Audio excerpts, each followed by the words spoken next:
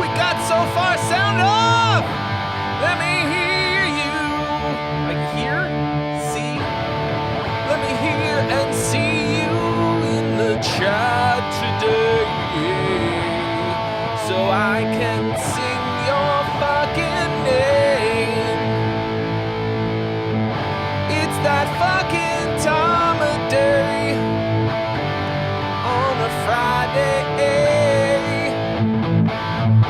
We got some motherfuckers in here. Hold on while I get the chat in the window. We got acoustic stitching snakes. We want stitching snakes, not snitching snakes. He got snitching snakes. Got stitch. Fucking whatever. Paulo de Bono, Hank Hill is here selling propane and propane accessories.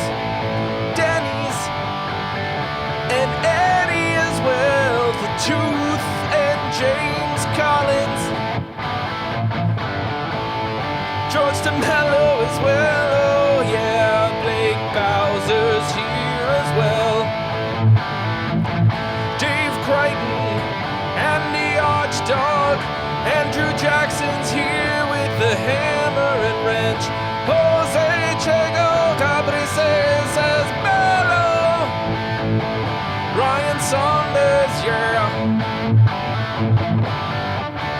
Fires in time.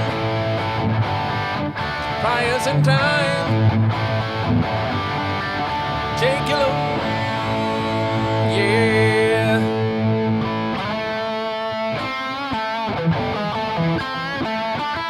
Wow, the tuner's just dancing over here. I didn't even notice. I was looking in the complete opposite direction.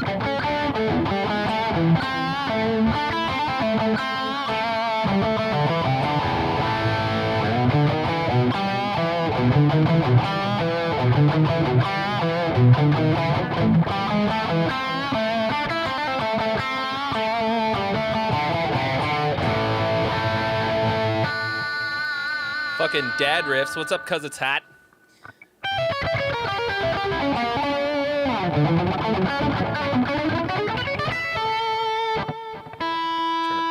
input gain a little bit.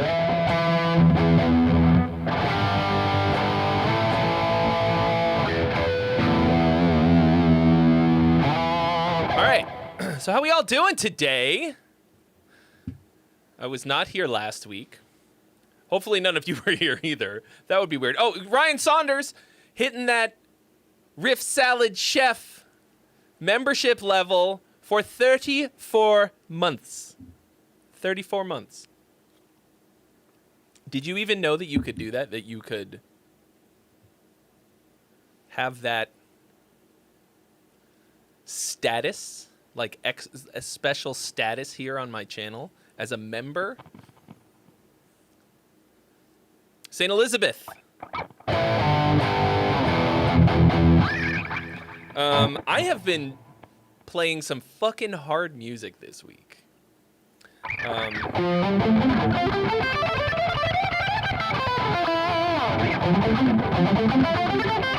So I'm doing, you guys remember the metalcore video that I did recently-ish? Do these songs hold up? These songs from my youth that you know,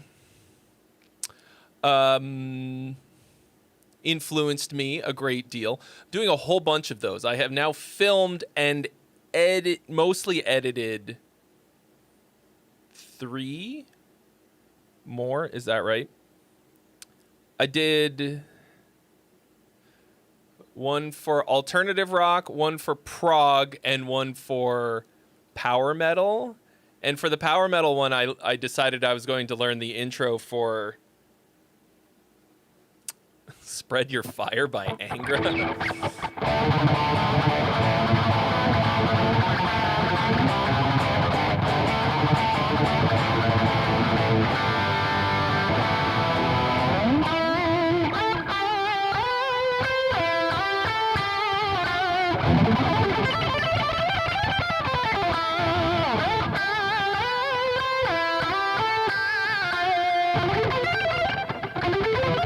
Oh my god.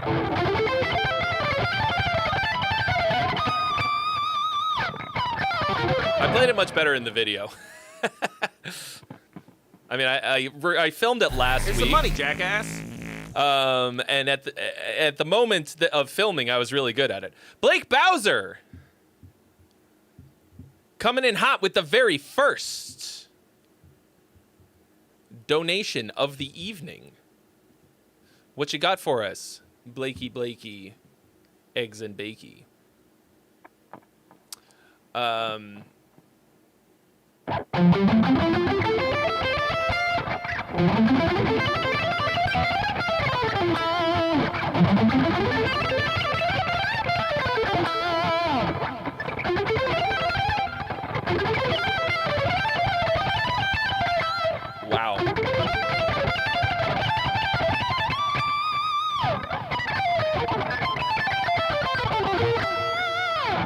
Hot damn. Wildly hard, but I fucking nailed it pretty good, I think. I'm happy with it. It's like it always feels a little weird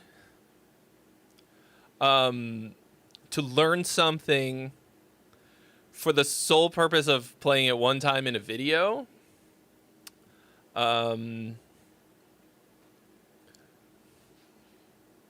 But like, it's such a great motivation for me to like learn some new stuff and like keep my chops up, you know?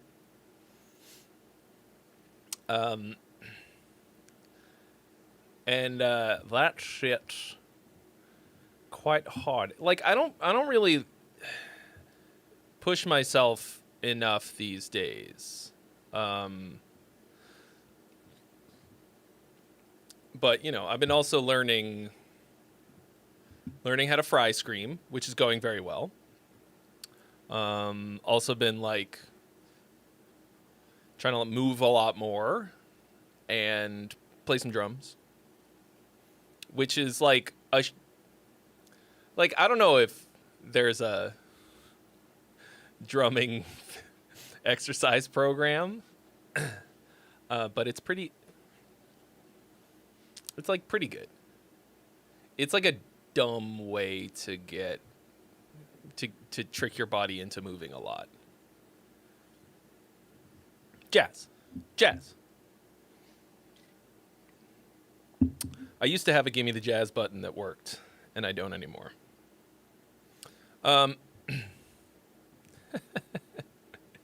Andrew is going through it right now. Okay, so first up, Blake Bowser. He's Mr. Steal Yo Girl, but only if Yo Girl is Princess Peach. He says, general thoughts on it? It needs vocals, cry face, but I have a friend who will do them soon, just laying some groundwork. Okay, some mistakes. Same mistakes, actually.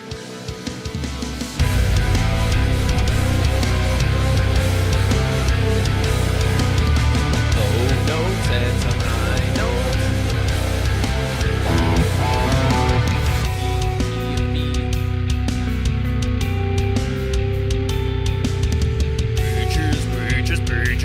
Preachers. Never mind, you don't need your friend to do the vocal. Preachers.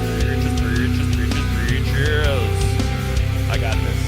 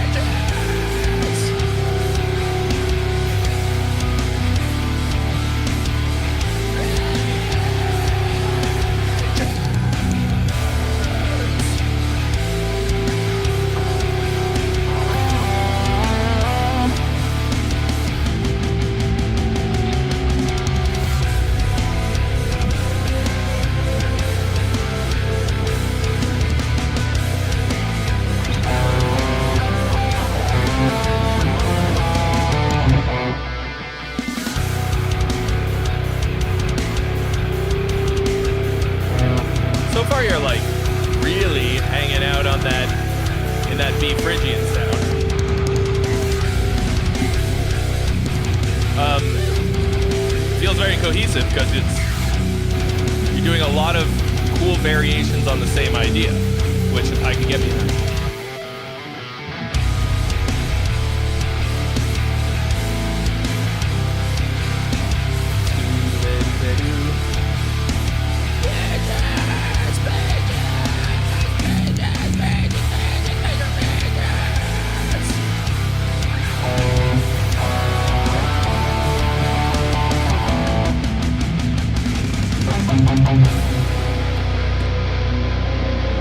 So you've got the, like, variations on a theme, like, down pretty good. You've done a lot of really cool, not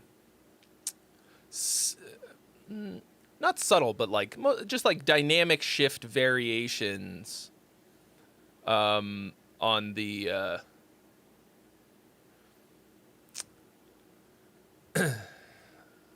on the idea. Right now, what you have, the production is fucking nice. Everything sounds good. The only problem is that harmonically, you're hanging out like in the very same neighborhood the whole time.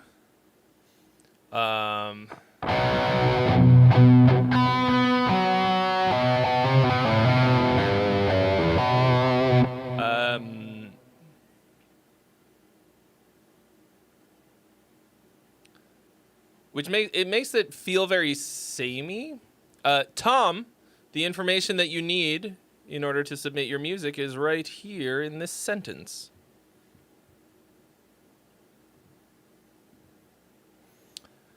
It's basically like Be the Musical, you know?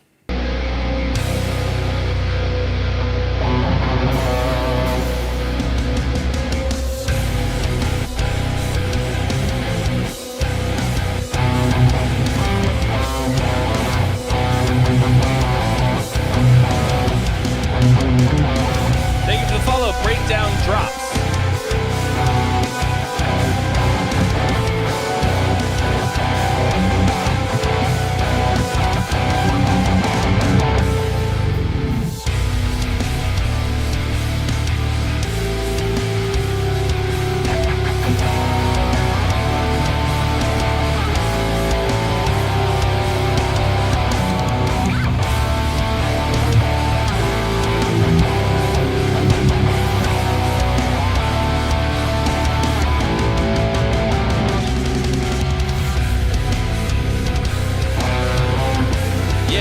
Literally the entire thing is, I think it's B Phrygian 100% of the time.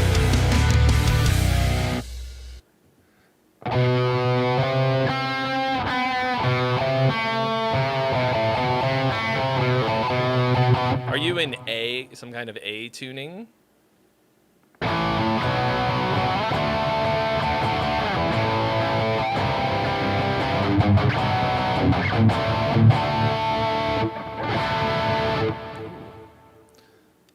Just drop B. Okay, for some reason I thought it was gonna...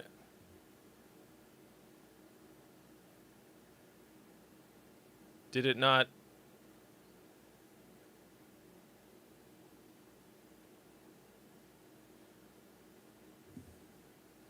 Why isn't the thing working?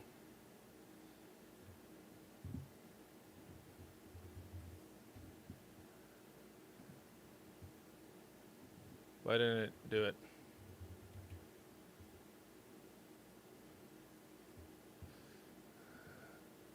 Hold on. One of the bots isn't doing his job. I suspect the Streamlabs bot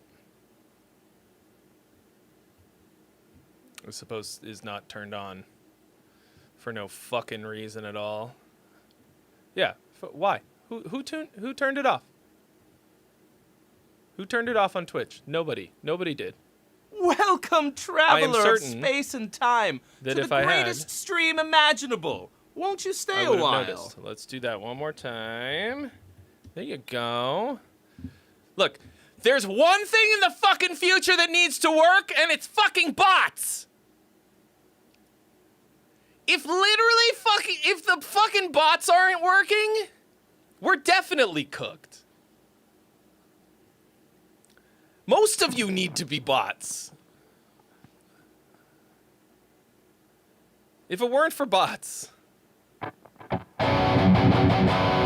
Yeah, so like there's nothing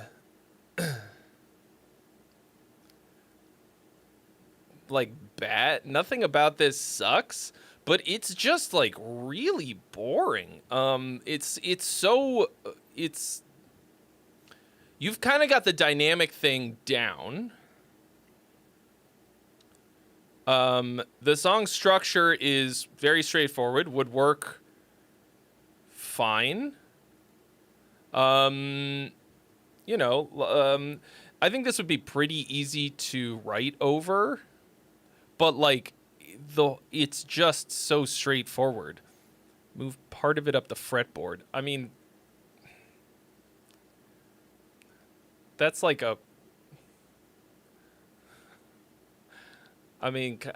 kinda. It's more like it just needs more musical interests of any, like, of whatever kind.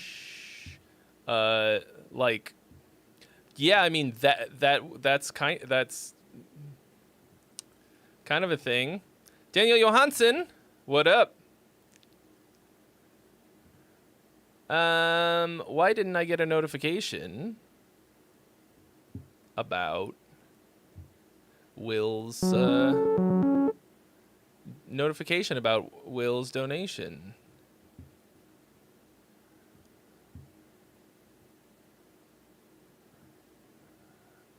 Let me try that one more time.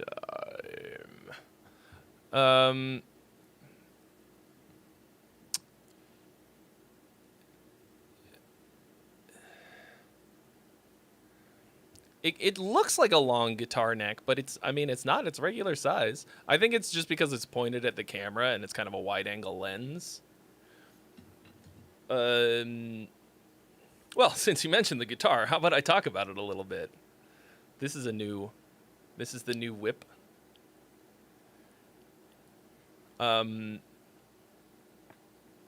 This is a G&L Rampage, custom built by the G&L shop and Kaler Bridges. I've never had a guitar with a Kaler on it. I'm enjoying it quite a bit.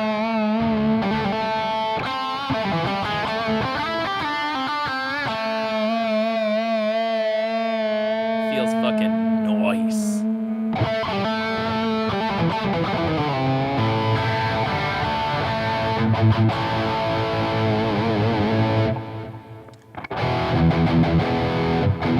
There is a link in the description to the G&L Rampage as well as Kaler Bridges with a magical 5% discount if you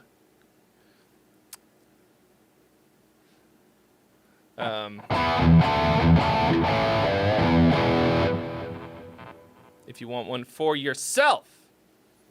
Yeah, I mean, it's definitely a Strat-esque. So G&L is George and Leo Fender. It's the third company that Leo Fender started. Fender, Music Man, G&L.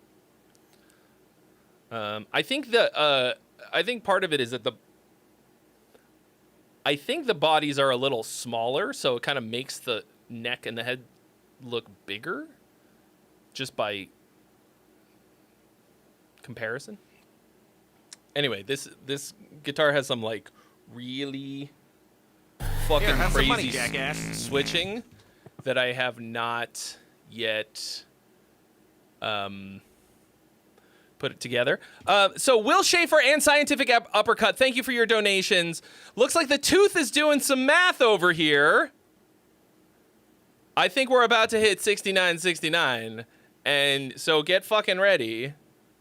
Get fucking ready for the party. Get fucking ready! get fucking ready. Yeah, there it is. We did. Thank you so much. The Tooth. 69. 69. Nice.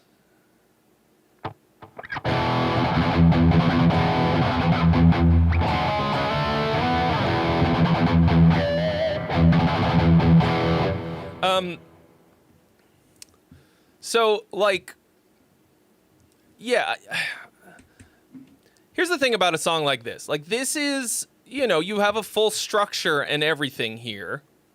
Like, I don't know if you should, like, shoehorn in more interesting music into it just to...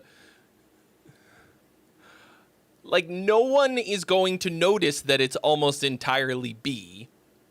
Phrygian. But, like, you know, people will...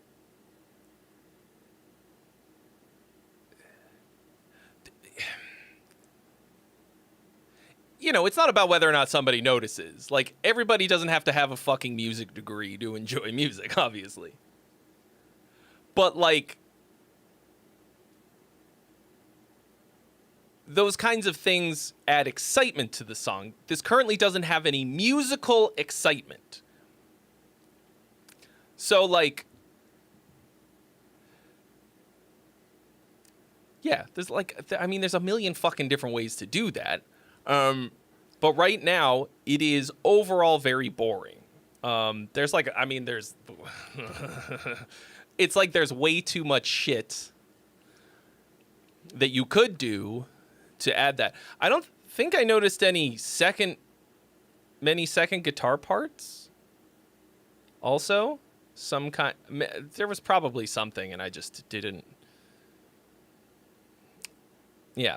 And of course, like, the vocals are going to make a big difference. You know, like...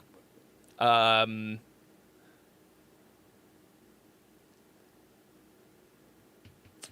don't know. It's possible that you could be like, oh, I got to make it more musically interesting and then just fucking ruin it.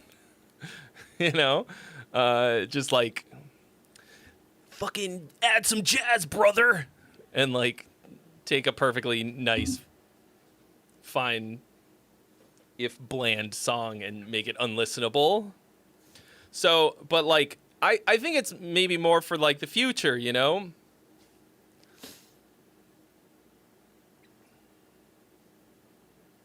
Like, as you're writing songs, if you find yourself in this fucking one, like, really hanging out on one note all the time, it's probably not going to be interesting to listen to. Saint Elizabeth of Guano, thank you for the follow on Twitch. Okay.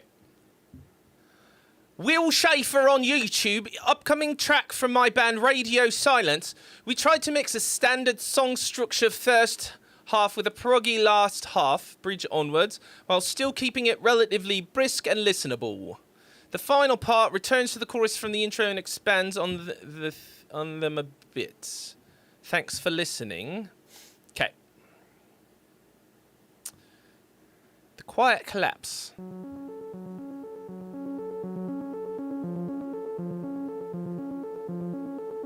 Muse, is that you? Muse?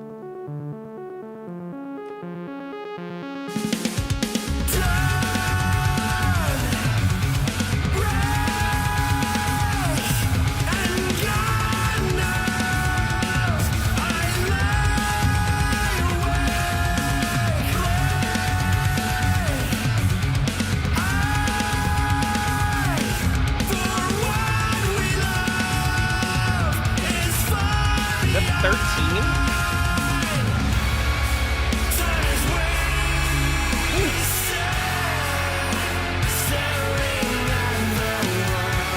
The vocal needs some de-essing.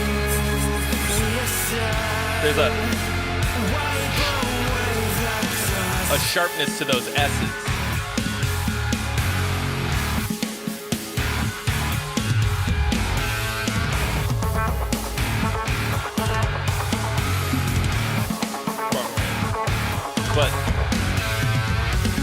sounds really nice.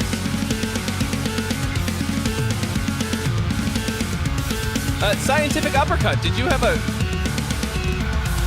song? I don't see your link with your donation. You said lunch money. Are you just buying me lunch? I'll take it. I like to eat food.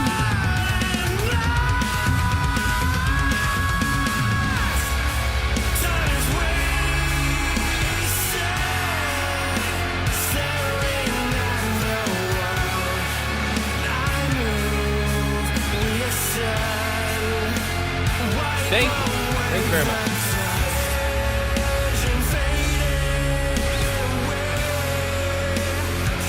It is in 13. Why?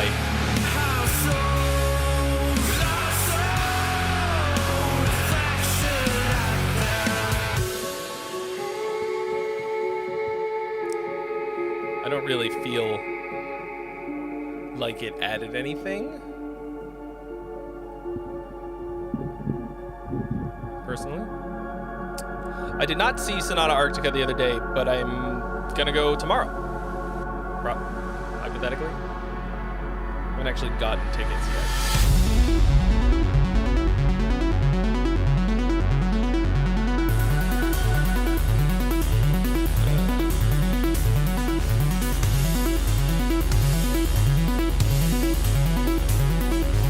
But that's the plan.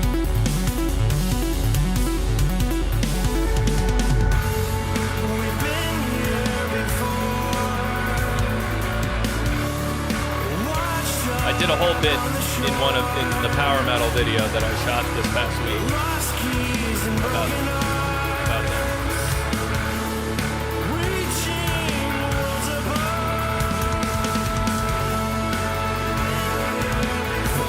Yeah, it does.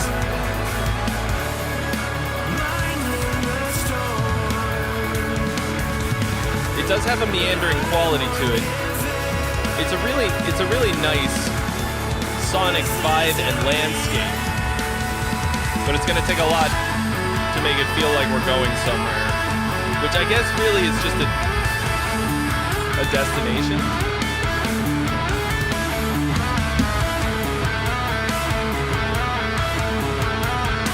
I feel like this was a missed moment.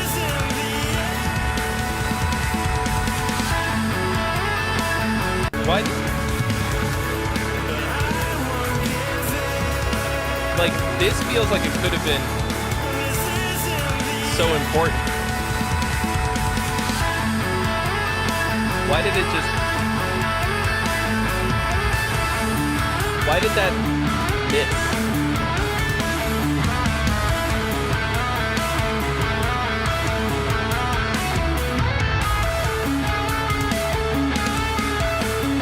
So now we've got the...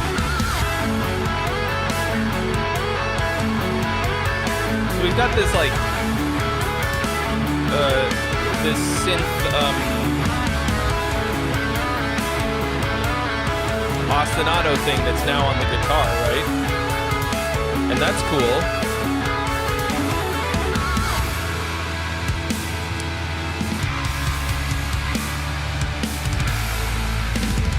Tom, I see your link, but I don't see a donation so far.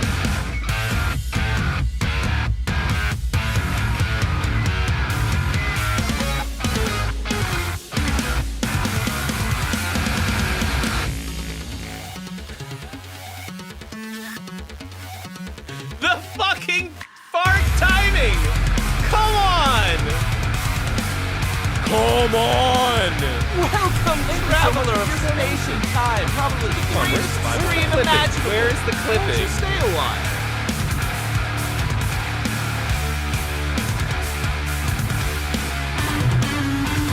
Thank you so much, Andrew Jackson.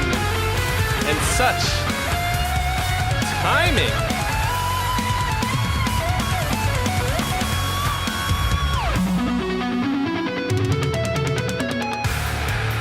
Yeah, really nice guitar parts.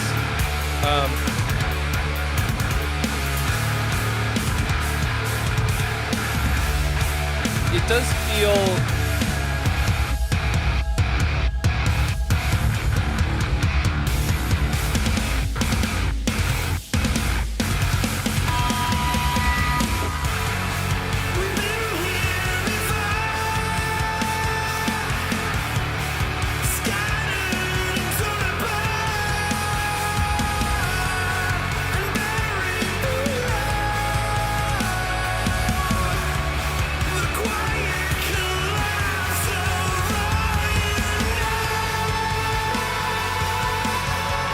cool. Nice and big fucking...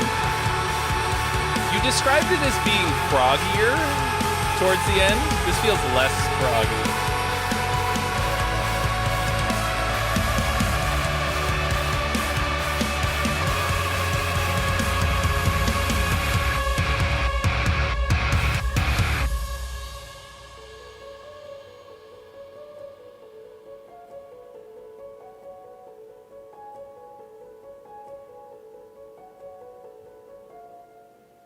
Okay, so I was glad that we got to a destination, right? Like, you can't, like, it's hard to know, well, sorry, on first listen, it's impossible to know if, like, a long journey is going to have a payoff while you're in it because of how time works.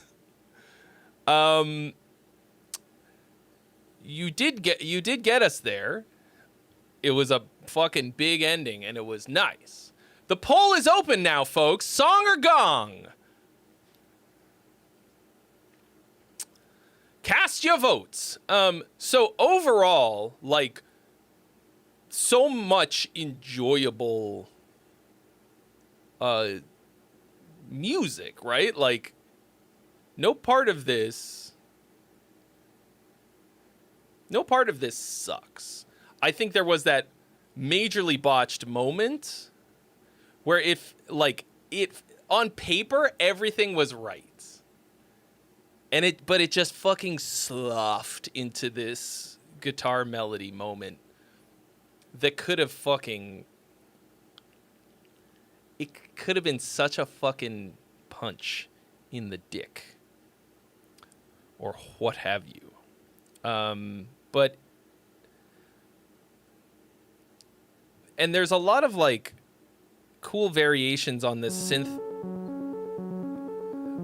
thing.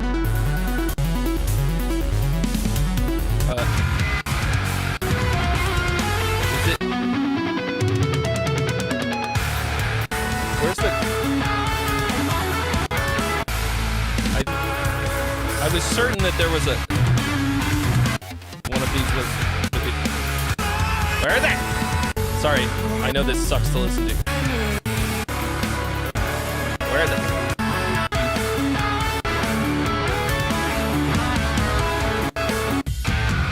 Anyway, there cool variations on this synth ostinato from what I can tell, and I liked them.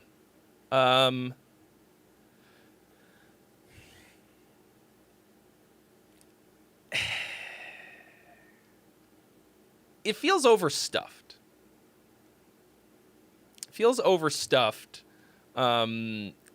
And although we did eventually arrive somewhere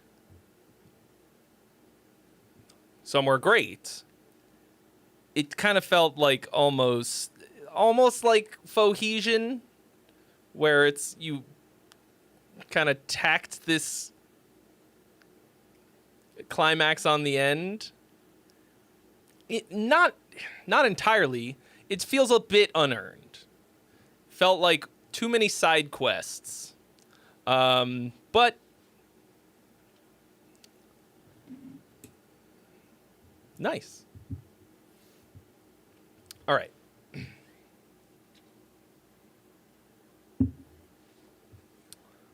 Daco! Coming in hot with those 25 bits. Thank you so much. Why isn't that centered in the background?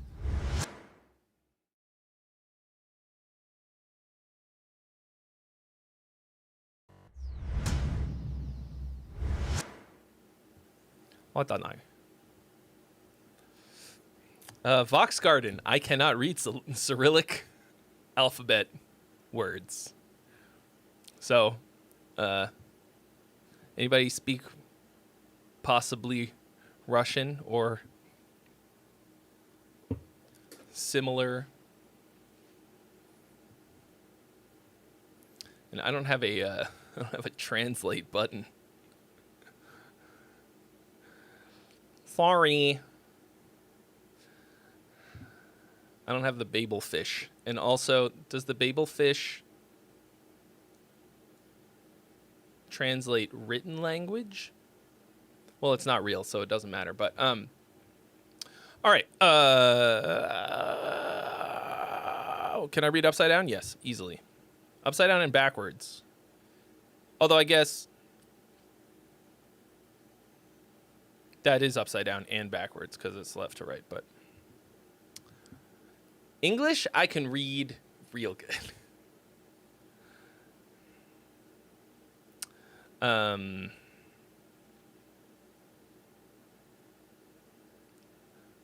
a very fast reader. He said that in Soviet Russia, bad gongs get songs.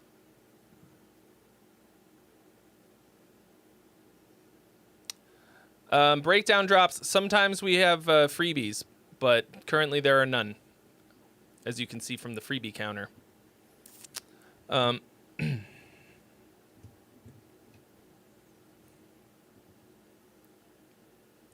Yeah, okay. Let me... okay. Yeah. Andrews is next. Hi, Trey. Hope you are well. Thought I would send in this super rough concept for a new song. Feels like it could be a good one. Went for the campfire test, so some structure is there. No vocals for verse, but have a melody idea. Have pre-chorus and chorus vocals and lyrics, which are below. Tried to use the sense writing concept with lyrics. Sight, sound, taste, smell, body, and motion to generate some ideas. Feel could go two ways with this. Stripped back or big and heavy. Probably just do both. Yoda? Fuck, that's not Yoda. What is this? Yoda. That's strong bad, bro. Come on. My entire everything about my personality was set in stone in the early 2000s and late 90s.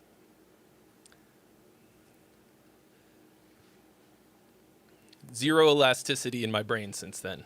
I've learned nothing new. I have gained no insight of any kind. But I do a perfect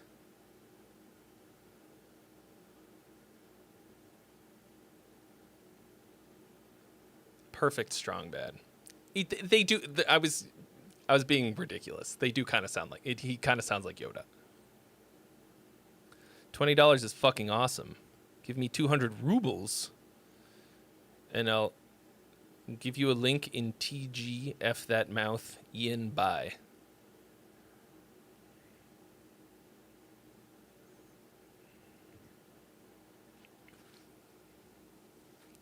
Yeah, it definitely is a wee bit Yoda-esque. Okay. How much is 200 rubles?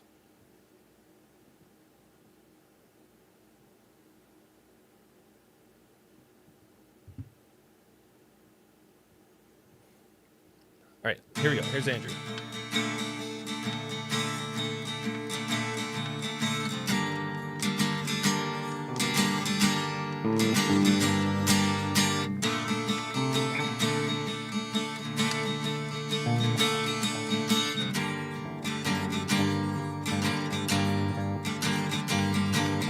Cobwebs that crawl onto dust-covered blankets that shield me Will, yeah, from of course. You can resubmit. a vindictive hope left to rot, left to grow in this broken home. Oh my god, your voice is so loud compared to the guitar. This empty smile cracks open my face. An effortless lie has left a bitter taste. Nice.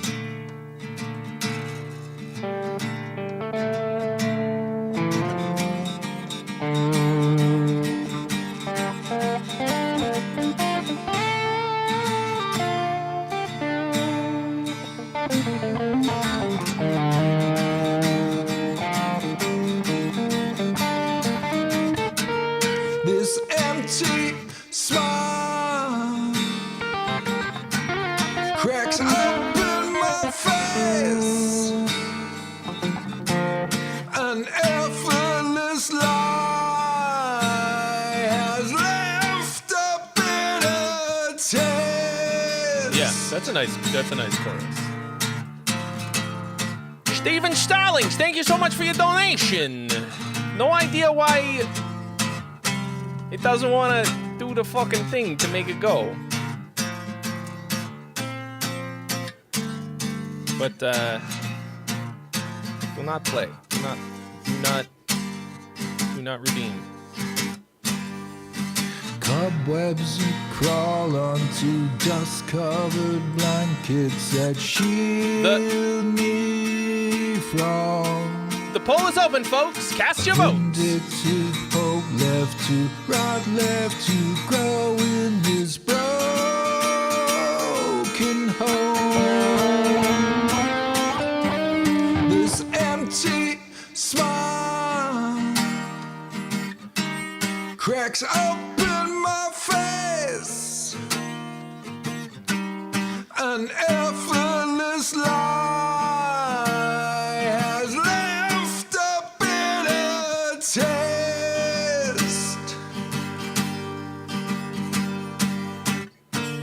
This empty smile cracks open my face. An effortless lie has left a bitter taste. Yeah. I don't like. I think this just needs to be developed, and it'll be fire. Like, you got some, those are like some really, like, they're very visceral lyrics. Nice, a really nice melody. I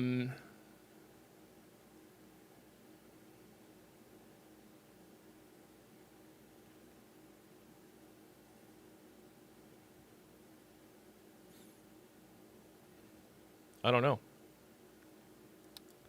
Thank you, Will Schaefer, for your donation. You've been added to the list. I gotta go grab a new hat. So that's. I don't really like. I don't know if I even have any notes. Just give me 1 second.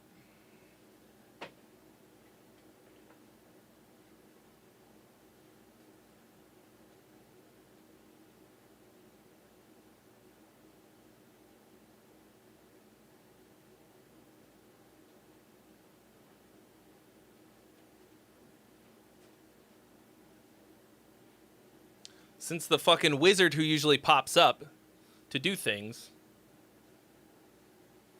is fucking sleeping on the job.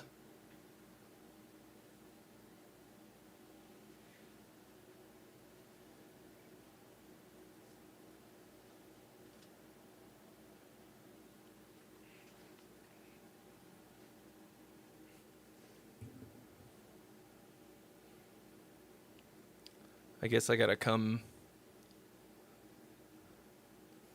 do both of their jobs for them. Okay, so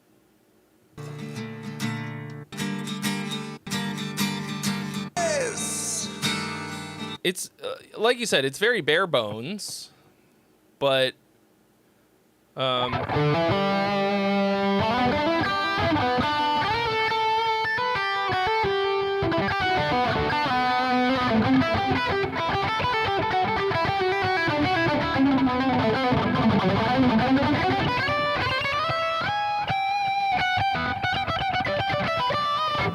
with just a little bit of mindless noodling. I mean, I like you did the right thing starting with a banging chorus, you know? Now you just have to make it feel like we lyrically and musically arrived there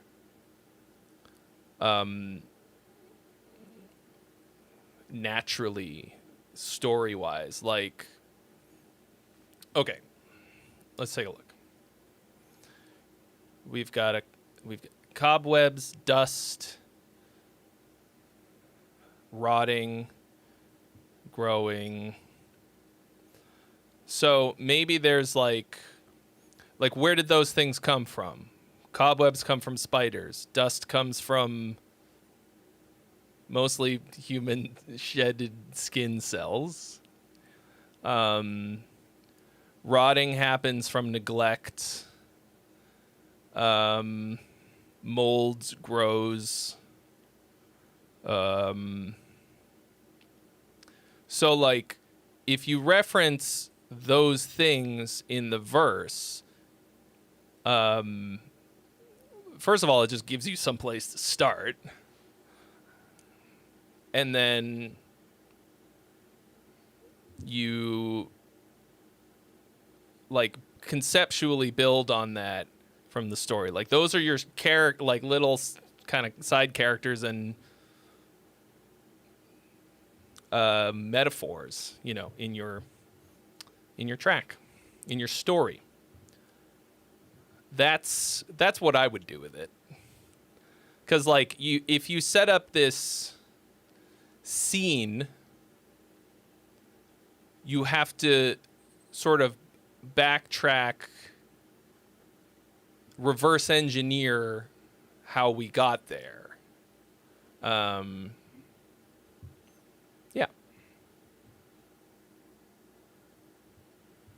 That's what I think about that. I think that could be really great. Your voice is sounding really good too. All right. This one is called Rot, which is another thing that we referenced a minute ago.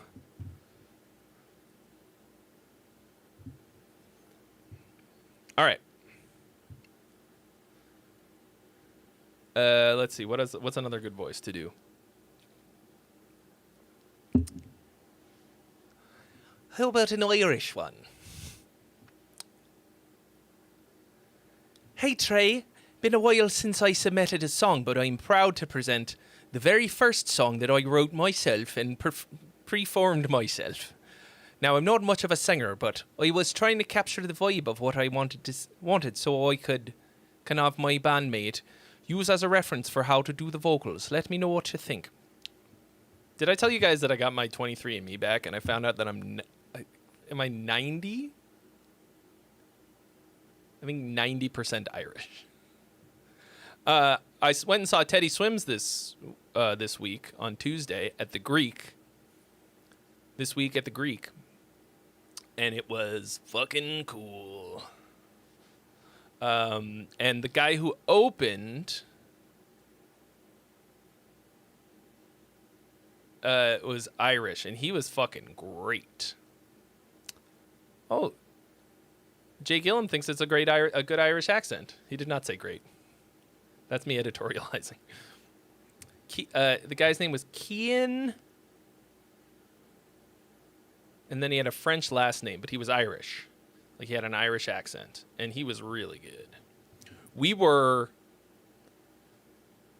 like, we were in the pit, but we were, like, second row. There wasn't, like, a row, but, you know, like, there was one person in front of us and then the fucking stage.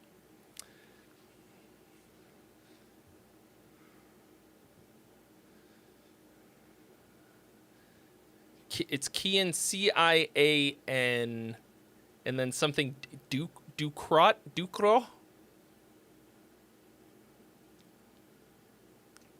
I don't remember. Whatever. Just look up whoever opened for Teddy Swims. Yeah, it's Cian, Cian. Yeah, Irish names are fucking... The spellings are wild. His first name is Cian, his last name is Peel. Hello, it's me, Cian Peel. Oh, you're not the one we thought. Okay. Stephen Stallings.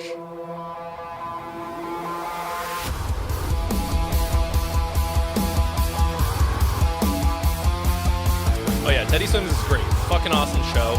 His band rips. His band fucking rips.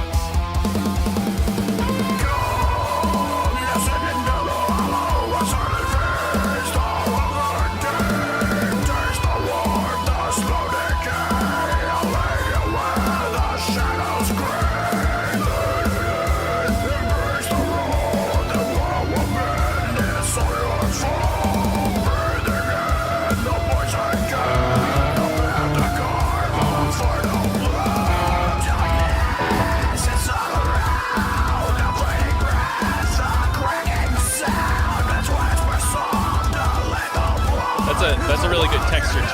That was exciting. The poll is open, folks. Cast your votes. What's it gonna be, song or gong?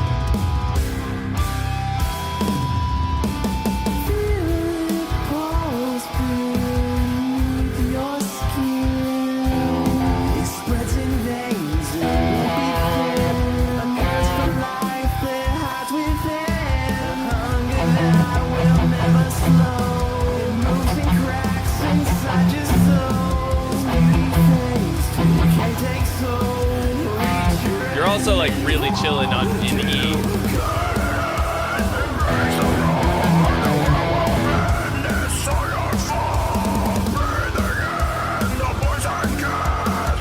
Same problem as the song I had earlier.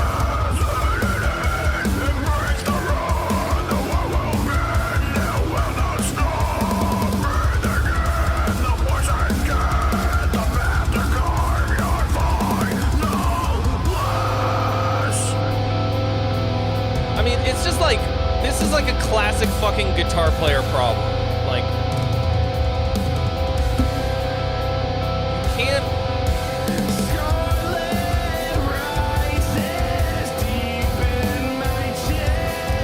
Like, of course,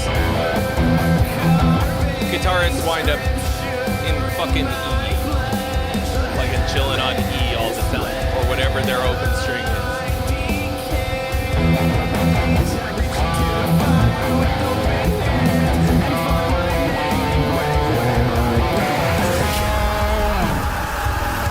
But like,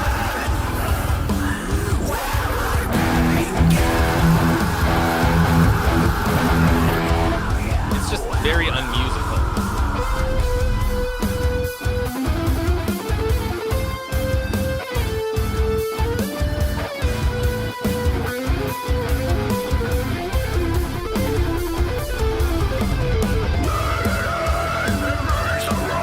Nice solo.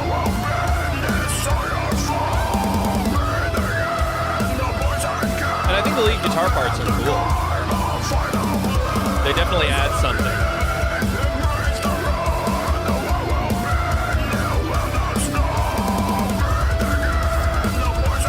I think when your perspective on music is only the guitar,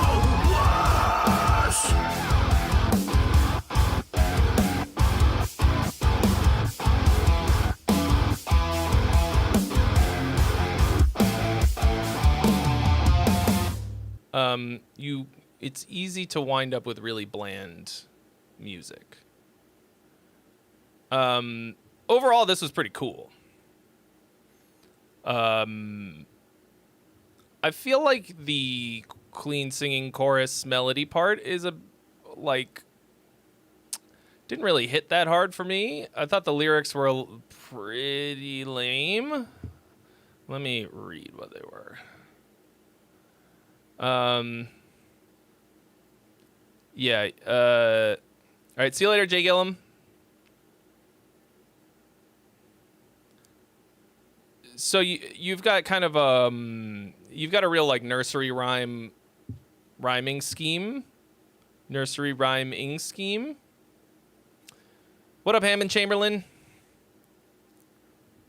Hello. Yeah, you're going back and forth between let's see, AABB and ABAB. Oh, ABCB.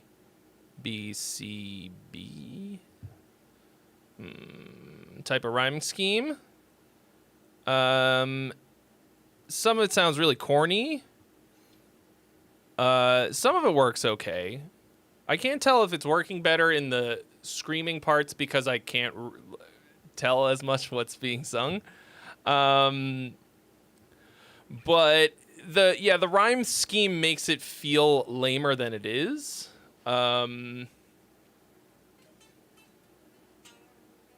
wanted to dumb down the lyrics because previously they were too much. Well, yeah, but you don't want to... It's not... You don't dumb it down. Like, simple is not the same as stupid. Right? Like, it's not about it being dumb. Simple is, like, can be potent. Like, it can be simple and dumb, but, like, the kind of simple that you're going for is potent. Potency is, like, less stuff, but stronger impact, right? Like, when you boil... Like, when you turn maple sap into maple syrup, what you're doing is making it more potent. It's not... Yeah, you just, like, get to the core of it, the essence. This, to me, just felt dumb. But, like, overall, it's, like, you've got some really good stuff in here, like...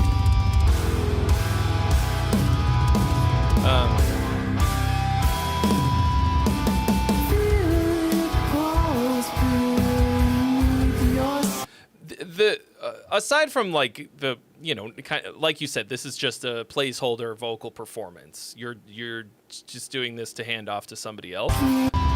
This is a really strong start to the chorus. You got the a nice little major surprise.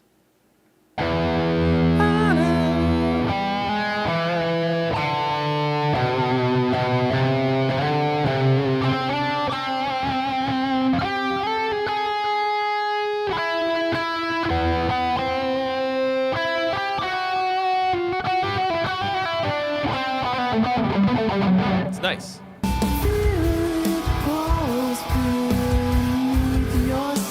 But like,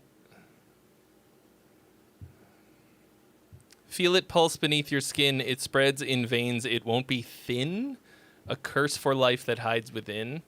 That just sounds like Baby's first lyrics. But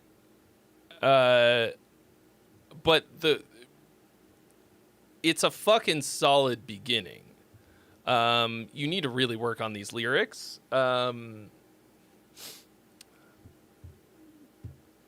But this could be fucking great. Hold on.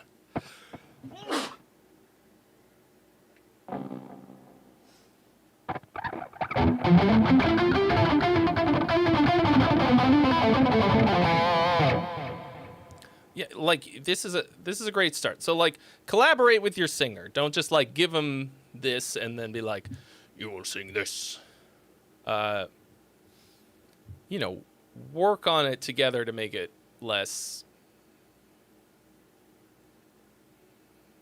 sound less like a 12-year-old wrote it. A lot of cool moments in the song. Welcome, traveler a lot of exciting... of space and time, to the greatest stream imaginable. Won't you stay a while? Cool moments that work. All right.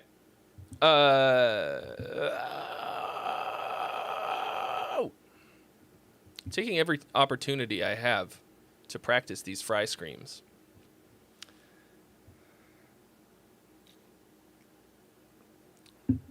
The hard part is getting into it. They're still not good, but they will be. A lot better than they were last week. And I still have... I think I have 10 days left in my 30-day challenge.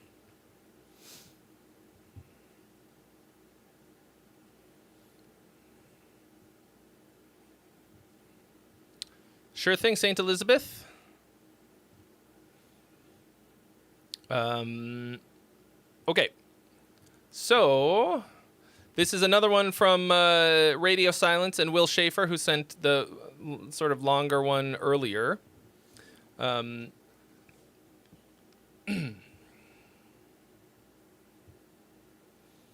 Ways Dreaming says this is on the opposite end of the spectrum, a much poppier one. Yeah. Before and after video for sure.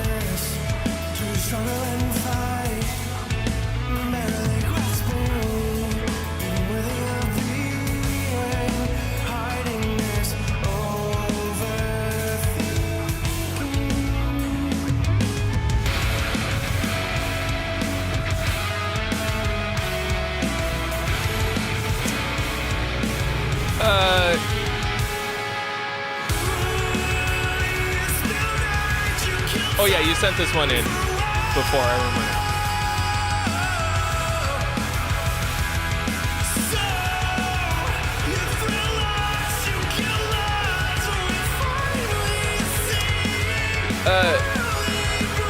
Karaoke tracks are usually fine.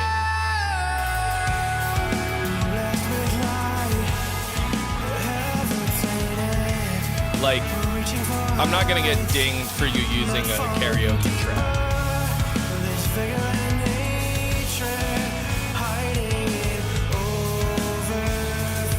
Yeah, everything sounds good except every once in a while you get the there's this like needle of an S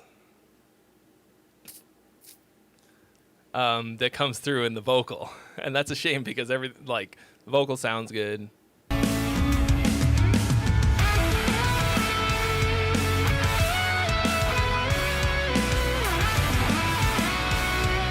I am planning to stream next week.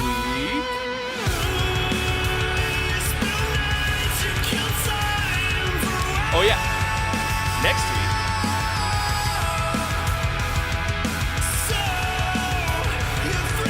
First new singles dropping with the music video.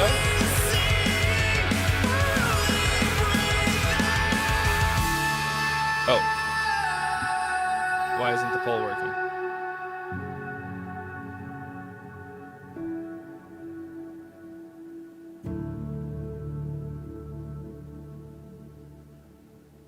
I refreshed it. There it goes. Okay, the poll is live, folks. What's it going to be? So this...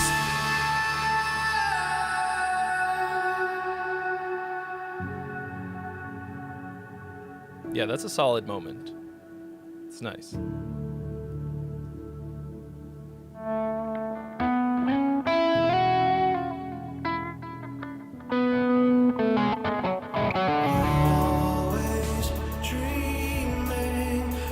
This is a G&L Rampage custom shop, and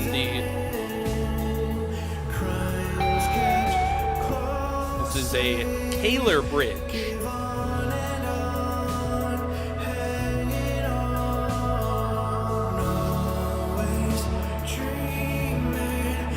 Yeah, I remember this.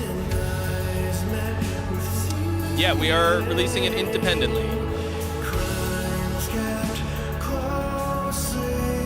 I guess unless we get snatched up.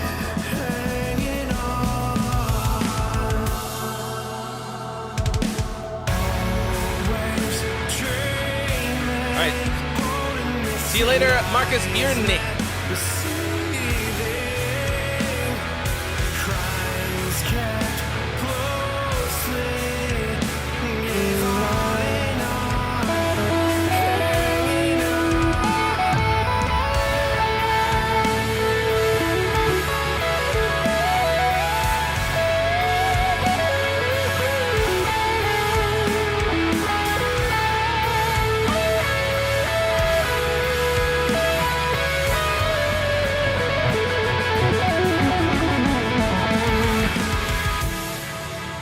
Sorry, it makes a really good backing track.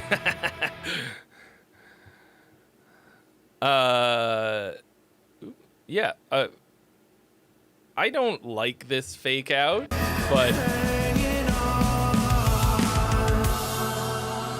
personally, I hate a fucking fake out. Like, I don't know. To me, it feels like... Okay, EDM has this fucking problem, right? Forever and ever, people just drop the drop where the drop goes. It was very obvious when the drop was going to happen. You build up to it, you drop it, everybody goes crazy. And then audiences got, I don't know, I guess got sick of, like, they felt like it was too obvious or something. And then they started doing, like, fake out drops and, like, extending it. And then that also, like, became kind of, I don't know, I guess gauche or, and, like, yeah, it feels like just fucking edging. And, like, I personally fucking hate that. Like, yeah, sure, it's just, it results in a weird fucking dichotomy, because it's like, well, you either have something that's, like, very obvious and predictable, or you have this thing that's not predictable at first, but then after a while, everybody's doing it, and then it's just...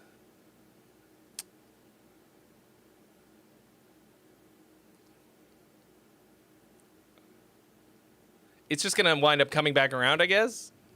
Or never coming back. So, like, for me personally, you might as well just... It doesn't have to be, like, obvious fucking obvious. What up, Drop? How can you be Drop audio and love to edge? No, you drop the drop where the drop goes. No edging allowed.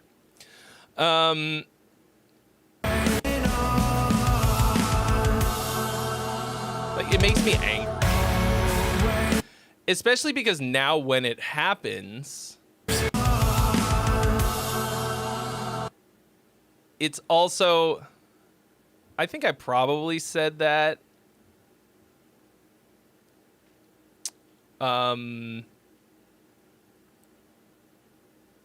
When you sent this in before, but to me, I don't know why.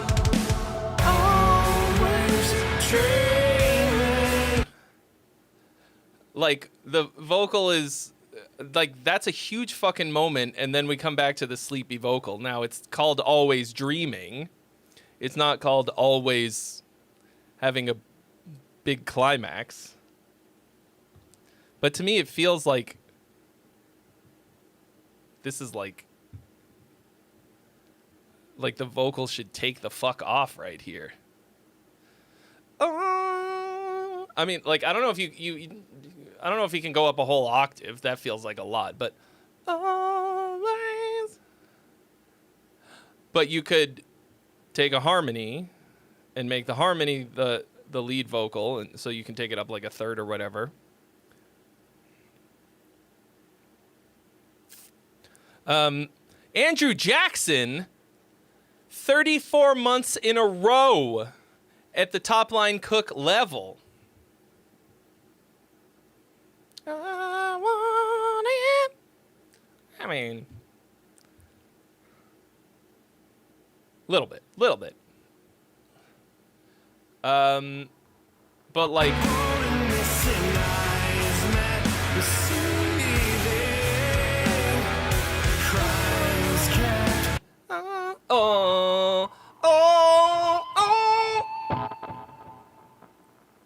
what the fuck just happened?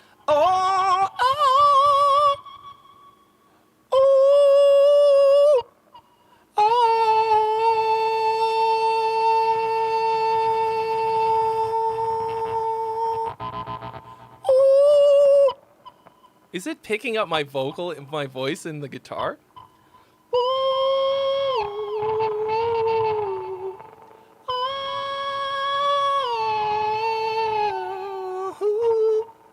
Always screaming. Why is this happening? Ooh. That's really funny and really weird. I don't know.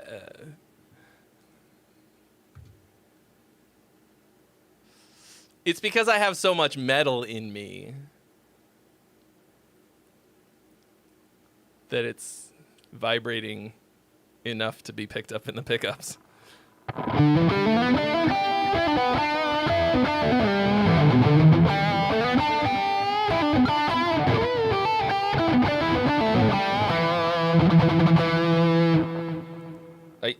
I really don't think they are though, because it's I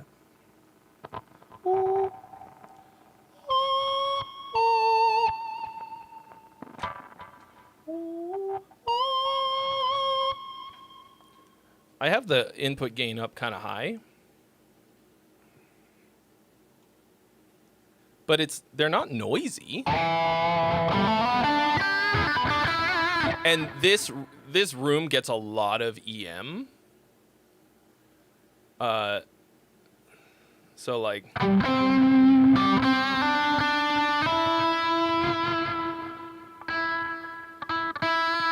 yeah, they're not noisy.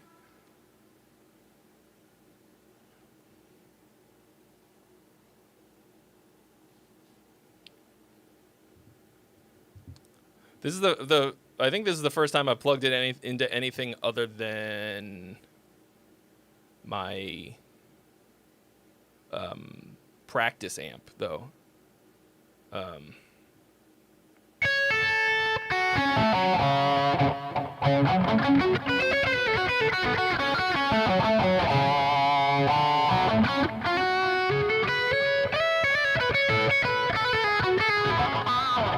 There's a song on the first In Virtue recording called Paralyzed, and the first thing that you hear is me screaming into the pickups and using the wah, and it's a pretty cool sound. Like, I mean,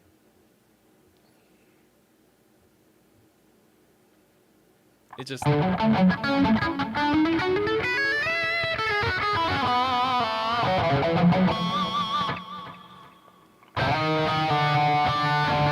like, if it was some kind of problem with the pickups, I would expect them to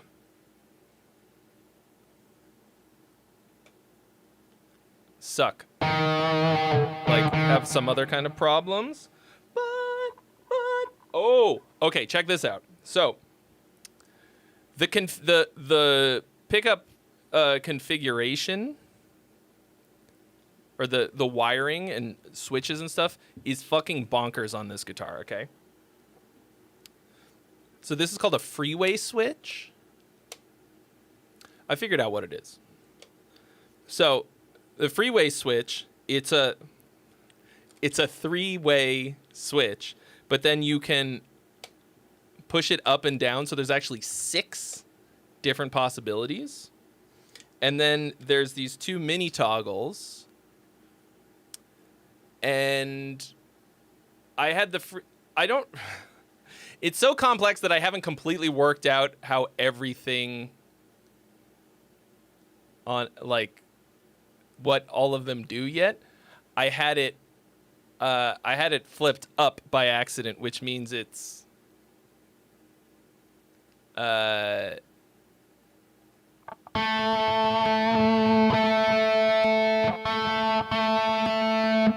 don't know, it changes it from series to parallel or something. I have a sheet with all of this information on it.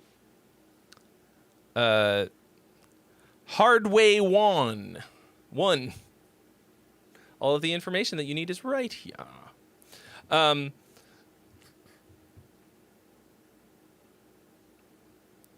Yeah, so I don't know what else this song would need aside from those things. Because it's super nice. Everything sounds nice.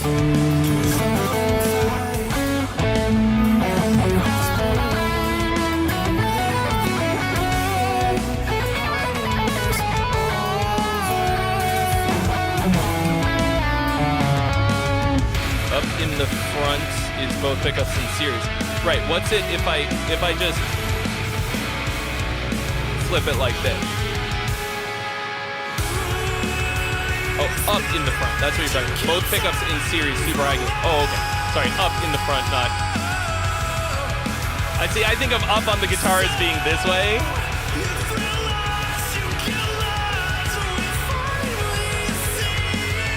Okay, so it just. I understand that. So it basically gives us like a lot of gain. So that's why it was becoming microphonic. It's not some fucking. I just didn't. I switched the pickups before and I accidentally bumped it up. Oh!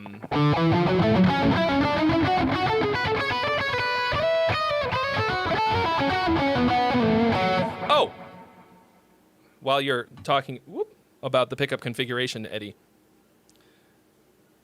On the sheet, it talks about these mini toggles, and it lists what they are, but it doesn't say which one's up and which one's down. Like what if they're both if the mini toggle is down, what does that mean? In the middle is single coil, is a split, but it's like series parallel. So that's single. And then one of them is series, one of them is parallel something.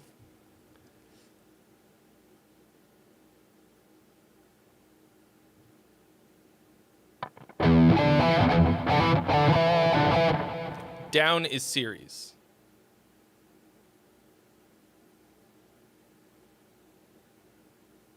Up is parallel. Okay. And series is the normal way that you mostly, like, if you just buy an off-the-rack guitar, it'll probably be series. Yeah. Well, I mean, I will say that 90% of the time, I get dead-ass simple wiring because a lot of the times I don't need a lot of, like, this doesn't have a fucking tone knob. I just don't need a ton of different sounds. But, like, having at least one guitar that has a bunch of options for different stuff, like recording, like, because for my usual shit, for like metal, for rock, all that stuff, like, what am I gonna do with all these options? Bupkis. But, like, I write a lot of different kinds of music, and I want something with like different possibilities, you know?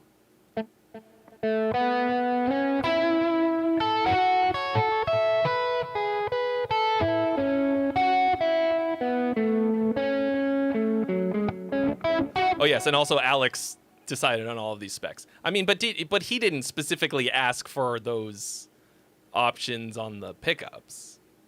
I don't think he even knows what any of those are. He is a keyboard player.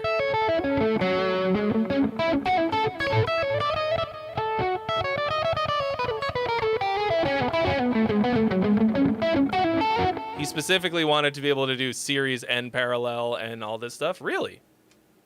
That surprises me. But yeah, so the idea is that this is for doing like...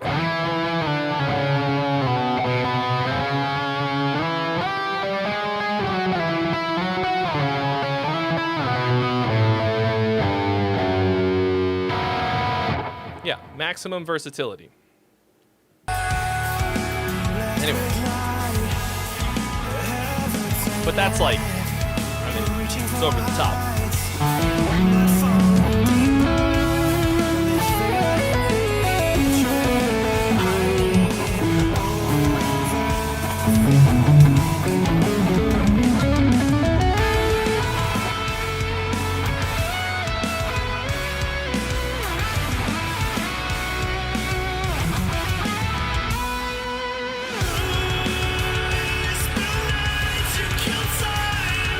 Yeah, you hear that?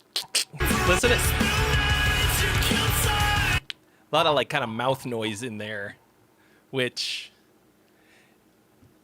and it's like, and it's loud. Oh, did I do it again? And yeah, so I think I heard that in the other one too.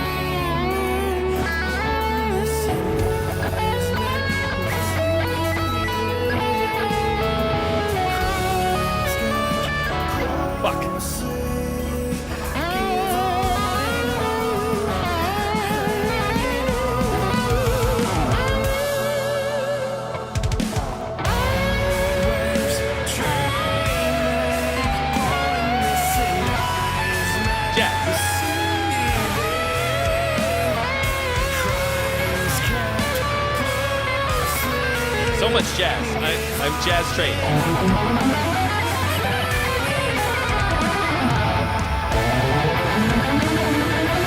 It's easy. Just play all the notes. All of the notes at the same time.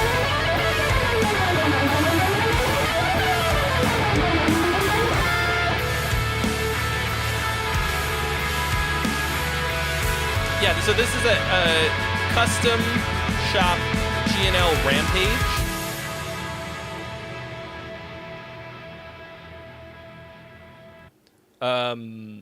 With a Kaler bridge.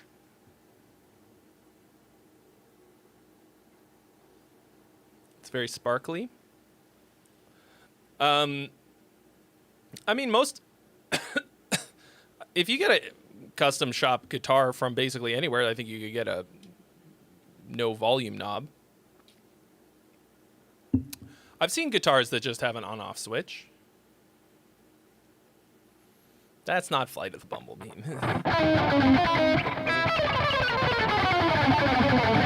Fuck.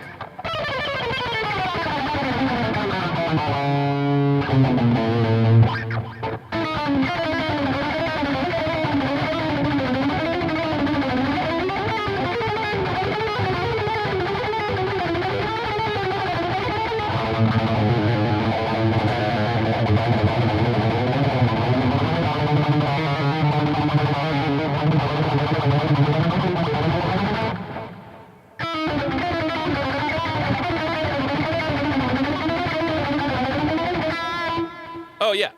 Well, there you go. The Bana one had single pickup and an on-off switch. So, yeah. I don't know any, like... I know this might sound crazy because I'm literally holding this G&L custom shop guitar. But I don't know if the G&L custom shop is just, like, open to the public, if you can just order one or what. I haven't got a fucking clue. Or if it, because sometimes a custom shop, they are. Well, there you go. Some custom shops are like only for artists, right? Like Ibanez, you can't just like order one. They're only for artists, I think. It used to be you could get them, but I think they just...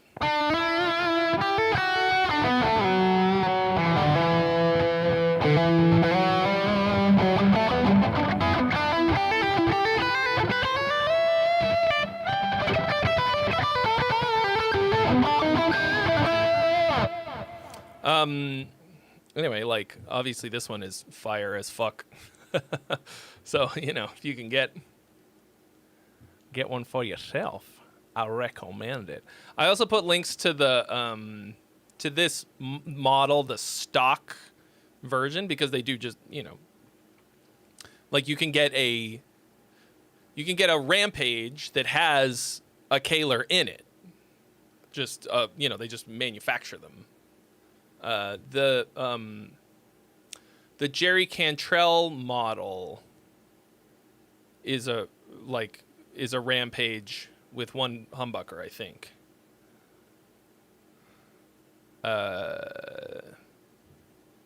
Yeah. Like the Rampage is like their, you know, this shape. And then this is just like a customized version of it. But you can get like a off-the-shelf one with one pickup too. I don't know. I click the link. Click the link, brothers.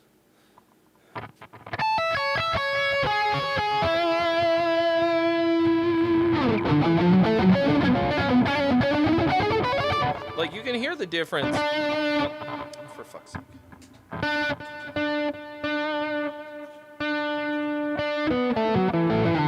You're going to be able to hear it much better on a cleaner tone.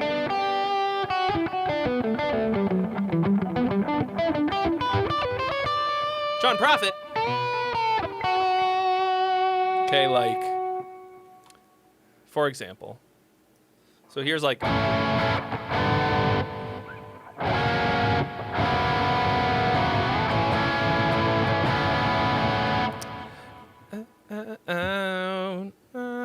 of tune, gotta tune the guitar.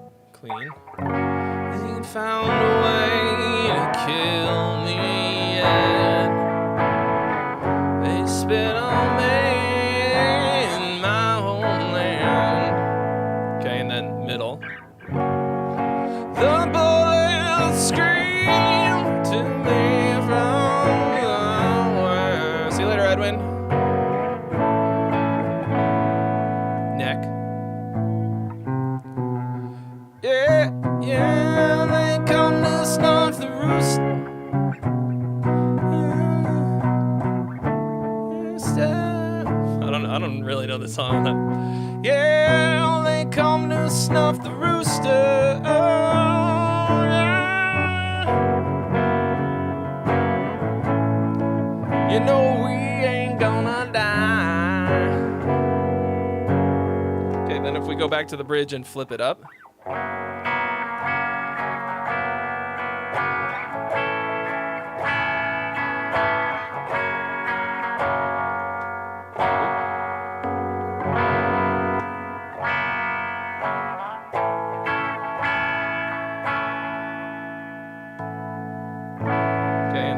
Mini toggle on the bridge. This is a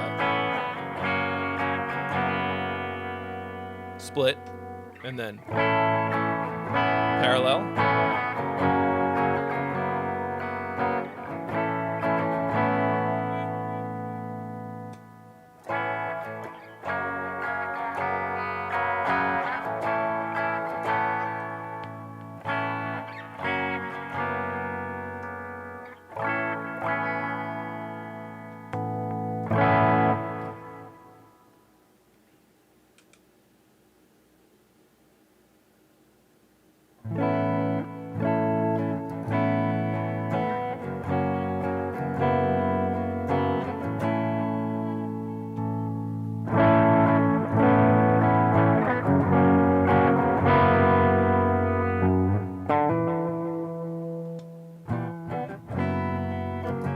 Yeah.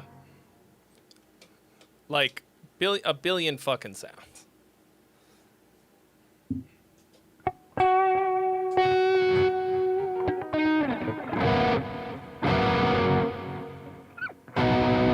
Yeah, they come to snuff the rooster. Oh, yeah. You know we ain't gonna die.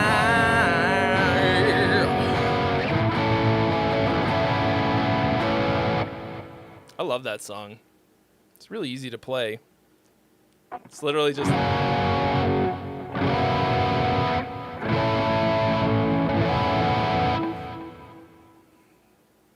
And then, wow, wow, wow, wow, wow.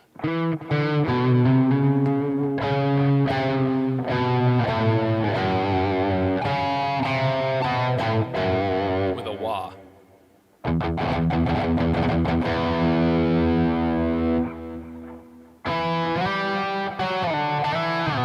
I like the lo-fi sounds that this will do. Like there's a lot of things you could use that for.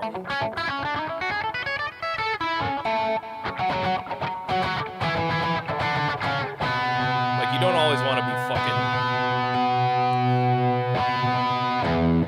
full on.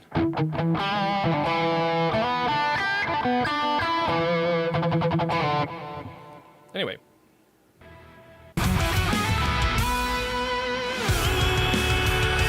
Yeah, so I mean, Will, I think this is a fucking cool song. I like this one a lot better than the other one, only because it feels more cohesive. I wouldn't say it's like, I mean, it's like moderately poppy.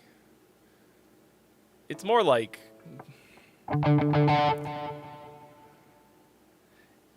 it's, I guess I think it's funny that like more prog-minded folks will be like, oh no, it's really poppy, just because it's like not 8 minutes long. And has like a somewhat more typical structure. But it is, I get, it's poppier. But it's just good. Like, it's just well done. It just feels like a more well thought out journey. But it does feel like you're pulling your punches at the end there, when I think it's probably the most important moment to not pull your punch.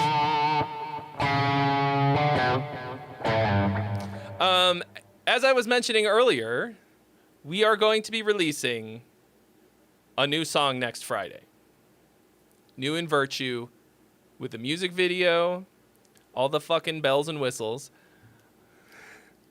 I shot a reaction video to my own music video that will be going live on the channel on Friday. So you're definitely gonna want to clear your fucking calendar, and then you know, I'll talk about it on the stream as well. Maybe Alex will also come. I don't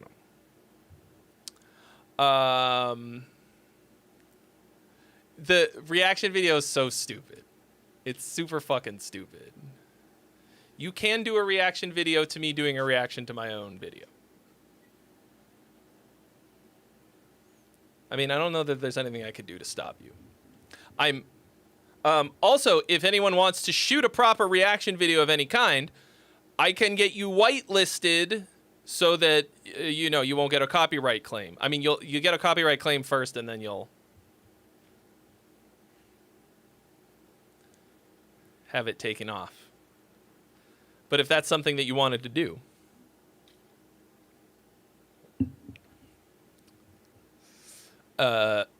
you certainly may.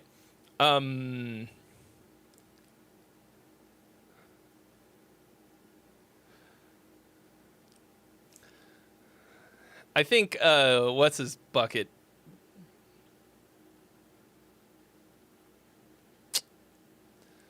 The comedian who did Inside, the fuck is his name?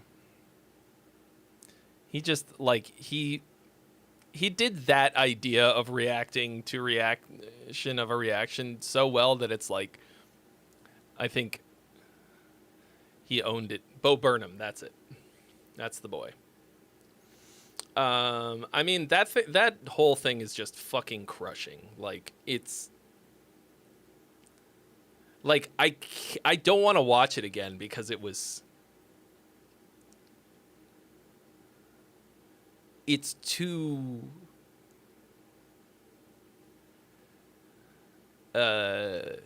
fucking real. It's incredible. It's crazy fucking great. Like, if he just never did anything else, he's cemented his greatness in history. I mean, I always thought he was great.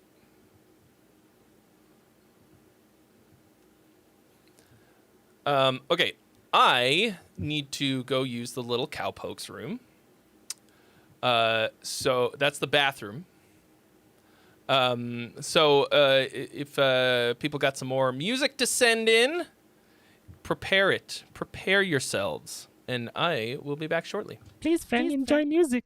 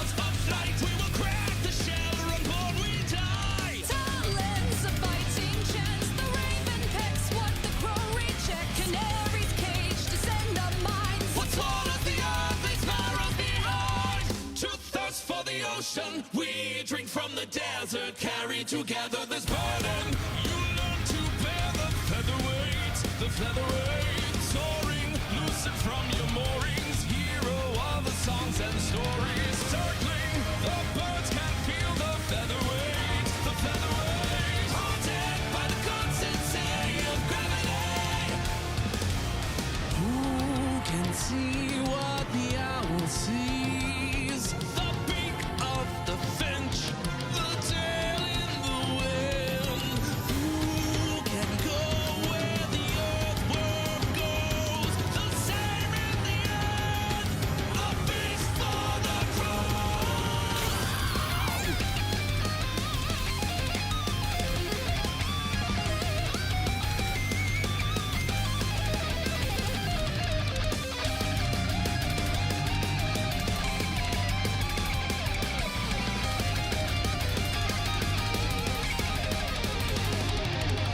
Burden, you learn to bear the featherweight, soaring, loosened from your moorings, hero of the songs and stories, circling, the birds can feel the featherweight, haunted by the constancy of gravity. Oh,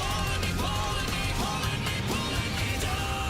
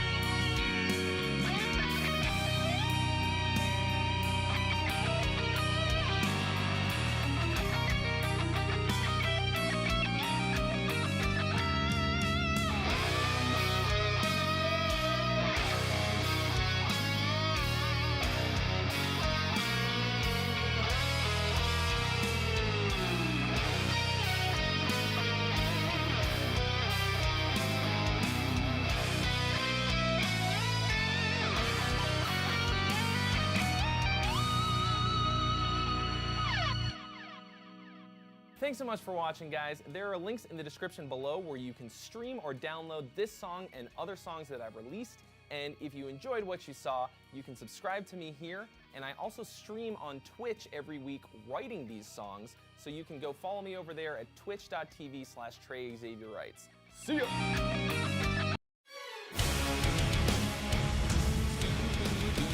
Scooby-Dooby-Dooby. Okay. How we doing? I got some of the blue. Just in case, you don't want to be without the blue for too long, cuz then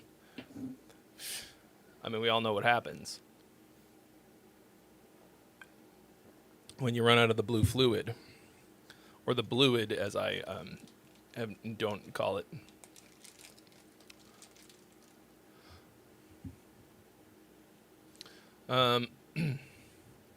Who's got some songs for you, boy?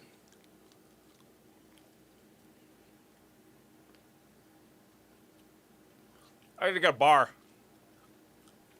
I don't know why I've been so hungry. I've been trying to move my body a lot more every day. A little bit.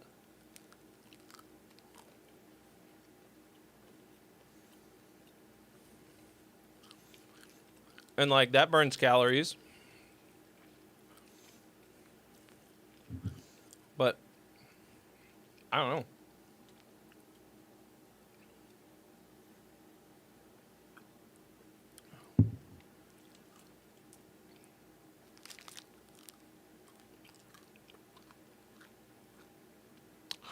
Are you guys dead or what's the deal?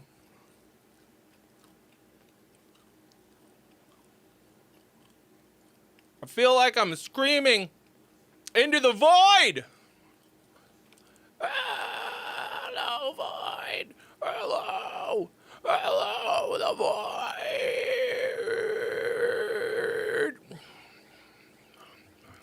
Oh, hello. Had to feed the baby. What did you feed it to?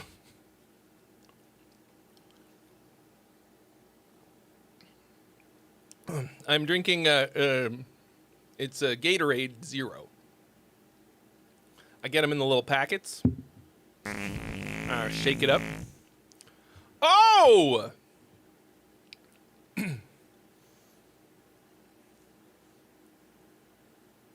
Andrew Jackson. Is that some kind of math? I think it is. More math, more math, more math, more math, more math. Oh. I dropped a snippet of chocolate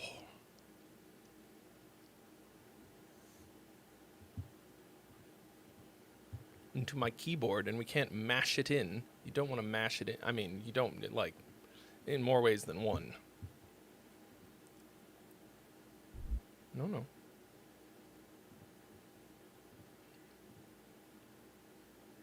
When's it gonna hit? When's it gonna hit? When's it gonna hit? Huh? Me 20 minutes after taking the edible. When's it gonna hit? When's it gonna hit? I've never had an edible, but that's a... Oh, there it is! Yeah! Nice! That's what's up! Okay.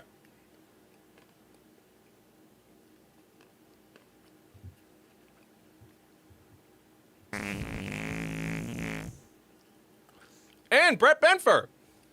What up? Thank you. Is this you, Brett? Yeah. Cool. Thank you for your donation. You've been added to the list. You ruined the 69.69, but we'll forgive you. Because we all cheered. Yeah! And everybody said nice! Thank you for the follow, Pigs on the Track.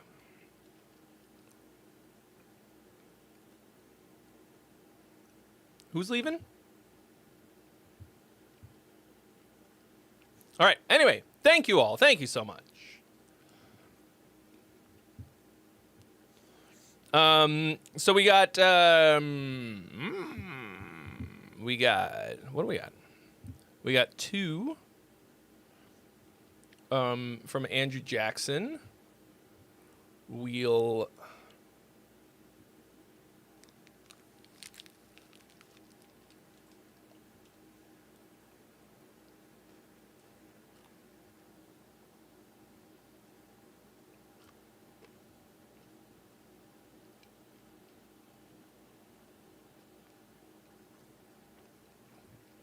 Anyway, we got 2 from Andrew Jackson and 1 from Brett Benfer. We'll stagger them.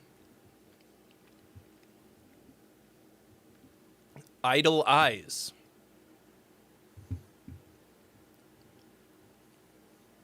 Proof of concept. Prof of concept. The professor of concept. I think that describes me. Professor X of concept city. All right.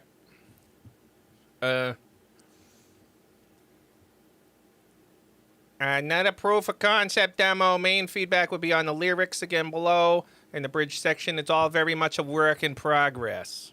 Yeah, Tooth, I had that same thought.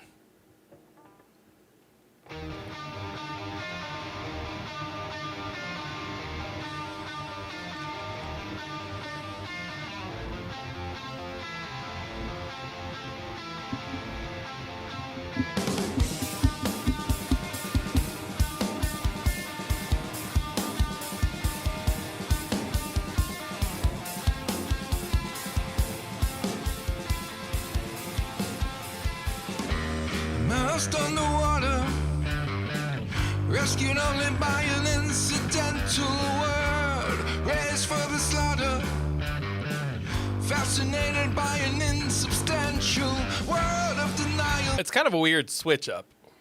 Light casts a shadow, safe in my bubble with atrophied muscle, floating to the surface nice. like an empty can, only to be swallowed by an avalanche.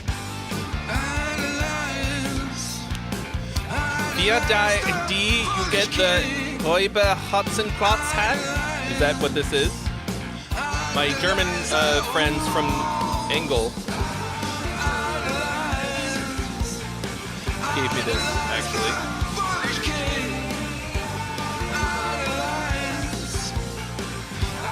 Wo?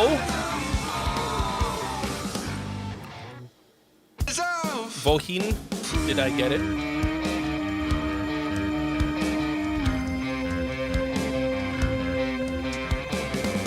Yeah, my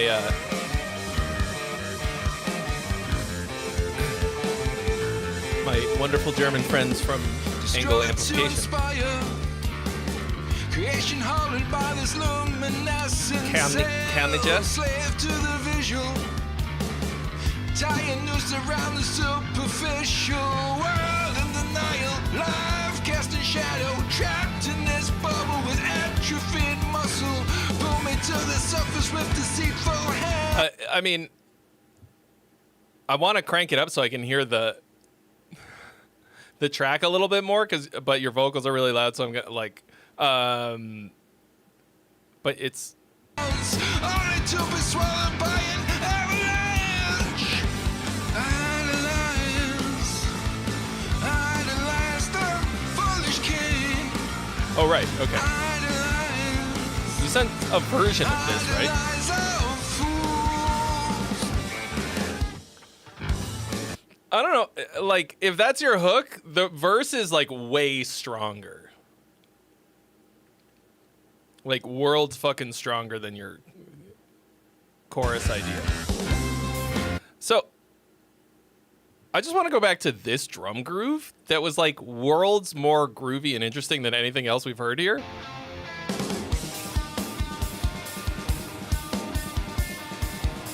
Thank you so much for your donation. I really appreciate it.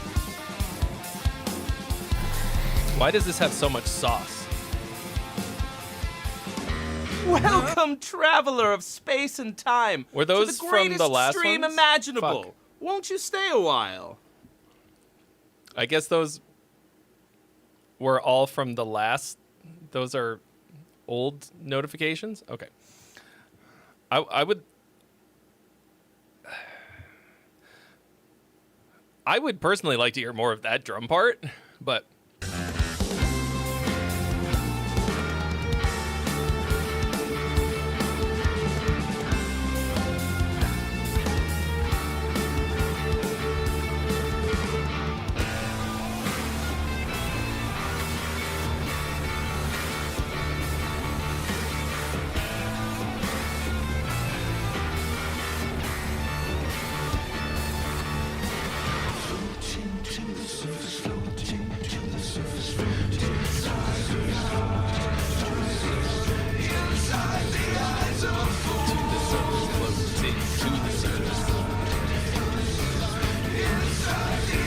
I like the idea here. Floating to the surface feels weird. Inside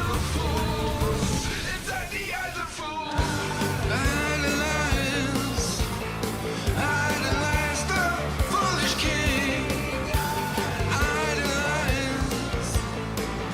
Idolize So like what you're trying to do there, like I can hear what you're going for. foolish king. I think if you develop that, Idolize all fools.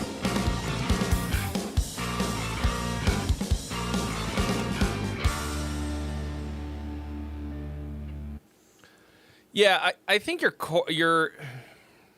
chorus and your kind of like refrain hook are like, I would try to find a different way of getting the same idea across.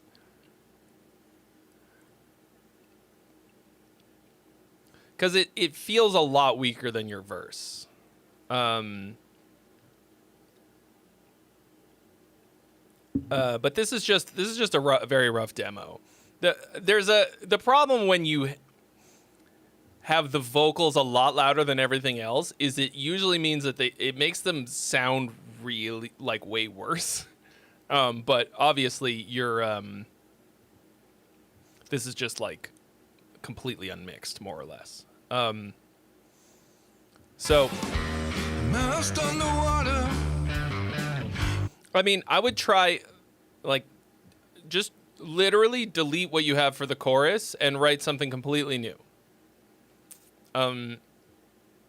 Like, say the same thing a different way. Like, get the same point across with something else that, like, sort of fits a bit better, I think. And if, you can go back to this if you have to. It's not like it's properly deleted. Deleted.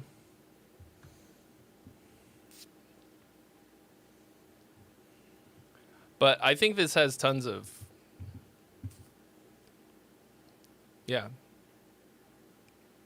so much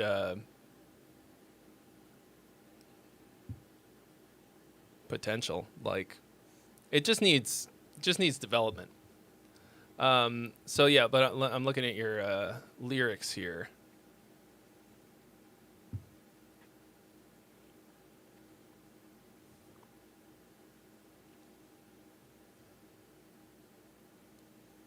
Yeah, I think your lyrics are good, except for the chorus. Yeah. But yeah, once again, the sort of sensory writing is helping you a lot. Young Verticus, what up?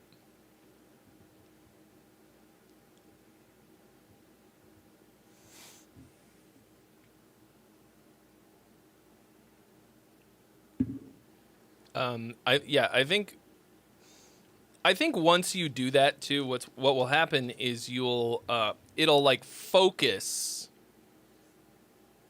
the whole thing, like your vision of what the song needs to be will become a lot tighter. Because right now it feels like it's sort of running until the chorus and then it's limping because of that atrophied muscle. All right. Brett Banfer. Howdy, been a bit since the last one. Got something black metal adjacent-ish. Instrumental only for the moment. I just wrote it a few days ago.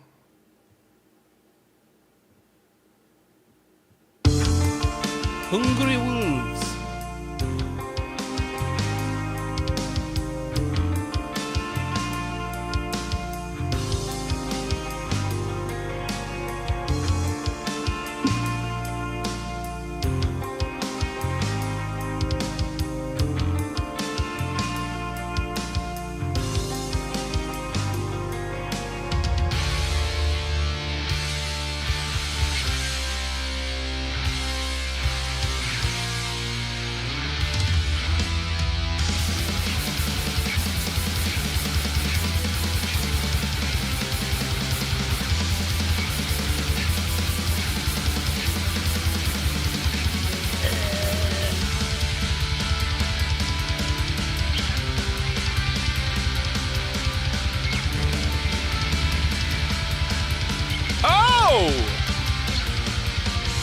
Commits.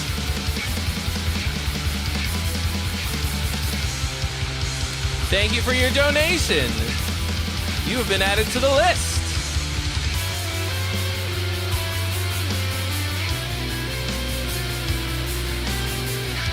That's some adventurous harmony.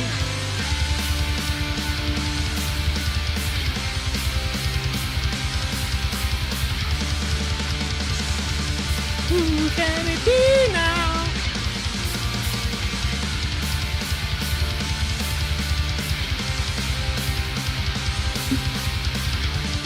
That's 2 former winners of the contest coming in today. We had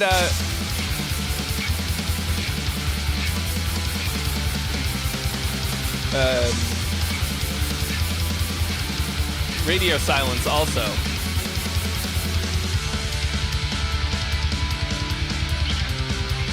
Commit one month for his Shrek core. Guess I could turn this up a bit.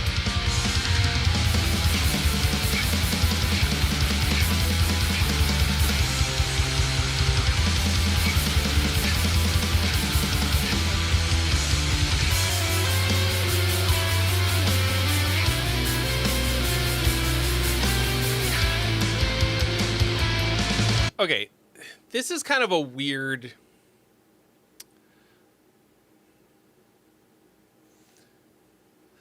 I guess when I think of, like,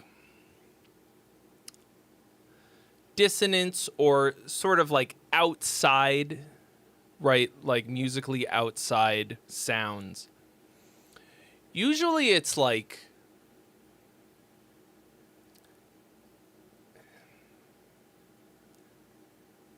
Usually I go for everything being sort of like outside, right? This is weird because it feels like a diatonic melody. Whatever. And then just like fucked up chords for the first 2, and then it's like, oh, then we kind of land in like a more conventional space. So it's off-putting.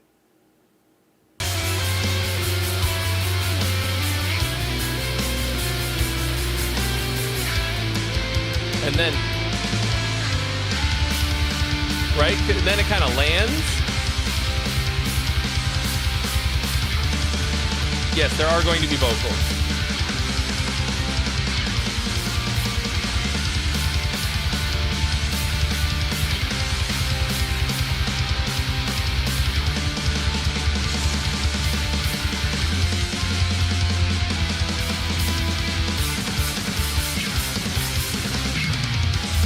That was cool.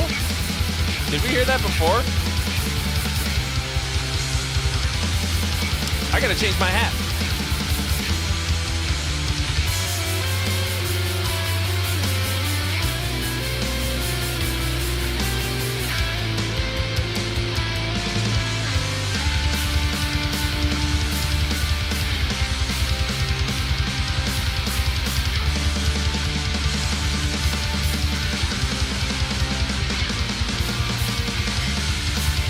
Indiana Jones hat, kinda. We named the dog Indiana.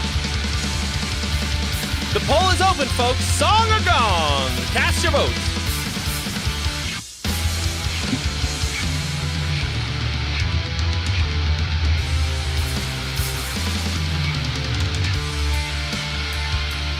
What up, Jim?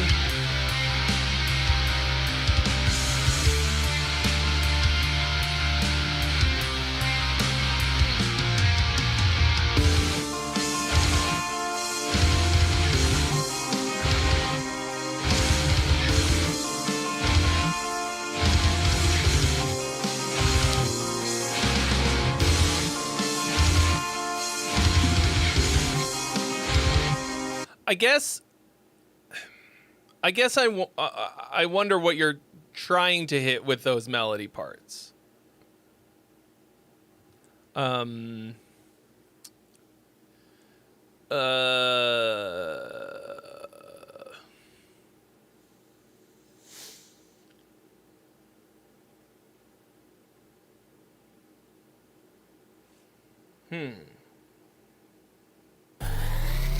Like, Go buy yourself something nice. is that also delayed? What the fuck is going on with those?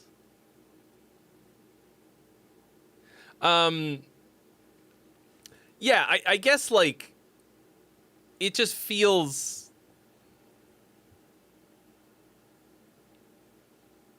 weird to me. Like,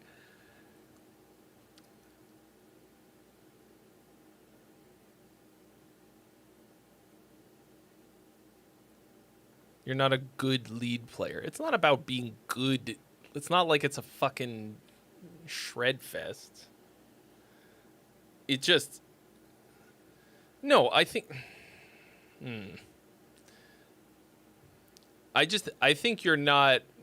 If that's your... So, I think maybe your instinct was good. You needed a lead part there. It just feels like you... Like, it sounds like it's from, like, a different song. Like, I don't know how to describe...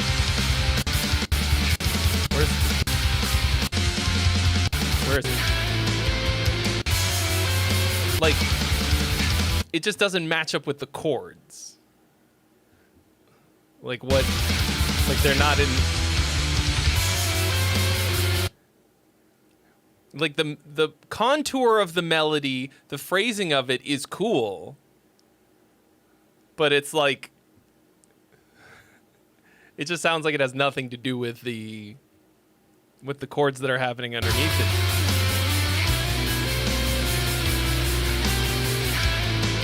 Until here, right?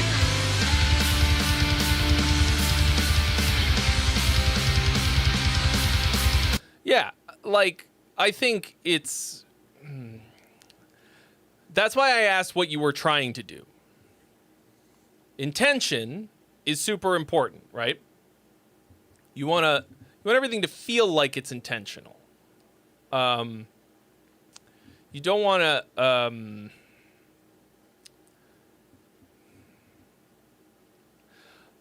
Intention is incredibly important because you're either hitting the thing, the effect that you're going for, or you're not. There's going to always be unintentional effects that occur anytime you write something or make something, right? Like, people will read into anything what they, based on their own experiences, based on, like, all kinds of shit. They see patterns in the ivy, right? But, like, you have to go in with some kind of... with what it is you're trying to do and achieve. Now, I think your instinct was right, but you've got, like, there's, like, what I would call, like, a craft problem. So, like, look at the chords that... Yeah, because if you weren't, like, trying to make something sound fucking really outside and gnarly dissonance, then I'm a little worried about your ear. Because it's kind of like... Now, for this style, like, that might work, but once again, like, I always want to know if you tried to do that or if you fucked up and you just don't know. Like, because most of the time I find that it's just that somebody fucked up. It doesn't sound dissonant to you. I mean...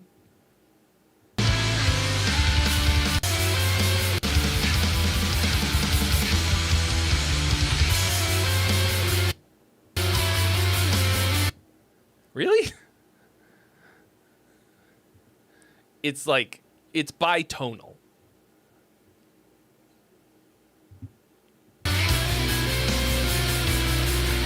Both of those first two chords are in different keys from the melody, which is actually harder to do than you'd think. One of my professors in college, anytime somebody would have a birthday, he would play bitonal Happy Birthday, where the chords were in one key and then the melody was in a different key, and it was fucking wild. Like, it's a... but yeah, you kind of have to commit one way or the other, I think. So yeah, like, obviously you should always follow your ear, But that's why I asked, like, what are you trying to do? So, you can leave it like that if that's what you were trying to do. I don't want to be like, don't.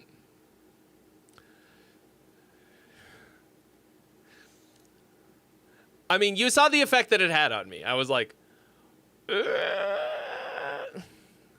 it's really fucking gnarly. So the rest of it, I mean, so you said you didn't get around to writing the vocals yet. Right now, you've got this 5-minute song, and I don't like. It feels longer than 5 minutes, but it's because like right now, all you have is this track with a little bit of melody. There's no top line. Like, I would suggest the next time you're writing a song, like, yeah, you can put vocals on this and make it really feel more cohesive, like make it feel like it's not just this kind of rambling thing. You've got a structure, like I can hear the these parts coming back in a way that makes sense and would be probably pretty easy to write on. But I think you're going to have a much better time if you're writing the vocal parts, write them as you're going. Like, don't get this far into it without knowing what the top line is going to be, right? Like, it's so hard to make really good, informed, intentional choices when you're making this just a track for something to be slapped on top of, right? Because then what happens is you're building a little cage for yourself for what the vocals could be. And like, I mean, classic fucking metal songwriting, you wrote the vocals are an afterthought. You wrote the vocals last. Like, you slap them on a track that's heavy and whatever. But like, it makes it hard for me to go like, here's what you should do. Because it's like, well, I don't want to criticize cookie dough and say that it's not a good cookie. Right? Like, right now this is cookie dough. Once you bake it, might be fucking amazing. And we're going to pretend that people don't eat cookie dough just as cookie dough. I don't like that. I don't even like when cookies are like kind of gooey, like undercooked a little bit. No. I want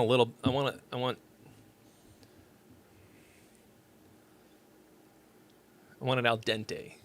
I want al dente chocolate chip cookies. Chocolate chip is the only kind of cookie that matters. Fuck a raisin, oatmeal raisin. Anybody who brings oatmeal raisin cookies to the function is not invited back. Okay. We don't need that. You're like, okay, but how about the song? But yeah, I think you've got parts that make sense. I don't think it'll be that hard to write.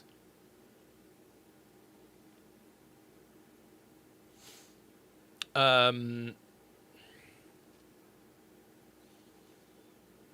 vocal on top of that. But to have gotten this far into it without that feels like what do you've gone so far out on the limb and developed so much of it, and then it's like, oh fuck, is any of it gonna make sense? I don't hate raisin. I mean, I'll eat a fucking oatmeal raisin cookie, but fucking when chocolate chip cookies exist, why would you make or buy oatmeal raisin specifically? Like, a chocolate chip cookie is a perfect fucking thing. People act like an oatmeal raisin cookie is, like, healthier. I'm like, that shit has just as much fucking sugar and carbs as a chocolate chip cookie. Homemade iced sugar cookies. Yeah, I mean, an iced sugar cookie is tasty. But I think, like, I don't know.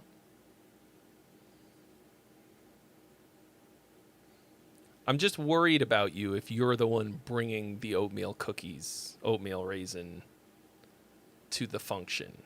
Okay? Like, you walked into the store and you saw the different varieties and you were like, everyone will be very happy with my choice of oatmeal raisin.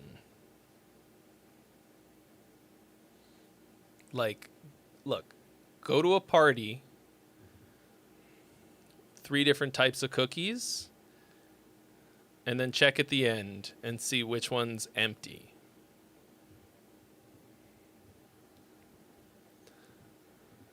Like, I'd rather eat... I think the healthy alternative is like a fucking carrot. Like, I just don't want to... I'd rather not have a cookie. Like, if I'm going to have a cookie, I'm going to go all the fucking way. I'm going to have a Sour Patch Kids Oreo. Did you guys try those? Holy fuck.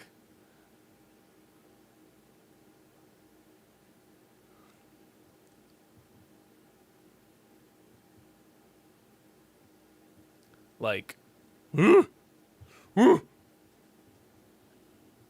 it's fucking wild. You had, like, I had low expectations.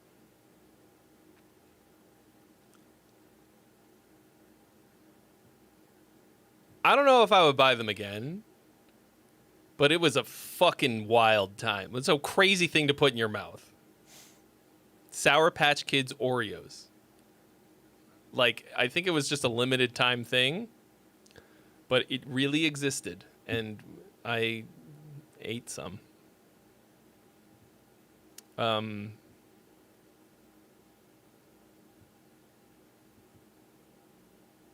know. It's kind of like Birdie Bot's every flavor beans.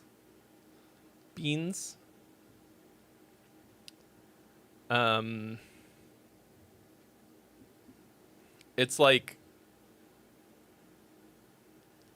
it's a culinary experience, not something that I'm going to eat every day. Anyway, okay. Centrilia. So this is Andrew Jackson's Friends band. I think we've listened to them before. Hi.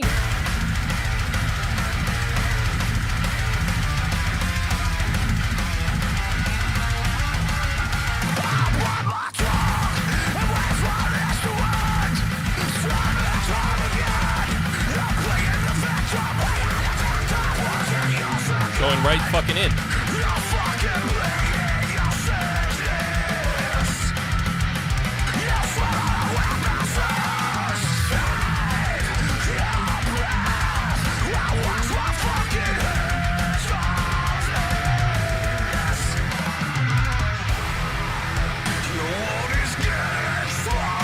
It's intense.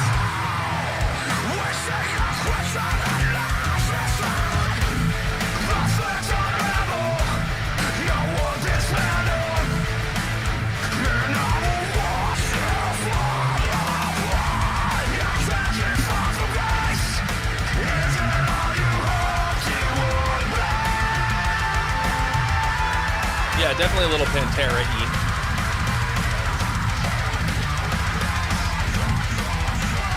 What kind of ads are you getting in the chat?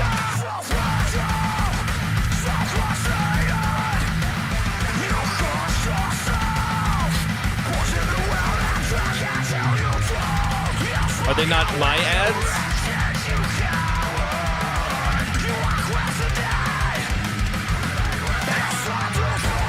Sounds great.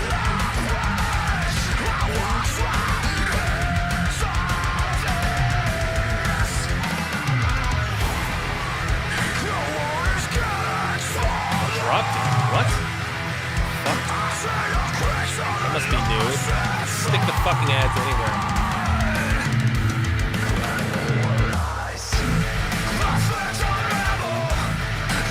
See? Just drop the fucking drop where the drop goes. Because it works.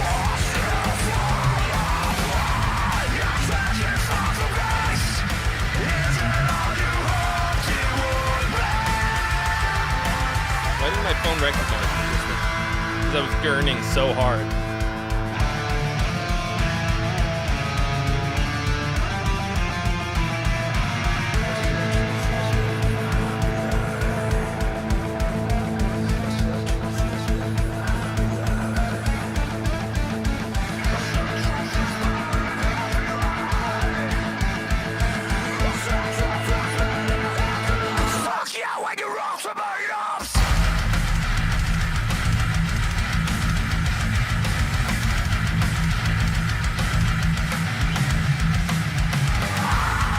Fuck you and your ultimatums.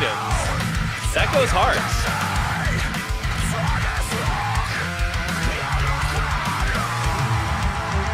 It's a little bit, haunted.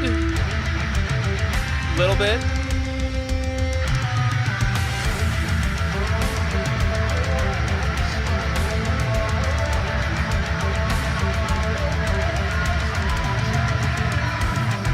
I'm gonna do karate in the pit. I don't care what anybody thinks.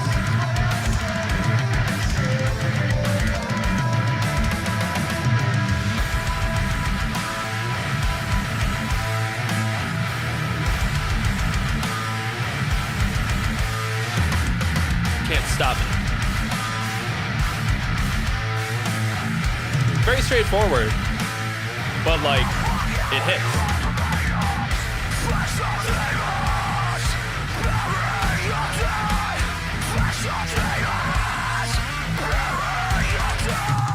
Production's crushing.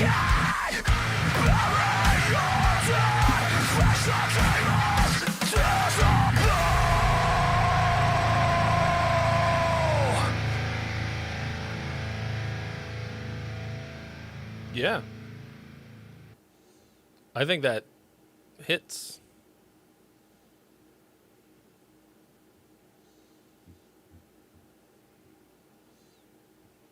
This man has been hurt.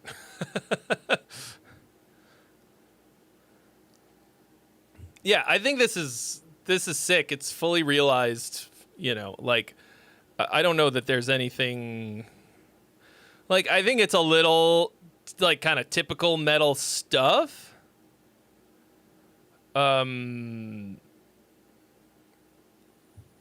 Like it's not ultra interesting, but it just fucking hits. Like I don't really have any notes for it. I think it's very strongly structured, but not too like predictable. But it's a little but it just fucking just hits all the way around. I think I usually have like a lot of criticisms for this band when you've sent in stuff before. But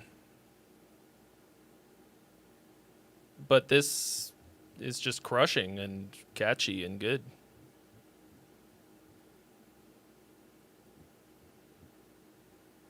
Yeah. I don't know. I would listen to this. Centrilia, bury you dead.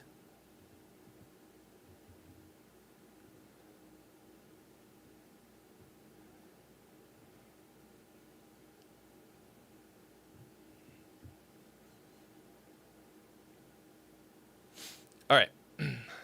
So, yeah.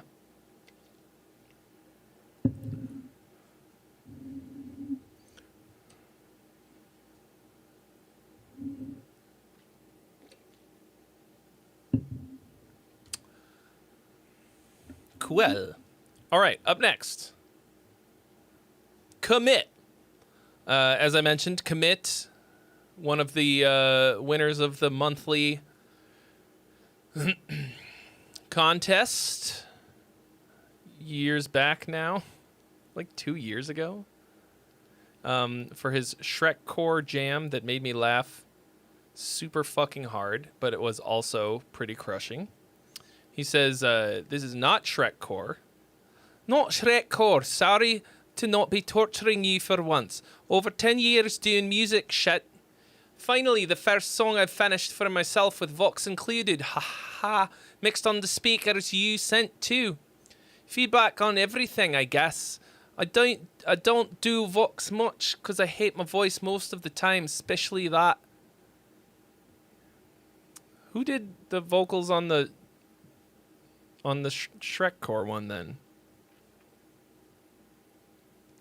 Was that a band? Was that a group?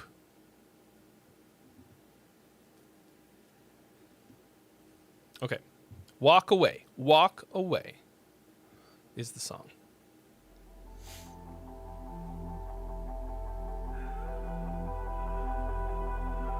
Oh, okay.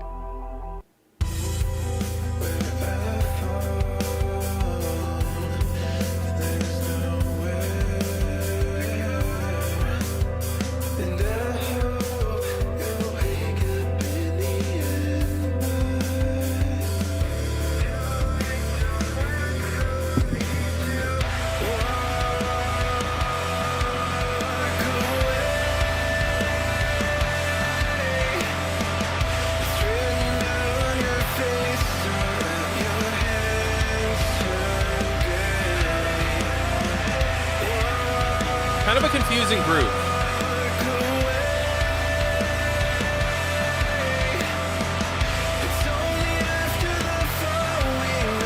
What don't you like about your voice?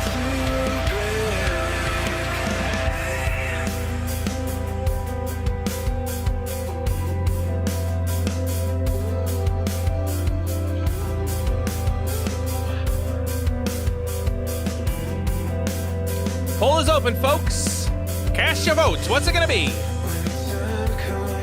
Song or gone?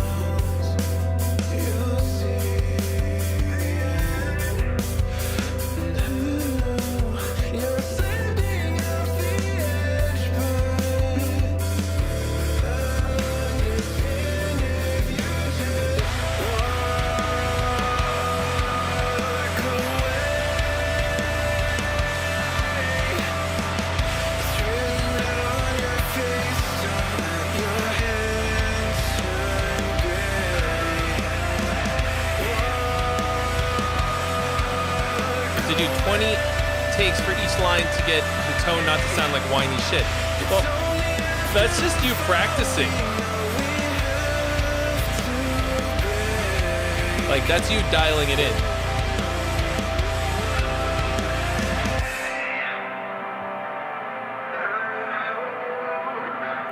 I guess it's somewhat Deftones-y. Oh, did somebody say that? Somebody said Deft something and I didn't.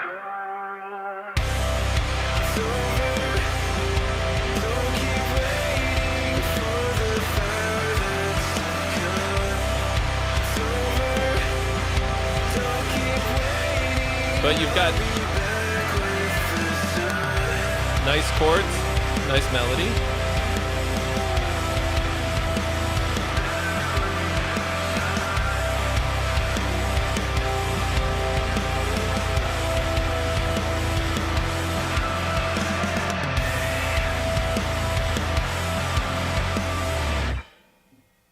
Interesting. Okay.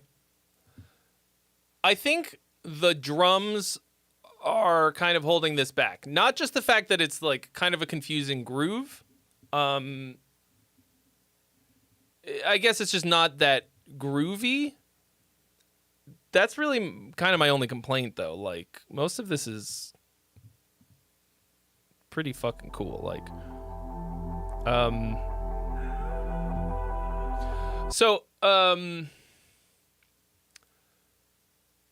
as someone who's trying to learn a very particular vocal sound right now, what I've realized is that a lot of particular vocal sounds, exists in this very narrow placement. And all of the things that you have to do to make it sound the way that you want to take a long time to become muscle memory. Okay? Like I've spent the last like 20 days maybe trying to get this fry sound. And only in the last like 2 days have I been able to consistently get it to like latch and be able to push like a little bit more air through it.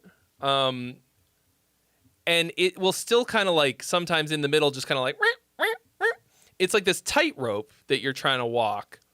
And this thing that you're saying about doing 20 takes to get this particular sound, that's you're getting that fucking like you're getting onto the tightrope every time. And what happens is after a while you develop the muscle memory to get that sound and keep it. I remember the very first time I was able to get like grit, singing with grit. And like I figured out how to blast it through my nose, through the like, and I was in a voice lesson and he had me sing Love Rain O'er Me by The Who. And that was the first, like, you have no idea how fucking happy that made me when I Love Rain on Me. But like it was years. And like it just, and now I can reproduce it every time. But there's all these things that happen that now to me are total like total muscle memory. There's no like I can do it more or less every time the same way. But I think that's going to be the same thing for you. Because if you can do it once out of 20 times, that ratio will continue to flip the more and more you do it. Like it'll start to go the other way. It'll be 1 out of 20 times you accidentally sound whiny. But the problem is you can't let it be a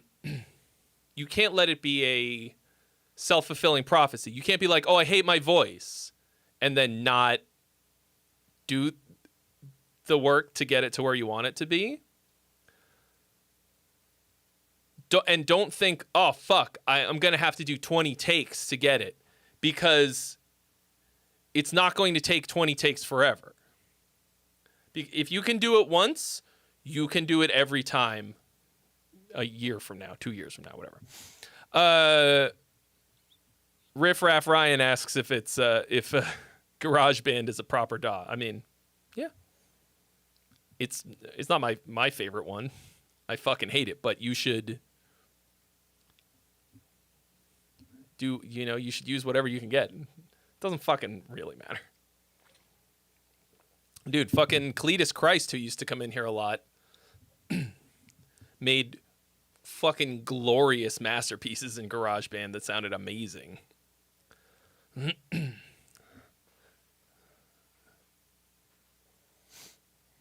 Okay, let's run it back.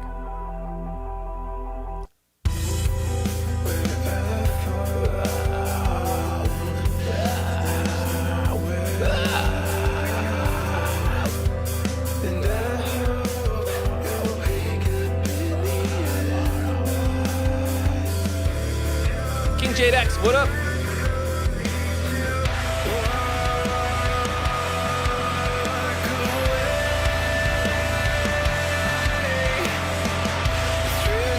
Do lyrics help without the rest of the song being complete? Yeah, of course. I also have a whole course for lyrics. It's called How to Actually Write Lyrics.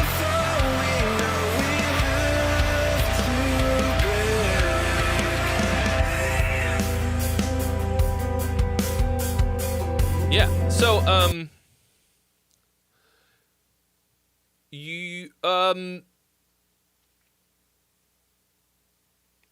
the vocal register is very similar throughout. To me, vocal register is a huge dynamic tool. I mean, register on every instrument, but vocal because it's, you know, sort of the focus of the whole thing.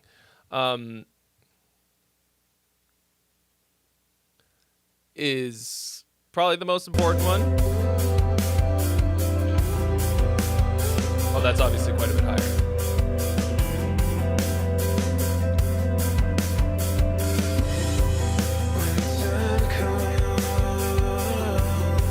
Yeah, standing up is, or at least like sitting up very straight. Okay, there's like your voice sounds really nice up there. I guess it's maybe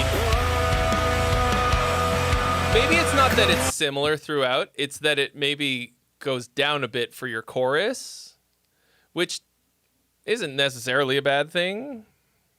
You don't always want to go up for the chorus. I always do, because I'm a basic bitch.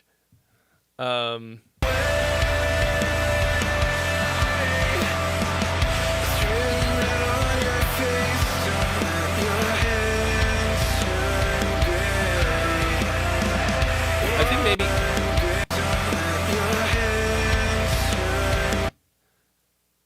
I would check out this note on this chord because you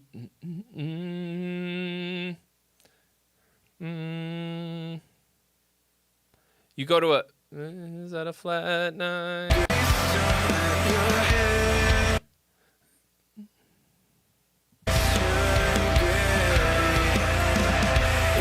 I feel like maybe that the notes in the vocals don't quite connect with that chord. Got a lot of add 9.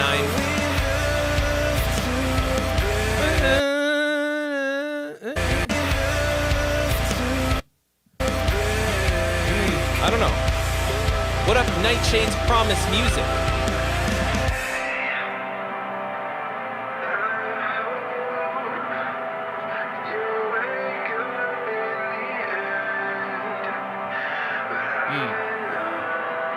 I see what you're saying. Commit.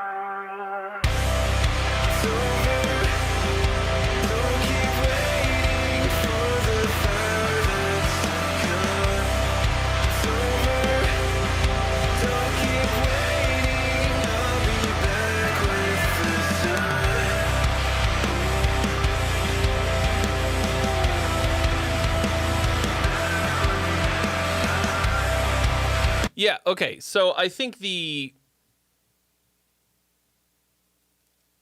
drums need to be developed, which is kind of vague, but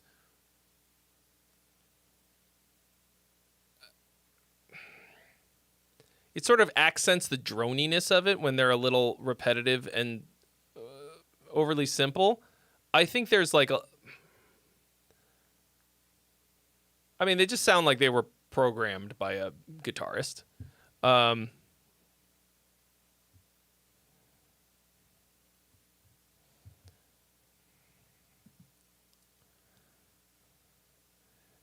Like, yeah, I mean, it's hard to make 5/4 groovy. You can do it. But it's, I mean, if you can't do it, then why did you write it in 5/4? You know what I mean? Like, I mean, you could just give it to a real drummer and tell them to do whatever. I mean, you should always push yourself to get better. But like, hello, Kripit.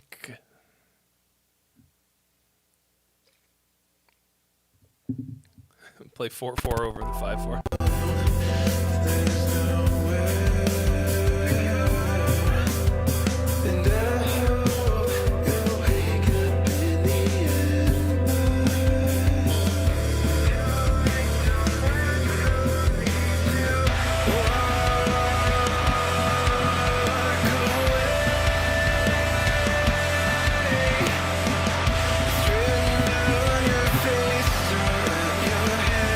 5'4", if you're not a fucking nerd. 4'4", if you're not a fucking nerd.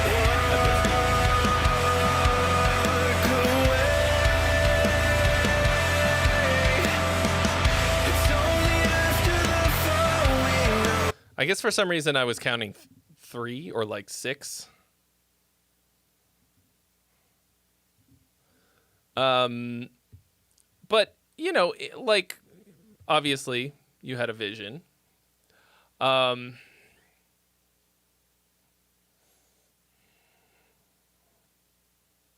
It's like more of a 3 feeling 5 than a 4 feeling 5. I know that's like there's 3 that feels like, or there's 5 that feels more like 4 plus 1, and then there's 5 that feels like 6 minus 1, if that makes sense. Like a more of a 6 or 3 style groove, or a more of a 4 style type of groove. Zyme!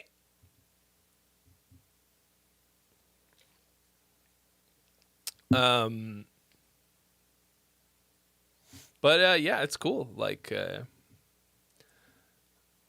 I mean, the fact that you,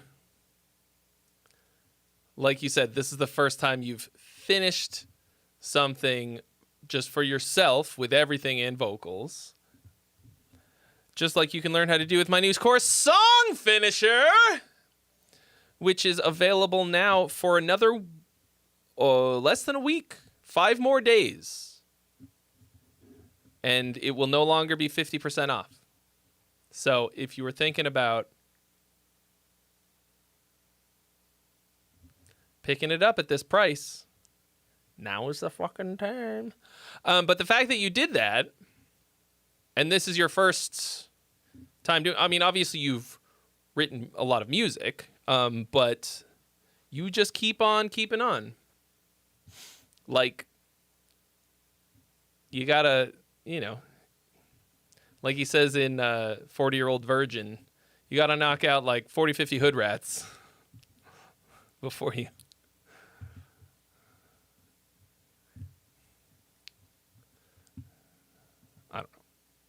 I don't remember exactly. And then I haven't really listened too much Deftones, but this does just kind of, to me, sound like you really like the Deftones. Sorry, not the Deftones.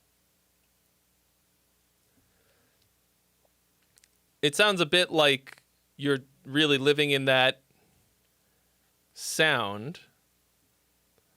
I think you need to do something to to differentiate yourself.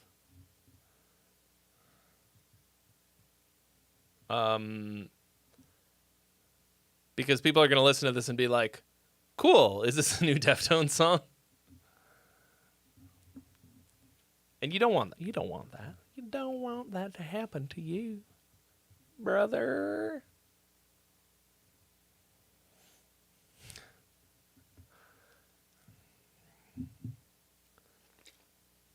The Deftones makes them sound like a 50s band. Oldies, says King Jade. Yeah. So, you know, I've been doing these, I mentioned it earlier, but you weren't here, King Jade. You know, I'm doing these, like, I just call them nostalgia videos. And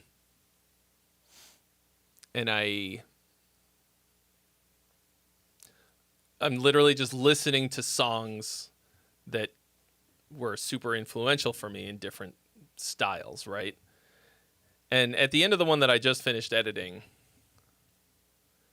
I talk about like how it's alt rock, and alt rock was the first thing that I listened to that wasn't just music that my parents listened to.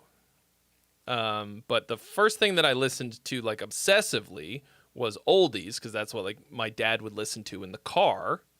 And then I listened to it, to the like oldies radio by myself, and I like was really into it.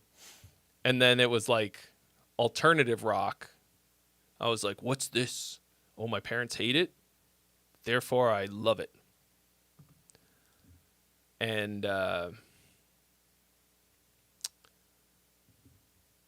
so that's... Oh, yeah. And then at the end, I was like, well, should I do an oldies episode?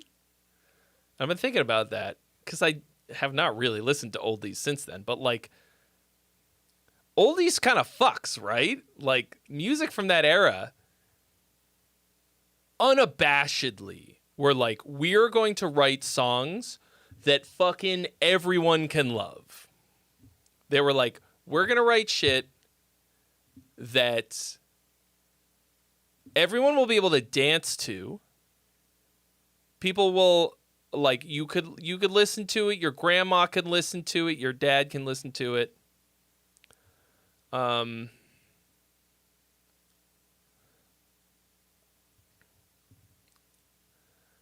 But, like, I don't know if anyone will watch that video.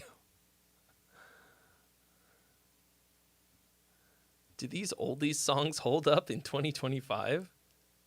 I mean, it's fucking crazy, flawless, timeless songwriting. It's obviously a little corny. I don't know. I guess we'll see how these other ones do. I have now filmed and edited alternative rock, which will probably go up this week, prog, and power metal.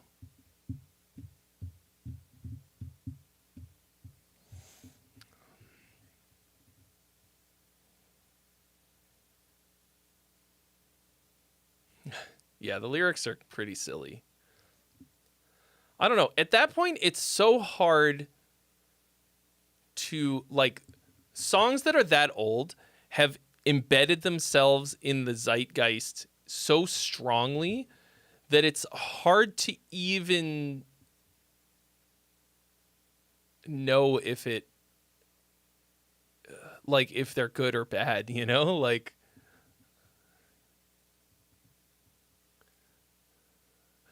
young girl, get out of my heart.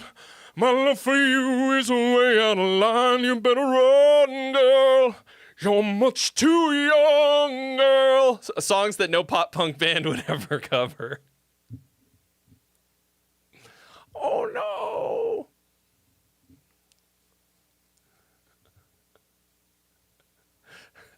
I mean, somebody, like, a pop punk band should definitely do that. For the fucking irony.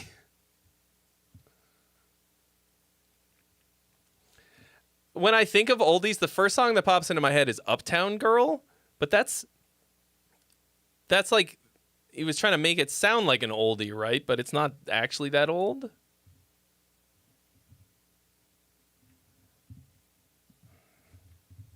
Am I crazy? When did that come out? Uptown Girl. Yeah, 83.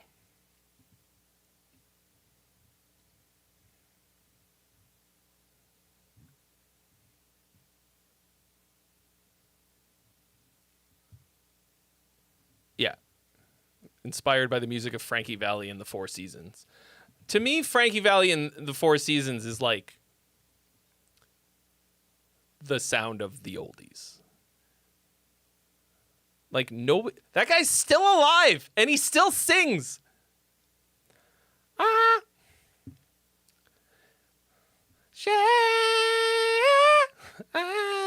It sings super high and sounds weird and interesting. And then the fucking Beach Boys, dude. Beach Boys slaps. Still fucking slaps. He doesn't sing now? I thought I saw a video of him singing at like fucking 90. I guess it could be a bit older. He's 91.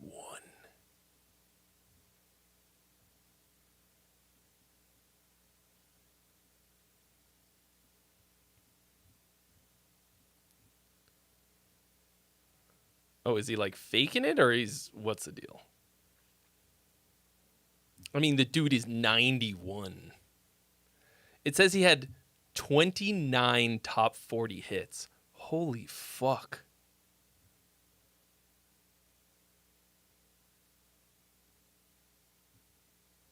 No. He had 49. Wait, 39 total top 40 hits as a solo. What the fuck? That's crazy. Like, that shit doesn't really... Oh, okay, so he's just, like, miming along to backing tracks. Well, the fact that he can even stand up at 91, good for him.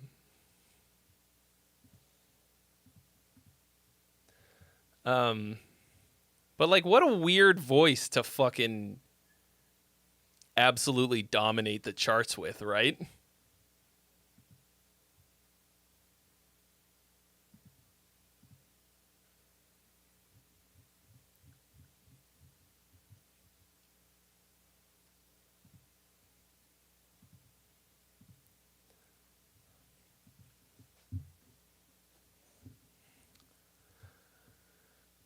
I mean, I don't think I'll be able to perform any of my fucking songs at 91.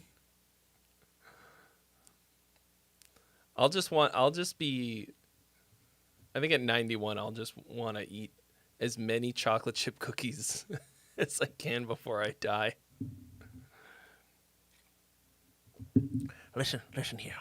You get me my fucking chocolate chip cookies. I'm 91.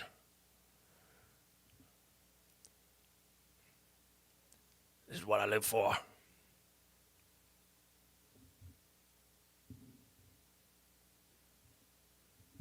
They'll be like, Mr. Xavier, you can only have your cookies if you go out and perform Purgatory again today, okay? The people demand it.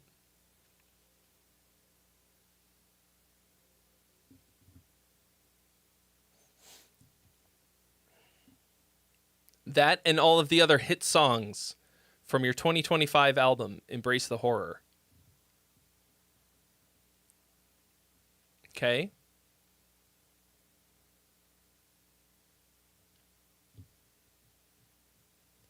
All of the many top 40 hits that you had off of that album. Once you perform those, and we change your depends, then you can have one chocolate chip cookie. I want two chocolate chip cookies, nurse. You can have 1.5.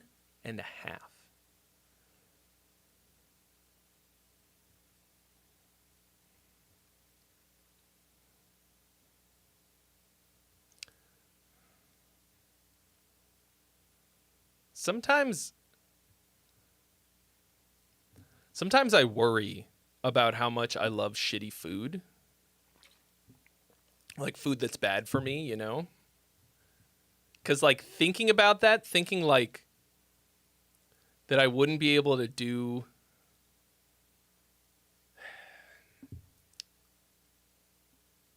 Like, in the future, I'd be so old and worried about my health that I won't be able to just eat a bunch of cookies. Because, like, if I can't fucking do anything, like, if I get, you know, like old people do, infirm, then I just want to, like, eat fucking garbage all day long. Like, that would be my reason to continue living. Eating fucking Taco Bell and cookies and pizza and then writing music. Those are the things that'll keep me alive. What is this fucking choice you're giving me, Paulo? 1 chocolate chip cookie or 5 oatmeal raisin cookies? 1 chocolate chip cookie.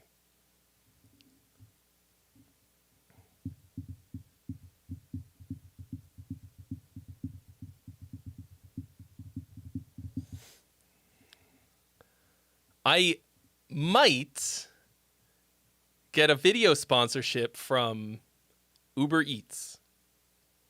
Like, it's like...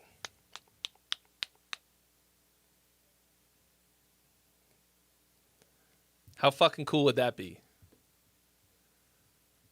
Oh, all right. See you later, Andrew.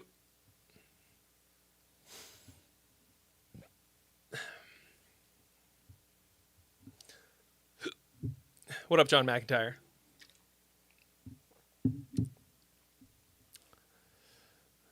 The Tooth loves oatmeal raisin cookies. You would rather have an oatmeal raisin than a chocolate chip?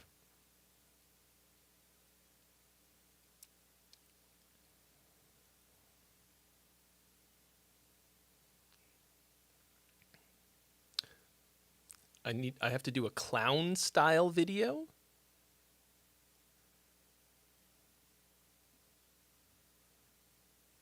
What do you mean?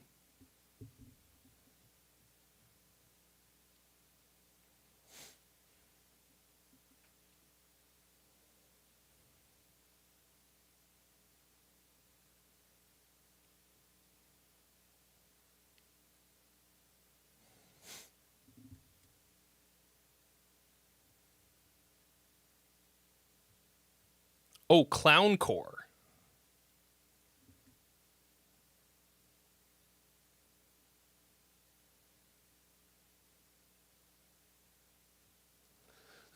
I actually have no idea what it'll be like, but I don't know if you guys have noticed in my videos lately, I have been making the ad spots fucking fire. Like, I'm gonna do more of these like reaction videos to big bands, and I'm making these ad spots absolutely fucking wacky. Actually, can I show you one? Because I have one.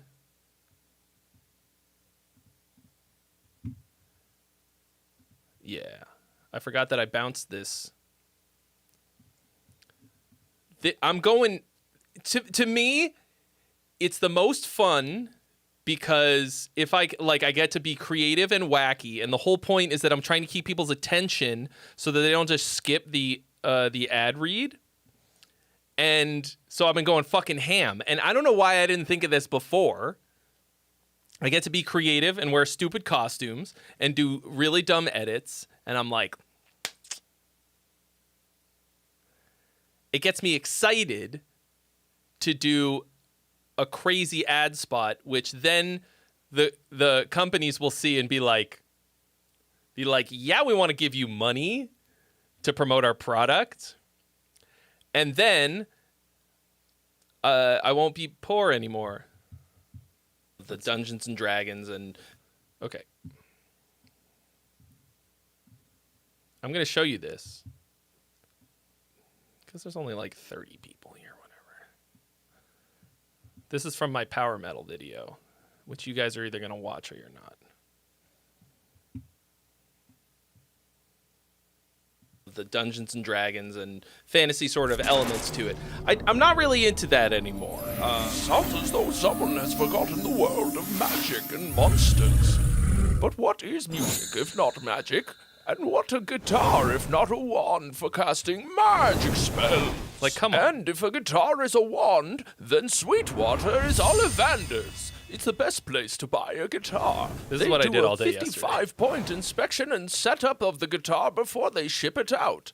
And, of course, candy! If ye wish to cast thy own epic spells with your very own Ernie Ball Music Man JP15 wand, click the magic link in your description below. Whoa! Come on! You're going to click that link. If nothing else, you will watch the whole ad spot. You know, so you can do fucking anything these days with a green screen and some, what are they called? Like just some basic assets from, you know, one of these websites where they have assets. But so in order to check this out. In order to make the candy fly, I taped it onto like some fishing line and I hung it in front of the camera and then I dropped it into the frame and then like flew it past the thing. It didn't turn out quite as fucking awesome as I wanted it to, but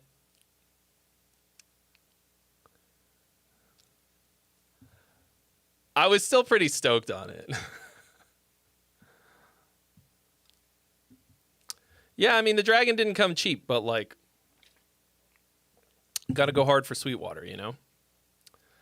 And then so that's for the power metal video. Then for the prog one, which is also for the same guitar, we had another appearance from the real John Petrucci. And I'll have to think of something clever if I get this Uber Eats thing. I'm just waiting on the email. I had like a meeting with this agency. Because, like, you know, your boy works hard. I deserve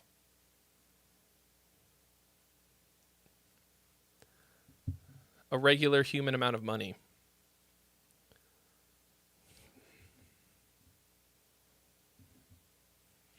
I mean,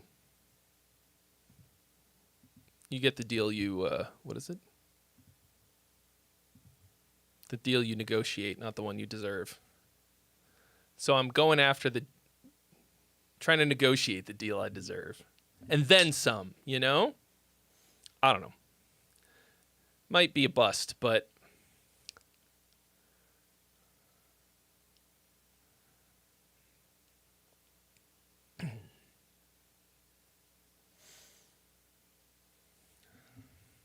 it'll be a fun time. Yeah, like I've been doing, most of these videos are to promote the new album. We got 3 videos lined the fuck up. First one comes out a week from today. So if you guys aren't subscribed to the In Virtue YouTube channel, you should do that now. So that you can be one of the first to watch it. Yeah, John, I think you came in after I said this, but like I might get a video sponsored by Uber Eats. There's a possibility. I don't know. It's in the works. I don't know. Do people talk about that stuff? I don't know if I'm supposed to. I mean, it might be nothing, but they're doing like a campaign, and I don't know. We'll see what happens. Possible they might be like, we're gonna give you $50, and I'll be like, oh no. Have my stomach rumbling while I'm recording. Yeah. Actually, that's not a bad idea. That could be comedy. But yeah, I'm just, my friend who works as a creator manager and her boyfriend were like, why the fuck are your videos funny and then the ad spot is boring and stupid? And I was like, I don't know. Even when it's for my own product, when I'm selling a fucking course, I'm like, I have this new course. Here's some B-roll of the course. Doesn't that make you want to buy it? People are like, no. I'm going to ride a fucking dragon. I got me a dragon to ride.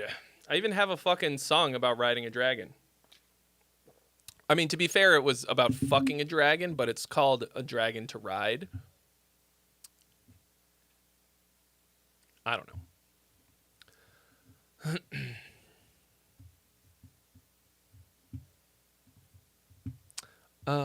So who's got some music? Who's got some music to send?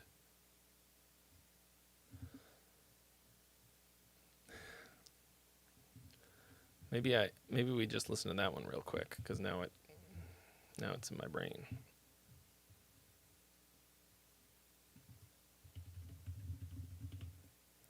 Is not one of the better ones from Roll for Song.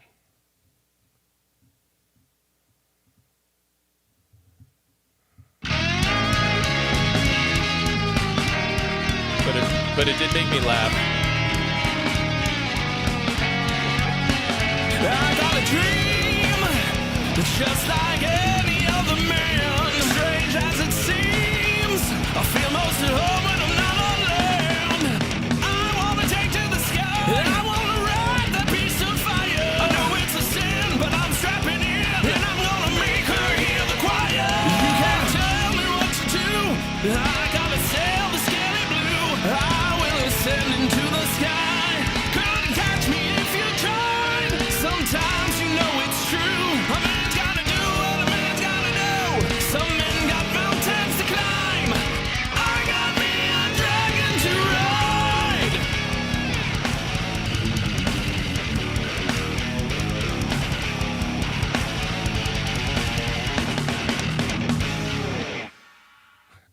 So stupid.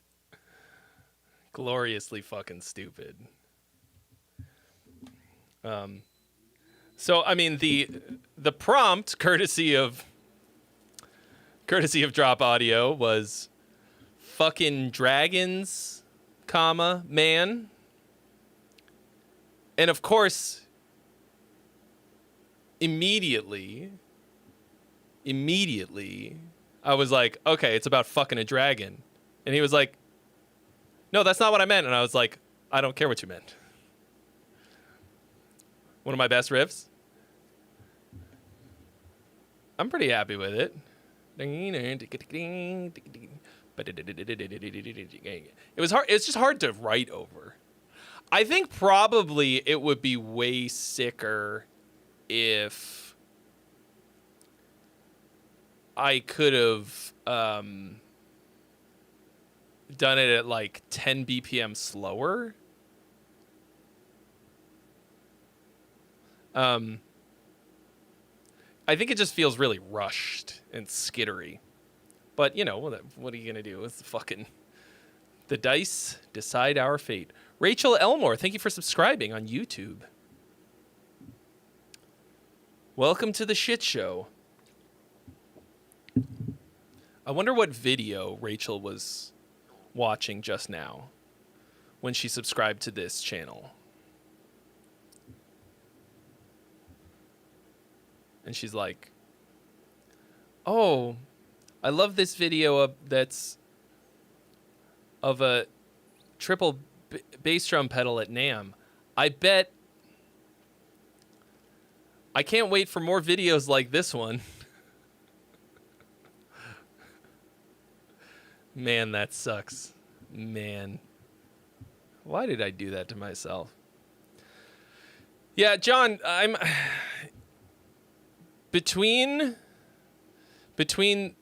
launching and promoting the course and the new album and content for it, I have not had the time or the energy to plan another role for song. I want to do it so bad, but it's just been like endless stuff to do. I'm working on so many videos at the same time. And so many different aspects. Like forget the like actual content that I'm making for it. Let's see. Okay, for example, today I had to approve the press release that they're going to be sending out about the first single. Okay. And I had to like make some corrections.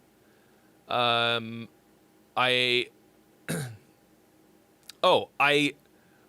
the masters, the vinyl masters yesterday. So now I have to listen through, to make sure that everything is correct. I just have to listen through my whole album, which, fuck that. I got to listen to this music that I made? That sounds terrible. I don't even know, like, what it's going to take to get vinyls made. They won't be available before the album drops, probably. Like, I should have done that. We should have done this shit months ago if we wanted to actually have vinyl. No idea how many to buy. No idea if anybody's going to buy any. If I want to make vinyl, I have to make specific artwork for the vinyl. Like, I have to make however many panels it's going to be for vinyl. Never done that before. Like, there's so much dumb little shit that just to get it done to put in front of people and then try and promote it. I haven't even begun to create the sexy dances that I'm going to be doing on TikTok. Like, I can't even pop and lock.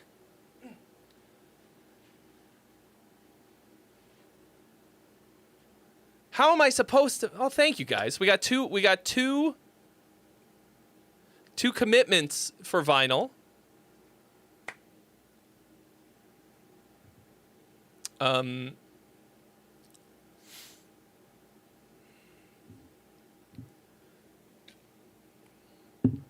I filmed all the videos? You mean all the music videos?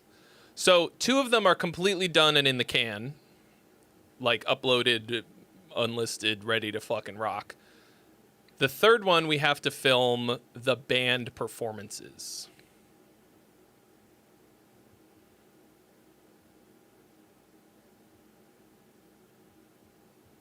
On the green screen. Oh, we got 3 people who are going to have a vinyl. Wow. Yeah,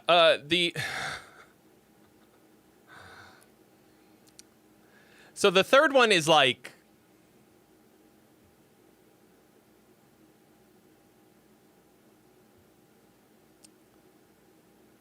is the most complex of the bunch.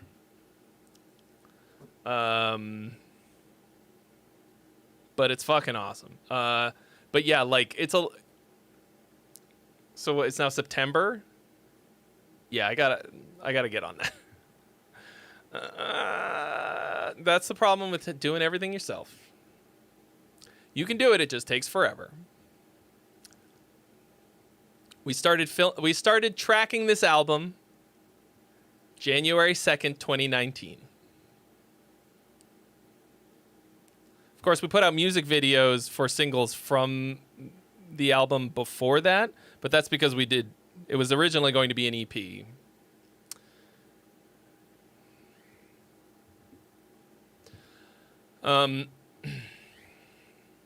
We did not announce the date yet, but this week you will have it.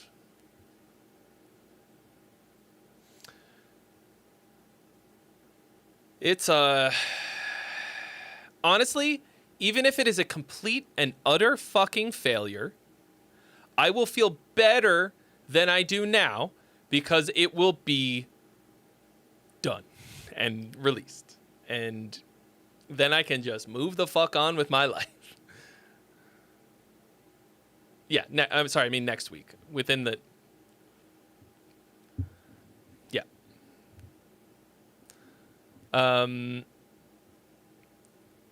What up, Locke? Yeah, I mean, I don't think it will be a failure. We're doing everything right. We have a plan. We're paying for PR. So, like, even if, get some interviews. But I feel very creatively fulfilled. Like, I think the music videos are fucking great. Like, everything is more or less what I want it to be. Like, considering that we did more or less all of it ourselves. The other thing is this. We're going to release the album. We're going to promote it for, I don't know, however long you got to promote an album for. And then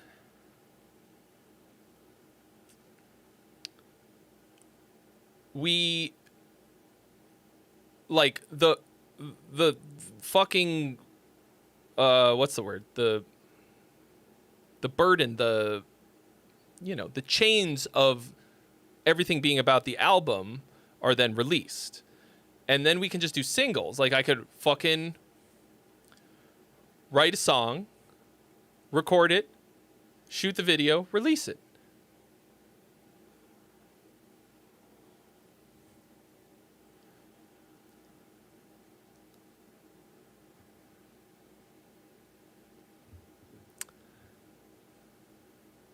That'll be that. Like, instead of like, it's 14 tracks. There's a short orchestral intro and then a slightly longer outro track. That's the, reiteration of the theme, of the primary motif. And then, but that's it. And then it's, I guess, 12 songs. GJ, what up?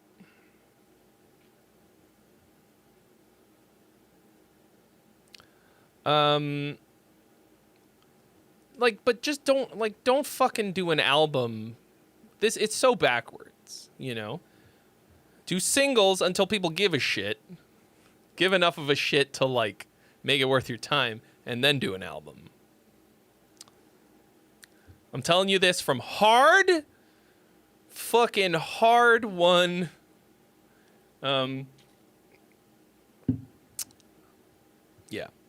experience. I do not recommend. There is also another song. We actually did a cover. We recorded a cover that is not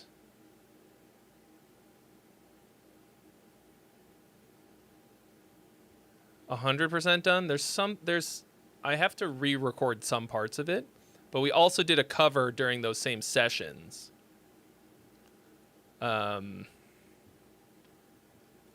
It's not good. It's not good yet. Like, the vocal needs to be completely redone. There's no backing vocals at all. It's all one single track. It turned out to be a lot harder.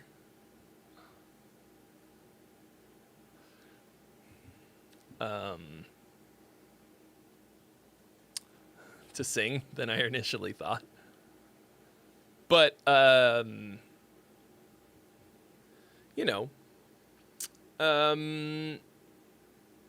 very excited. Very excited.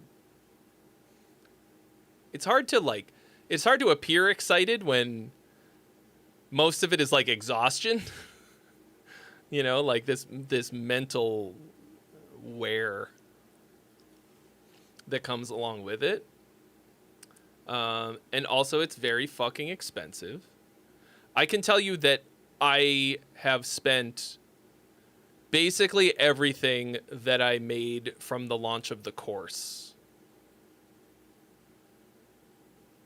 on promo. Which is fine. Like, what else am I going to spend it on,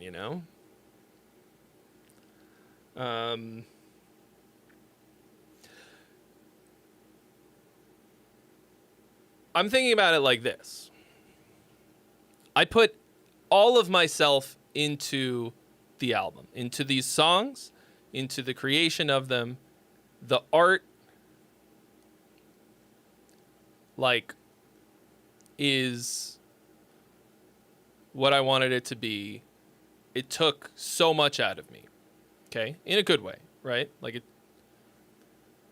So now, if I don't put everything into making it, making the launch and the release of it pop off, then why did I do it? I mean, I did it for me, but what else am I gonna put that much into, right? Like, I'm gonna sell so much fucking gear to pay for this stuff. Like, you pay, you know, like, there's all this stuff that just costs a lot of money to promote. I mean, I guess starting a beef with Ronnie Radke would be free. And I know Brian Storm, who's Rockfeed. I'll start a beef with him, even though he's a very, very nice boy. I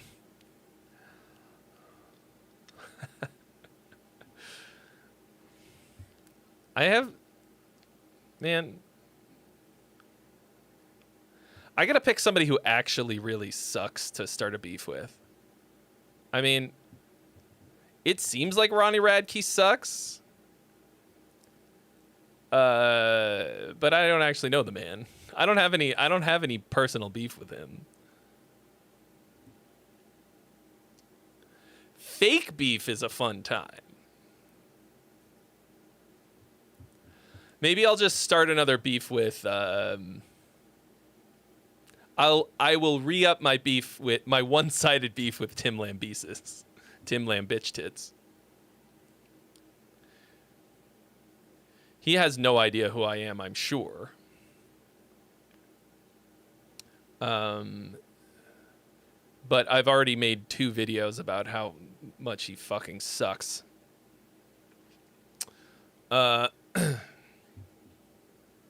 It's just old news at this point, though. Like, I think he cooked himself so badly that it's like not even. He's just a charred husk of an image.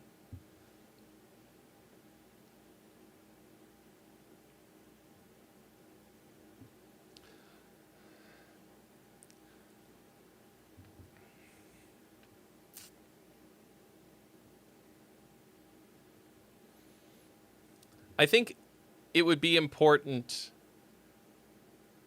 that it was Trey Xavier of In Virtue who calls ex-musician a clown.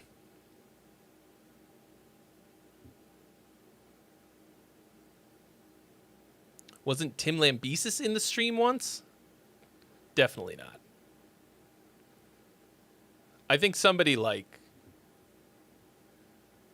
made a fake, like, changed their account name to be that just to be funny.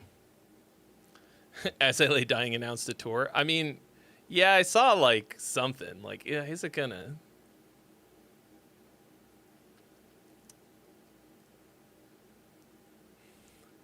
Who would...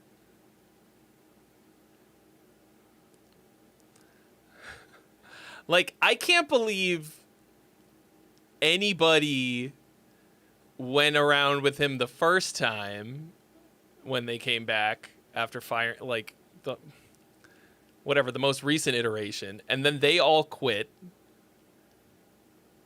with at least one confirmed fucking dirtbag. Like, how far down the dirtbag desperation fucking career ladder do you have to go to find somebody?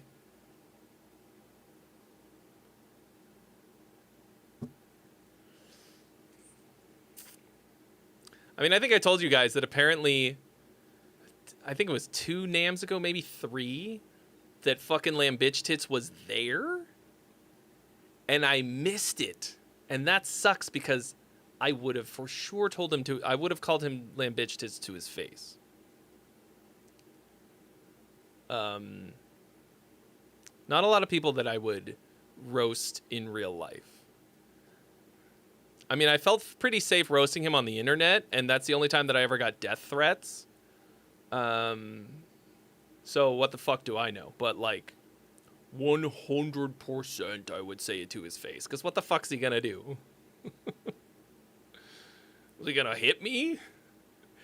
He knows what it's like on the inside.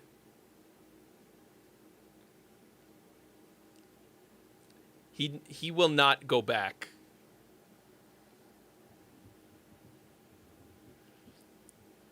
He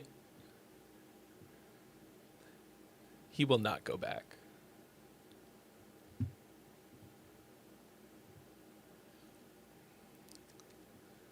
Yeah, he won't kick me because I'm not a dog.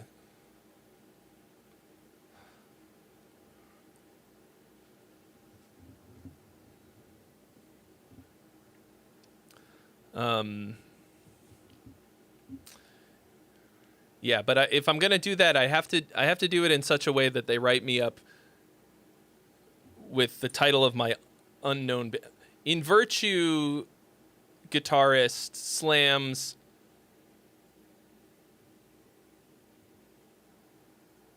and not YouTuber Trey Xavier, because people have to go, who? And then look.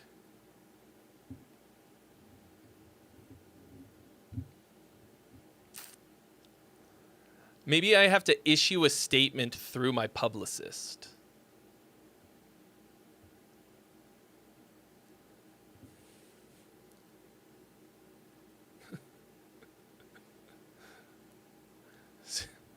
Fucking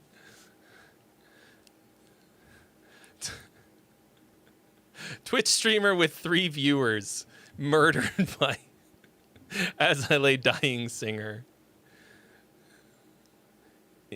Finally snaps murder suicide. What up, Ray? Should it be you and should you and I have a fake beef?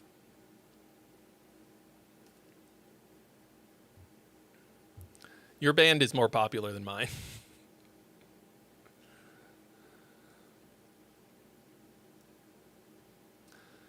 I don't know. I gotta pick, like, yeah, I just feel like Lamb Bitch Tits is like, he's just an easy target.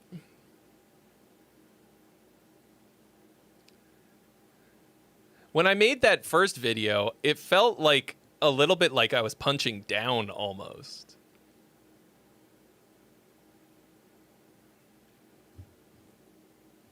Like, I thought it was too easy, but apparently not. I could never hate you, Trey, says Ray. That sounds like something a little bitch would say. Is it working?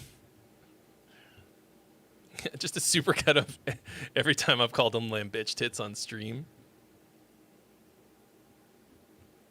That would be really funny.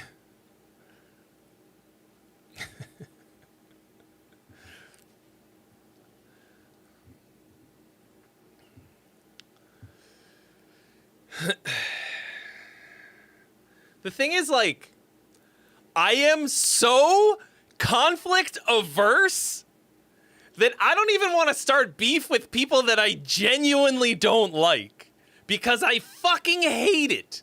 I despise conflict. I fucking absolutely despise it. I want to get along with everyone. I have an incessant need to be liked. And even somebody who sucks, I want them to like me and be nice to me.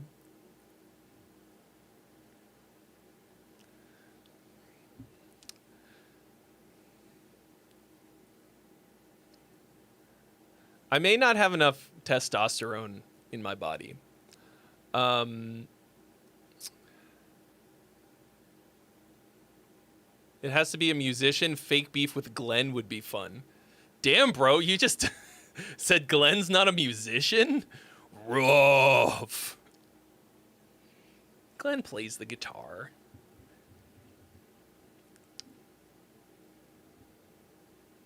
Broke back Trey. Bro, you don't even know. Wait till you see this video that comes out a week from now. All I'm going to say is it's the reason that I own a cowboy hat.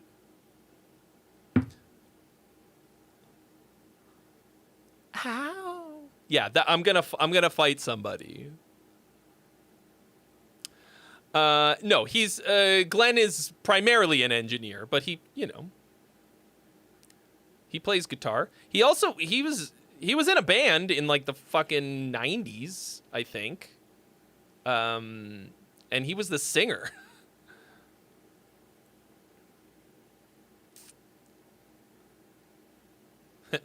call out Youngblood. I have not listened to any of Youngblood's music. I can't call anybody out for being a poser.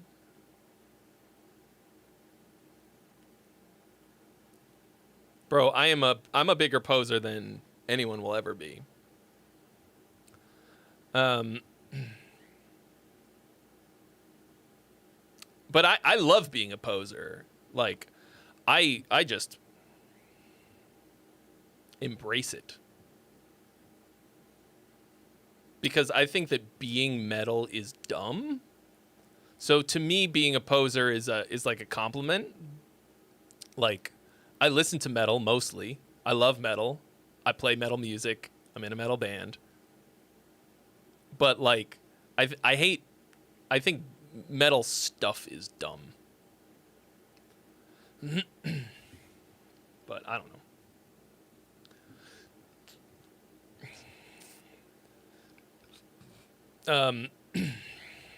I love being not metal.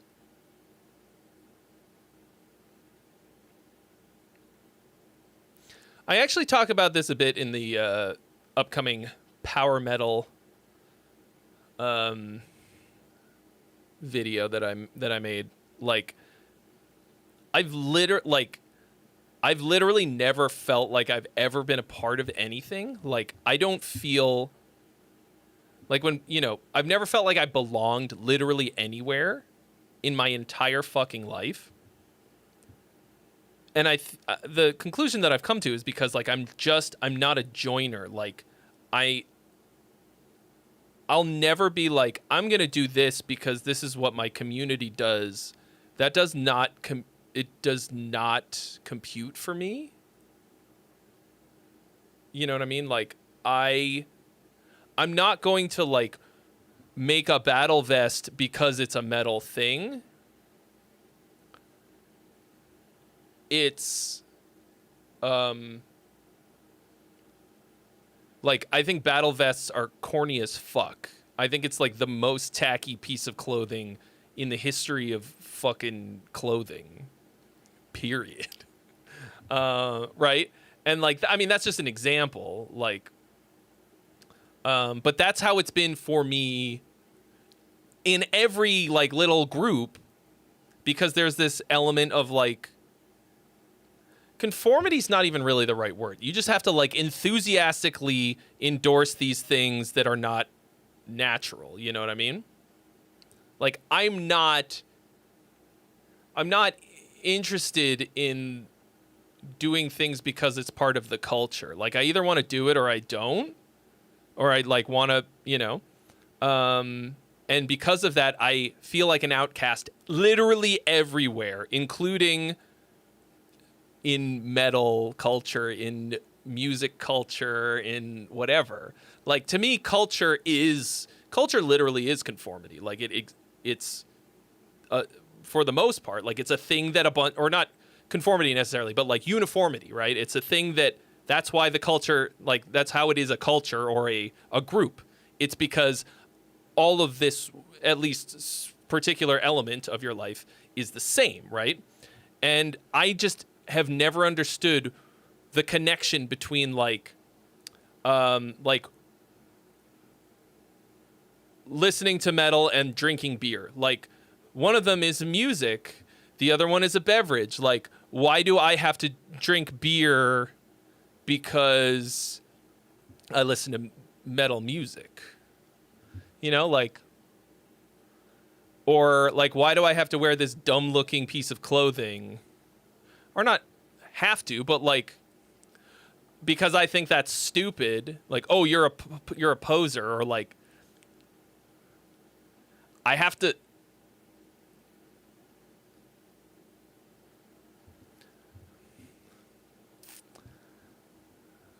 It's, you see what I'm saying? Like, I don't. I'm not a joiner. I don't buy into these types of things whole hog. I just, yeah, I'm not really a part of anything, which makes me kind of a lone wolf in a way. I don't know. Like, it also sucks in a lot of ways. But it's just that, you know, I mainly only care about the truth. Like, if that makes sense. Like, the thing that is the, like, real concrete connections between things, okay? And not these, like, vague... I hate things that are arbitrary, okay? Like, where did the battle vest come from? Okay, like, we can't get, like, a real designer to design a garment that we're all going to wear that isn't a piece of fucking crap, like, that doesn't look like... doesn't make us look like a NASCAR driver for illegible logos. I don't know.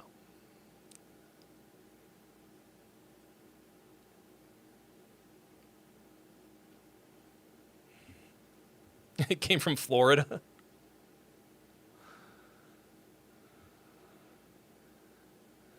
Like,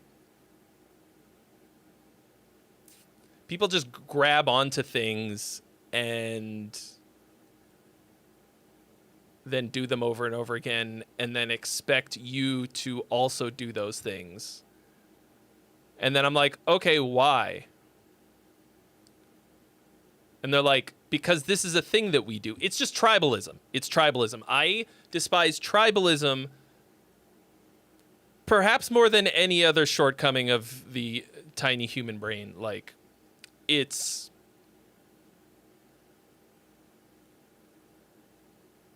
because it's the opposite of rational, right? It's just people like us do things like do these things. People, oh, what up, Topher? Yeah, people like us wear these clothes, do these things, and it's just...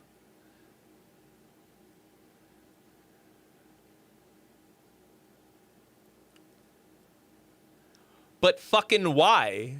Like, draw me a causal line between these two things, and I'll consider it.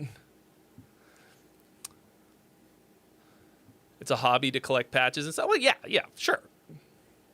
But, like, to slap them on a fucking denim vest with no semblance of design or, like, a cohesive idea. It's the riff salad of clothing.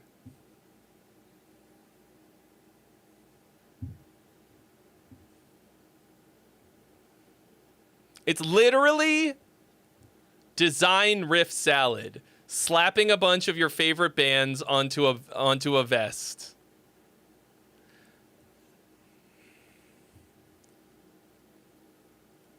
It's the same design aesthetic idea. It's not a complete thought. It's a collection of nonsense.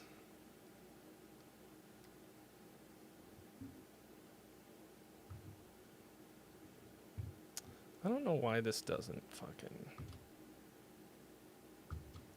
How many times do I have to push it to get the fucking clip? All right, whatever. I mean, punk rockers have more style than metalheads. I mean, punk rockers also have battle vests too, but they do seem a little bit more planned out. You collect video game parts on your vest. No, but your vest, if it's the one that I'm thinking of, has like a structure to it, and it looks like a complete thought. It's not... I mean, the problem with the patch, too, is that it's like a... They're kind of all the same, more or less. Just different sizes. I don't know.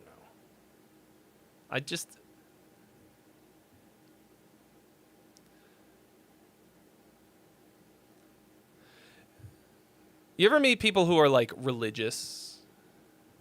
Oh, fuck. That was not... Oh.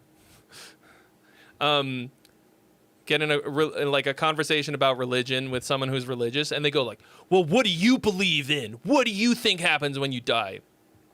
The only thing that I believe is causality. Like,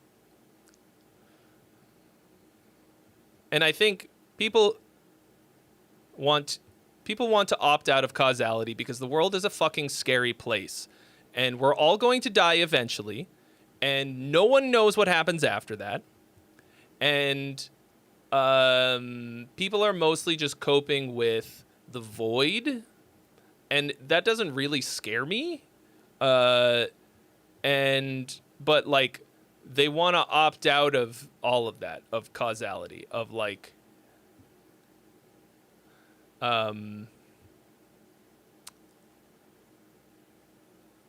like they want to opt out of actions and consequences and the chaos of the universe. And I don't know, like, yeah, it's scary. The world fucking sucks. But that doesn't mean that you should just grab onto something because it seems concrete. I don't know. I'm like fucking rambling at this point. But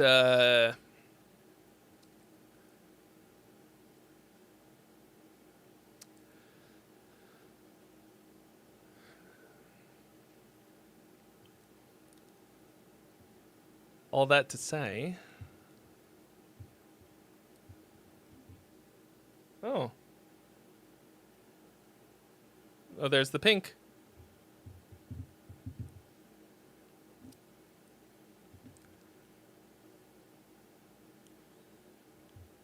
That's happening.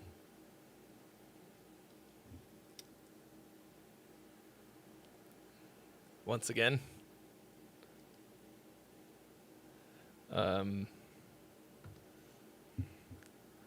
For reasons I feel as though I will never know. Oh, wait. I forgot that I can check it on... No. Where is it? Lumia stream.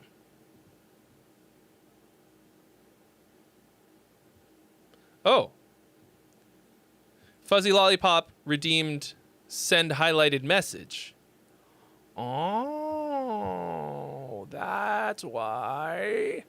Oh, that's why. Oh, that's why. Oh, that's why. Oh, that must be why. See, I'm getting a sound that I like, but it's so quiet. It's so quiet. Oh, Fires in Time.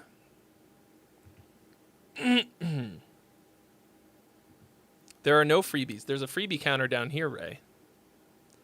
So that everyone will always know. I know I pull focus with all of this. And like,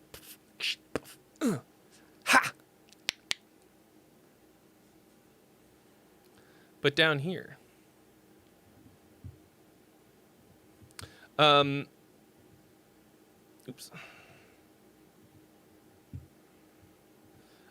So actually, I'm realizing that I have to go to the bathroom really badly. So I will be right back, and then we're going to watch this.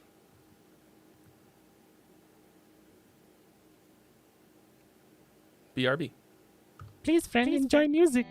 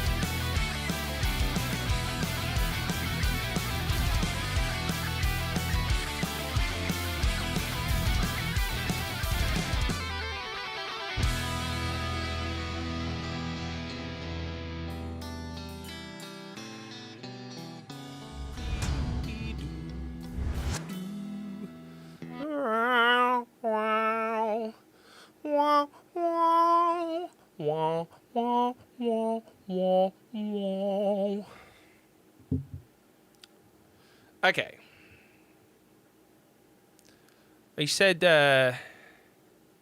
here is a music video that I made for one of my favourite songs that we wrote. It's stock footage with a watermark because I didn't want to pay for it.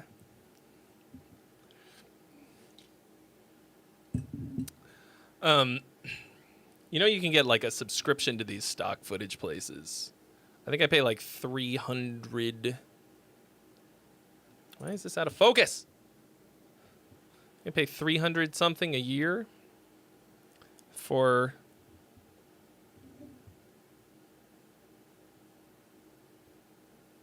Envato Elements for unlimited. That dragon, it's part of it. Dragon was included, and you know there are multiple. Yeah, I know. I figured. So you said, is this song ready for release as a single? Man, Envato, the problem with Envato is like half the shit downloads as a fucking zip file.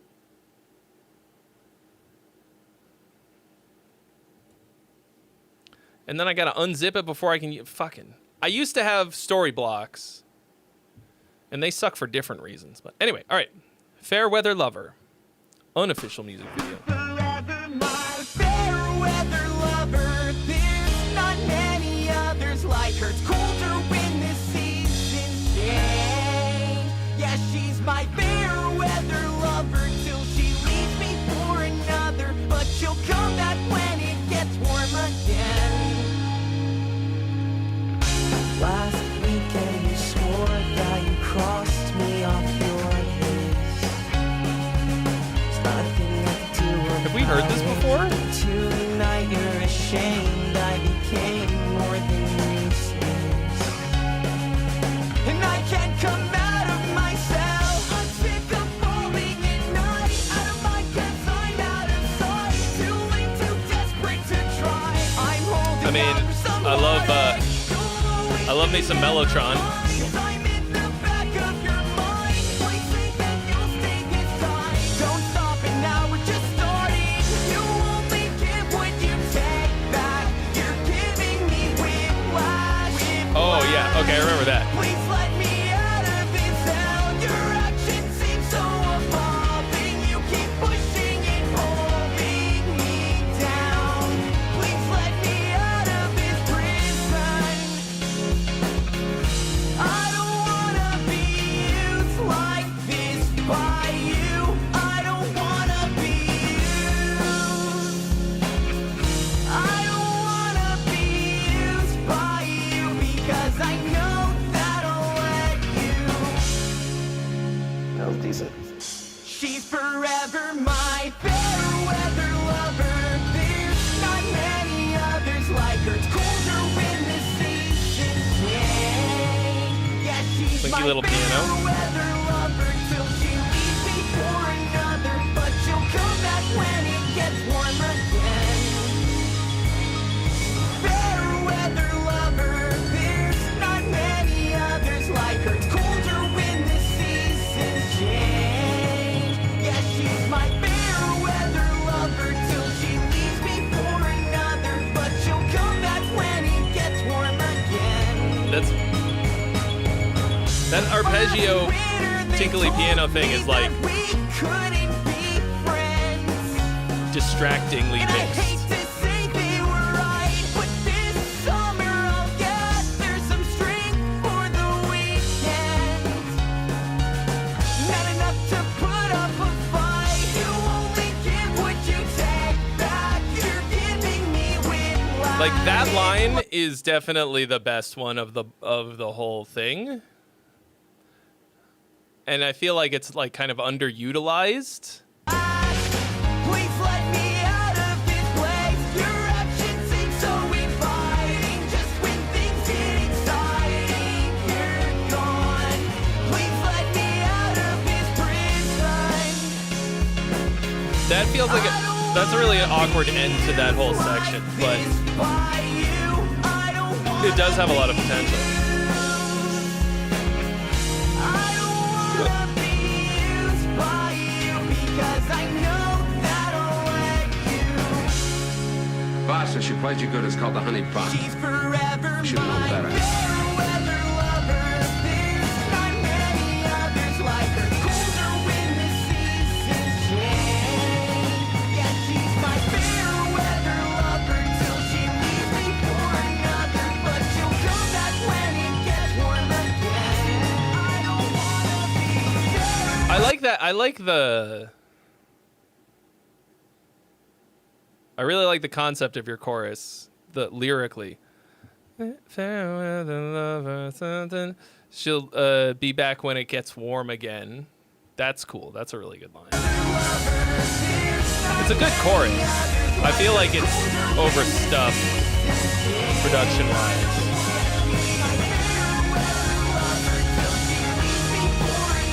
I mean,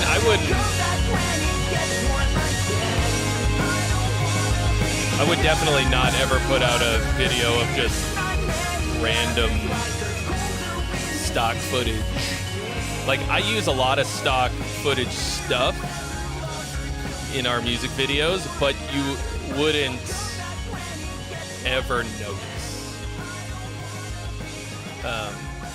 Like, you'd never be like, oh, that's a stock, you know, like, you got to use it really creatively.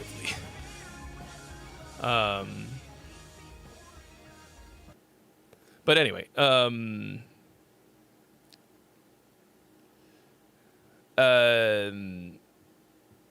just but in terms of the song, like, it's definitely one of your stronger ones, I think. But I personally think it needs a lot of work. It's, yeah, the drums in the beginning especially are bugging me. I mean, Forever my fair weather lover. There's not many others like her. It's colder when the seasons change. I think that's like Crashing the Ride, which sounds kind of weird. Yeah, she's my fair weather lover till she leaves me for another. But she'll come back when it gets warmer. And it's like, so it's got like a clanginess to it, but I think it should be more washy. I really like this kind of groove. This kind of groove like gets me going. But I think the drums in the first part, like, for me personally, this was before you took drums seriously. Tonight you're ashamed I became more than useless. And I can't come out of my So,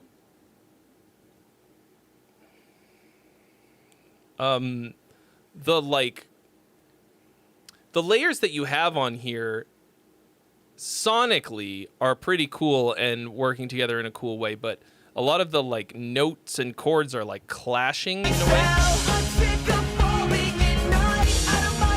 But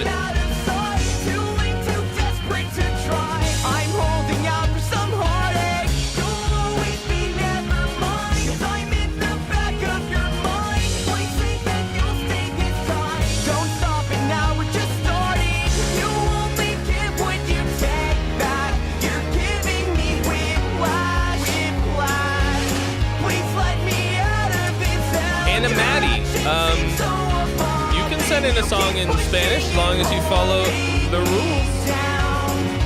I won't be able to give you any feedback on the lyrical content because I only speak un poquito Spanish. And this ending here, it to me sucks the life out of it every time. Something about the way you kind of like go over the bar line.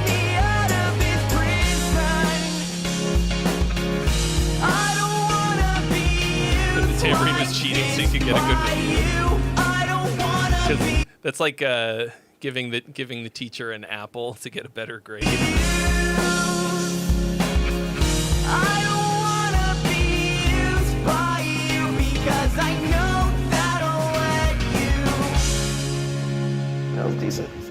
She's forever my fair weather lover. There's not many others like her. It's colder when the Yeah, I mean it's got a lot of potential.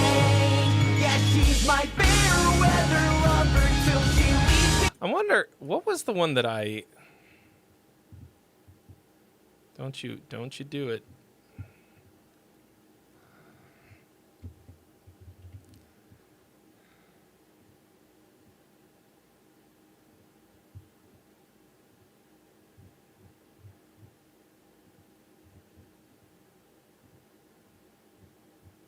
Which was the one that I put on the list of potentials?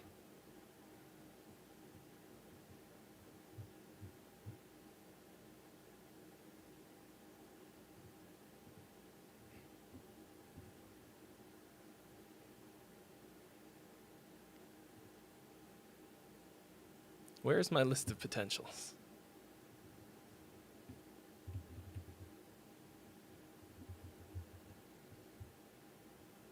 Potential candidates. Why did I?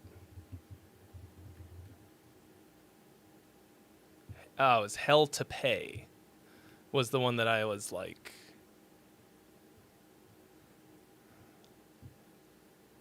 Ah, yeah.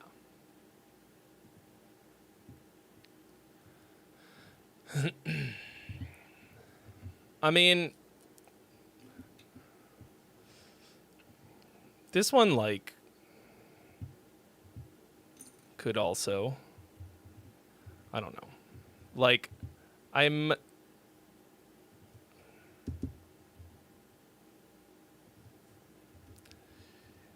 at the moment,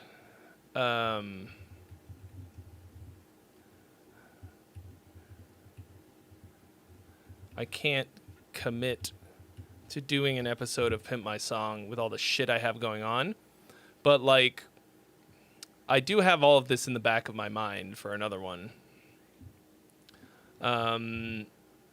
'Cause, like, there's so many that you guys have sent in where I'm just like, it's so close! For another, but you'll come back when it gets warm again. I feel like you just keep sending me bait. Fair weather lover, there's not many others like her. It's colder when the seasons change. Yeah, she's my fair weather lover till she leaves. But, like, you hear how that piano thing is, like...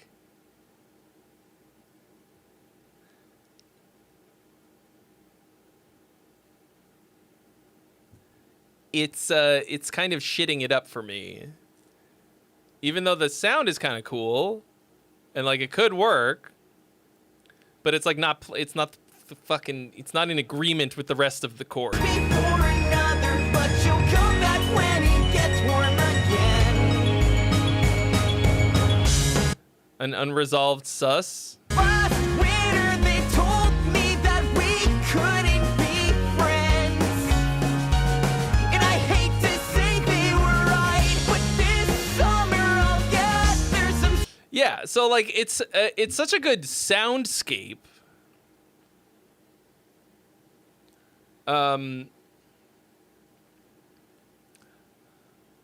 But, like, you can choose the right instruments and write bad notes for them. Drink for the weekend. Not enough to put up a fight. You only give what you take back. You're giving me whiplash. Please let me out of this place. Your actions seem so inviting. Just when things get exciting.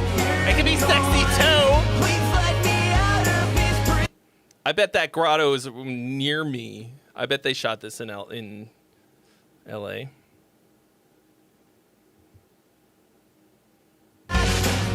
let me out. Yeah, you don't need to use stock footage. I'll just reproduce all of it. Only give what you take back. You're giving me whiplash. Please let me out of this place. Your actions.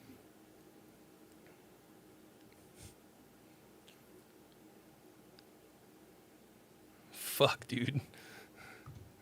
Like, stock footage is really funny because, so, like, I have to look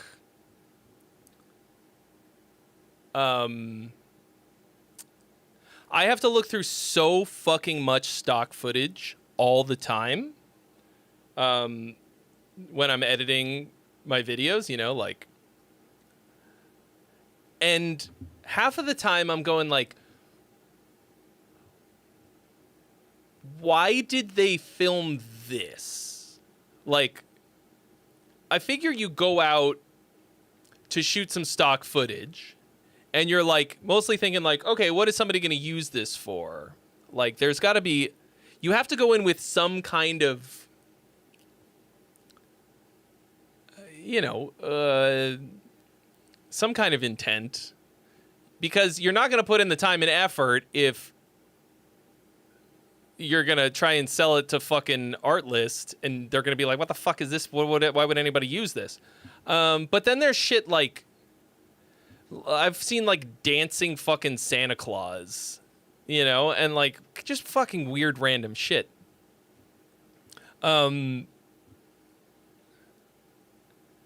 Like what's the guy telling this model? Just like touch your face. Just like make it look like you're wiping,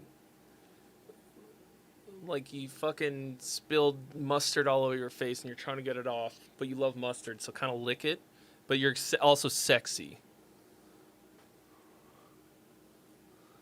You know.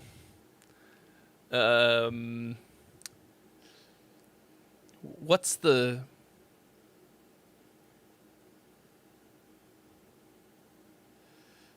But you also don't know what somebody's going to need. Like for this video that we've got coming out in a week from today, mark your calendars. I needed stock footage of a snake. And there's so much stock footage of snakes, but none of it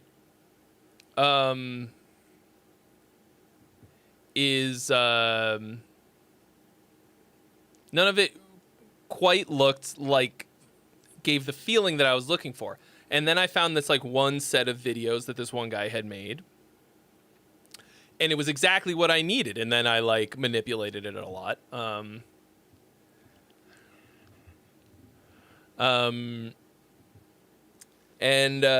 You know, you can,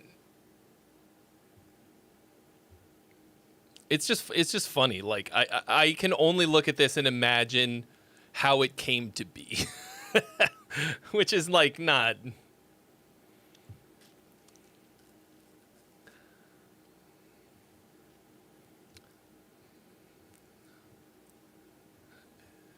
I don't know. Maybe most people don't get there, but I'm just like, what's the prompt? What is her motivation? Anyway, like whatever, just having a good time. And then I wonder why I don't feel like I belong anywhere. I'm like, who made this? I mean, cute girls can do whatever they want. Giving me whiplash.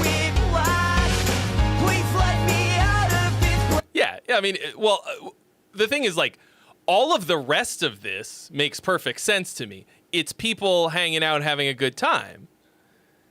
It's just this bit, like, stuck out as weird to me. Like, all of the rest of this is just stock footage. Like, I'm sure there are places that I could wind up using something like that. It's just this one is really funny. But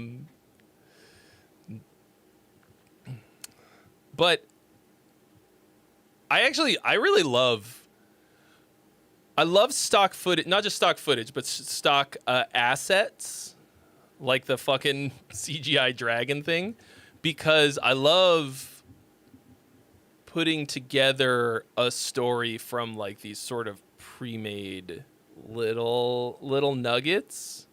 You know what I realized the other day? So there's a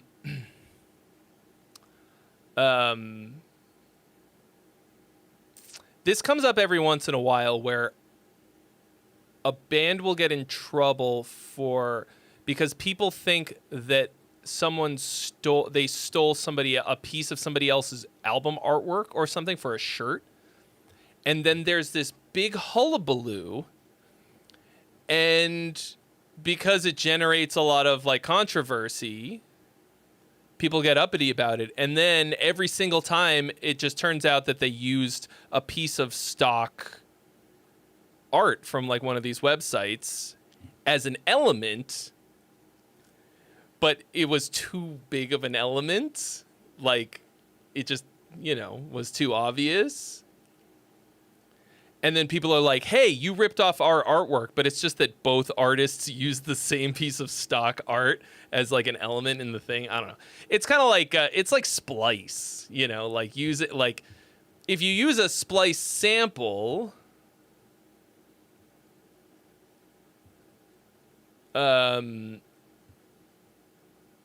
if you're not flipping it somehow, I guess you're like, you run the risk of someone else using that same chunk.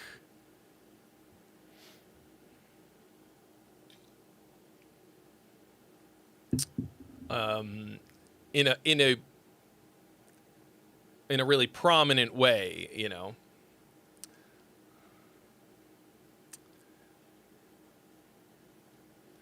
Ender's Game used stock art on the cover? Yeah, I read Ender's Game a really long time ago. I read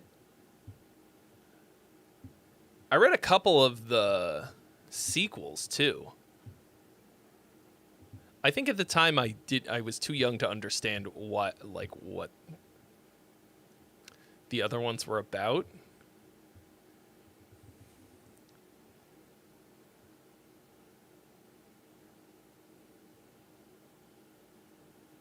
Like there's that one where they worship the girl who has OCD and she like traces lines in the fucking floor.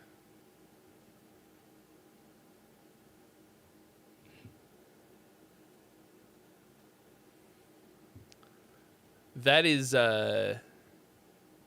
all I remember of that.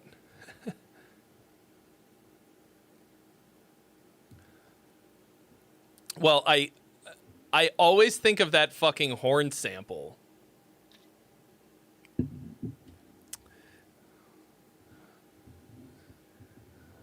In that one song. 'Cause it's like so fucking fire. Obviously, it's just a sample that you guys tweaked somehow. But then it's always like, well, how much did you tweak it? Is it going to be like not for like getting content ID'd or whatever, but for the sheer fact of it being transformative enough that you can kind of like have artistic ownership of it, That to me is like usually the most important thing. And then, then you can kind of argue that in a way. And then, or could you, I don't know. Because, so I talked about this in a recent email to my email list, and also I posted it as a bit of a rant on the community, as a community post. In part of it, I talk about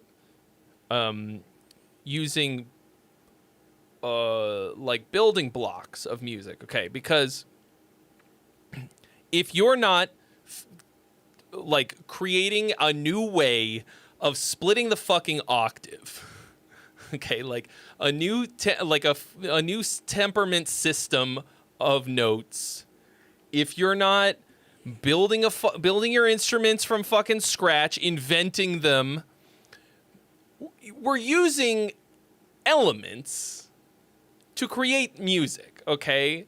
Like, I'm not gonna fucking... Like, I like 440 A equals 440, the 12-tone system of Western music. I'm okay with that, okay? I think there is plenty of other stuff to make my music as original as I can. But I'm still working within this framework, right? And so some of like the authenticity and stuff like that we are concerned with is the sort of size of building blocks that we're dealing with, right? Like, I don't care if somebody's using a kick drum sample, right? Like, I don't I don't give a shit if Mike Mangini built his fucking drum kit.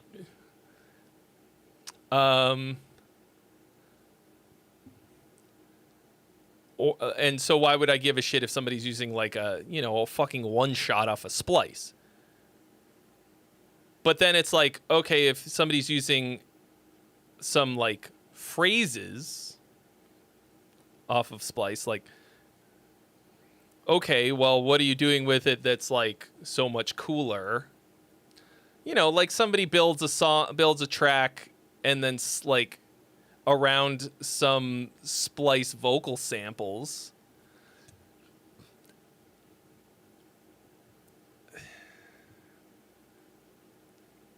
Like without them being like chops, just using like, oh yeah, I'm gonna come and get you, girl. And then like builds a whole track around it and just fucking leaves it. Like, I think that's fucking lame. I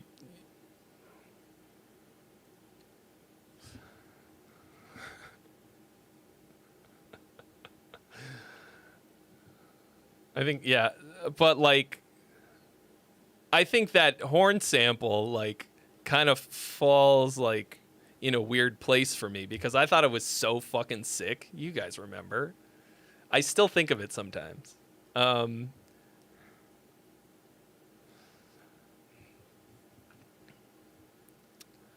But then it's like, well, I think it's short enough that it like wouldn't be that big of a thing as long as you built something super original and awesome around the rest of it. Because I remember the rest of the song is like kind of cool. I think I said you should either use it more or build a new song around it. I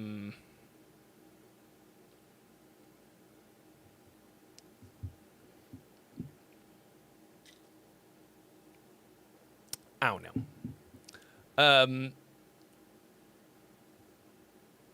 Yeah, so like,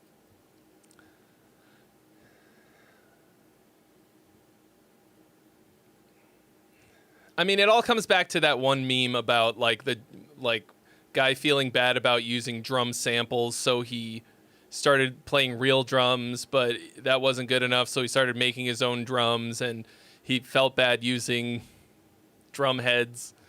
I don't fucking remember what the rest, but and then in the end he's like making his own drum heads out of sheep skins, and there's not a lot of time for making music, what with all the sheep farming. I definitely referenced that in here before, but yeah. That's pretty funny, Jim.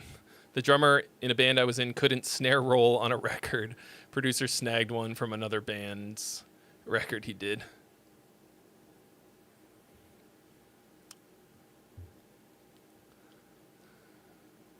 Yeah, I mean, I don't think everybody has to be able to do every fucking thing. Not like me.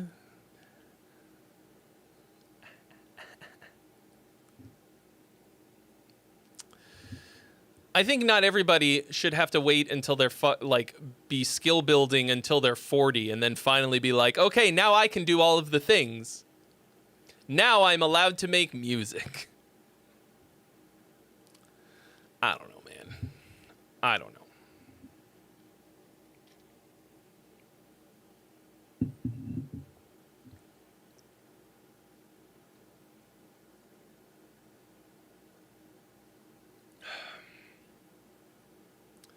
Yeah. Yeah, build those skills as you need them, and outsource everything else. Yeah. Yeah. Yeah.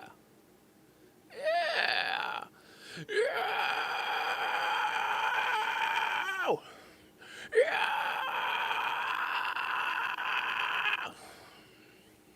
I think it's funny that I can't do the simplest fucking fry scream, which is for some reason the thing that every fucking 13-year-old kid during the MySpace days could just fucking do, and it sounded great. I have spent 3 goddamn weeks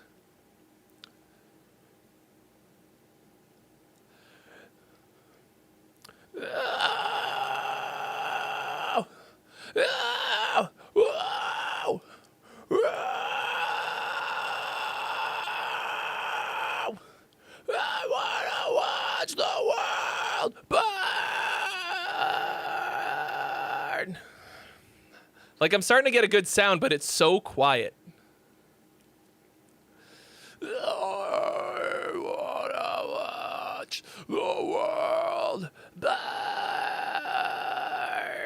Yeah, now do that, but louder. Exactly. But it's so much harder to make it louder. I can do crazy loud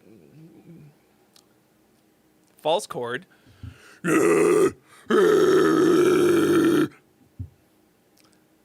That's easy. Because it's like an intuitive, like, it's easy to push air through it because your throat is like open. With fry scream, your fucking chords are like closed, kinda, and pushing air. Anyway. But I've made so much progress. I'm confident that I'll get it. Because if I don't, this video is never going to come out. And that would suck because I've been working really hard on it.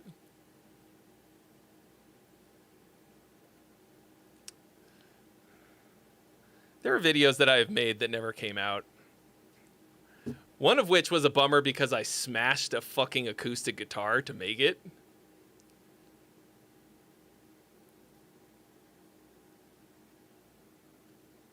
I mean, it was the guitar that I brought into the pool, and it was destroyed already. But it was so long ago that I can't even use this footage anymore because it looks like a different person. And it was for a really dumb joke video about... This is legitimately like 8 years ago.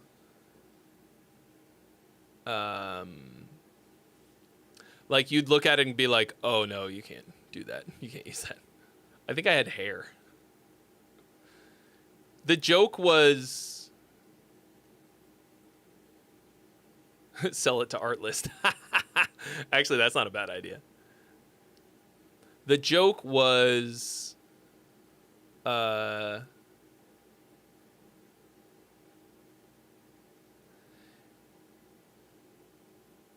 It was like... It was about trying to get your G string to stay in tune. And rather than like... And you got so frustrated with the G string not being in tune that you smash the guitar, burn it, and then go become a dentist?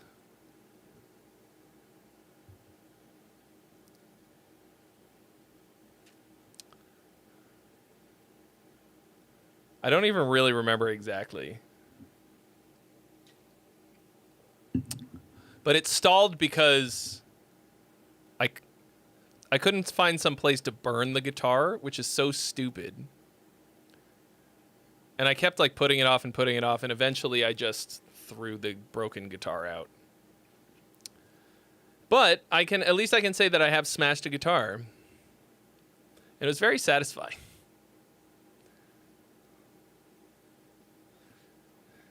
It's hard to smash an electric guitar. You ever see somebody try to smash an electric guitar? It takes brute strength. Acoustic guitars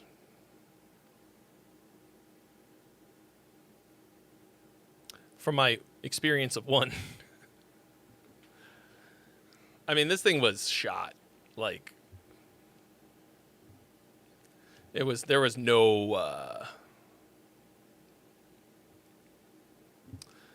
saving this one. Anytime you post a video of smashing a guitar, people get so fucking angry.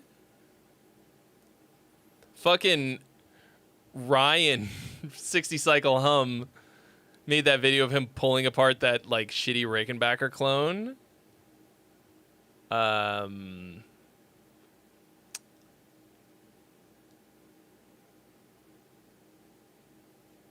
Generated such rage. Oh, you should donate it. That's like every fucking comment. There's kids who could use that, bro. You should donate it. And then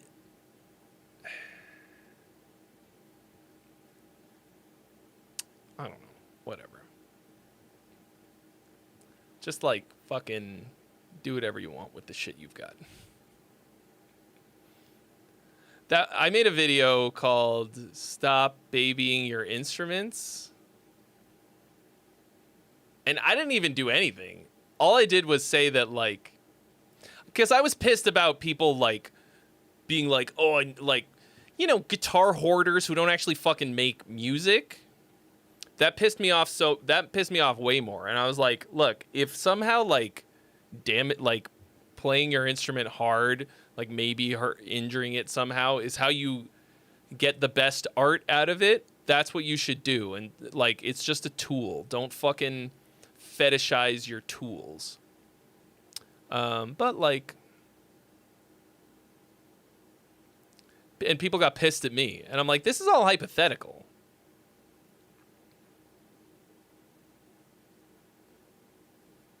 Like, I haven't even done that. But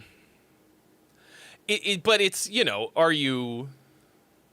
it's, you shouldn't just smash a guitar just to fucking destroy it and be a dick. It's if it's gonna,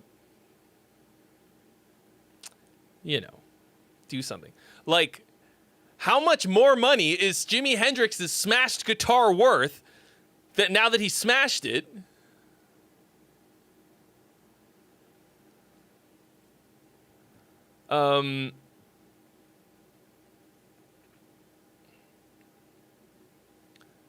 Right? Because it was like,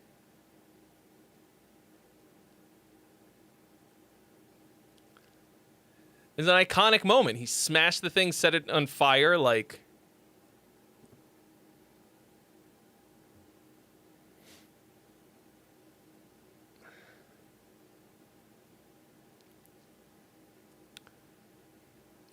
he created an incredibly iconic moment. And how much would somebody pay for one of Kurt Cobain's smashed guitars? But it once again, only if you're going to somehow make it better art, like make some kind of artistic statement with it. And that's not just like smashing it is like an extreme example, okay? I just mean like fucking just like playing your instrument and like really giving her, you know, or like somehow you expressing whatever. Or like, okay, like you know, like I have heavily modded this Kiesel, and before I figured out how to clamp it in a way that didn't kind of fuck up the finish, I fucked up the finish a little bit. And I just got a kill switch that I'll probably like tape, like double-sided tape onto the thing. And like it's gonna kind of, like it's gonna get kind of rough. I'm relicking it, okay? It's gonna be relicked. But like this will make it so that I can. that it's more useful to me to make the kind of music that I want to make with it. And like, people get pissy because it's not pristine anymore. Like, I mean, I'm not gonna sell this fucking guitar anytime soon or whatever. I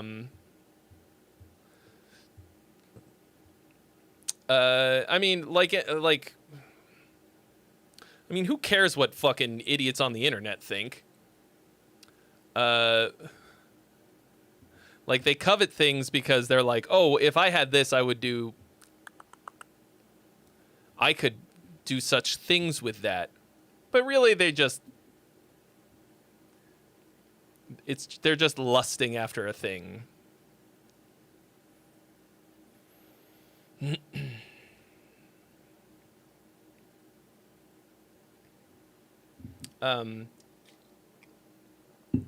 As someone who has every piece of gear that you could possibly imagine and more, I can tell you from hard experience that once you get it, you won't necessarily just do it because you have the thing. In fact, right now, for me, it is the opposite. I am trying to get rid of all of the stuff so that I can do the thing that I need to do. I too am an idiot on the internet. Nobody should care what I think either. A clear acrylic guitar filled with gamer girl bathwater. How has no one done that yet? How much did they sell those jars for? Like $30 a pop? How many would it take to fill a clear guitar? Probably not that many. I mean, you wouldn't want it to be all the way filled.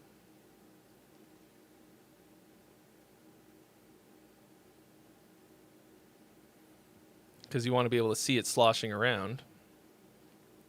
Get like one from each. I mean, acrylic guitars weigh a fucking ton.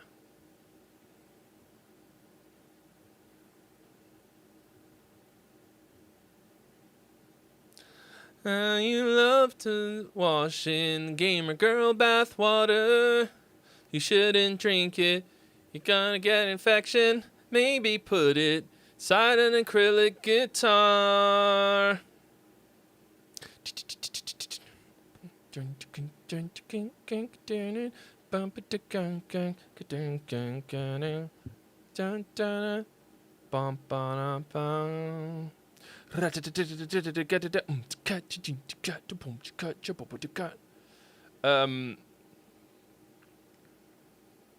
Yeah, I'm soon doing another video where I try and sell all of my gear.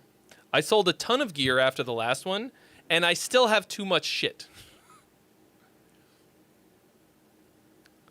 And now I'm gonna make it about.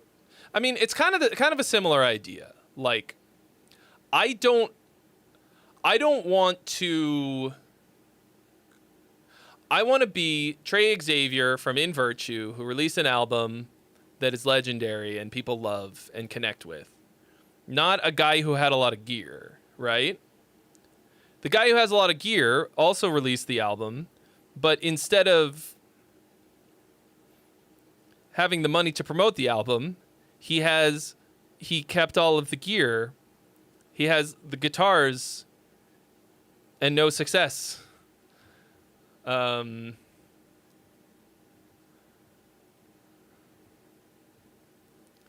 know?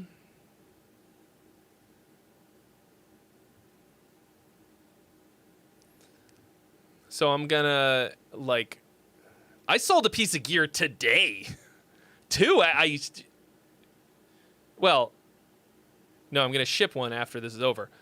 But I sold a fucking bass amp head that I had just sitting around from a video sold it on Craigslist. I mean, obviously, like, I'm an exception, but like turn your, like, if you're gonna release music, turn all of your excess shit into money to promote it, like, because otherwise, what is the fucking point, you know? Why do I have all this shit? Why? I don't have it to have it. I have it to make the music. The music is made. Time to launch it into the stratosphere.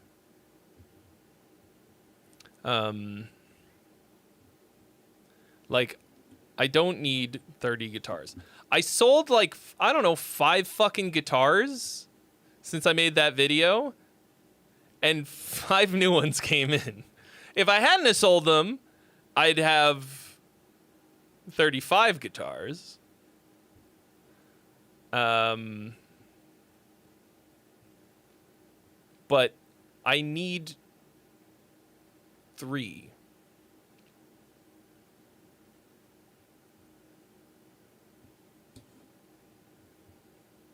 I'm sorry, St. Elizabeth, what was that?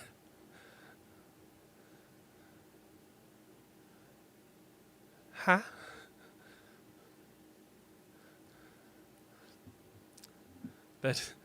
Is that one of your ex's voicemails? That feels like an origin story.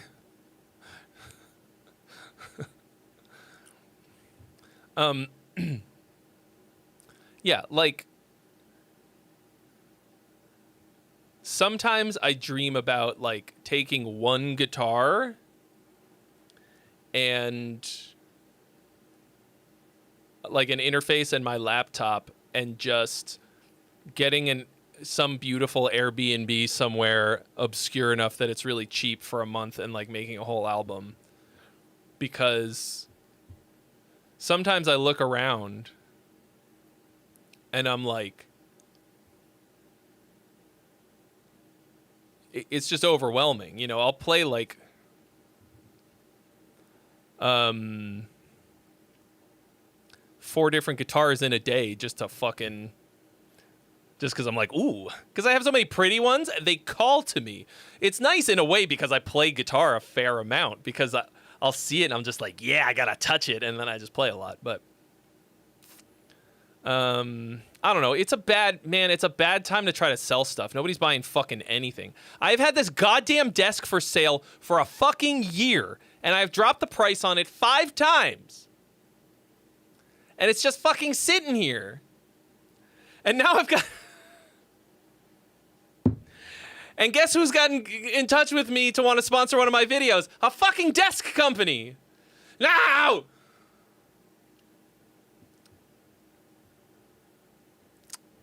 I think I've seen that guy, Elizabeth. I think I know who you're talking about. Yes, the Sterling Kaizen looks pretty sick. And, like, I've got... that's a Sterling that they sent me for the video that I think will be going up this week.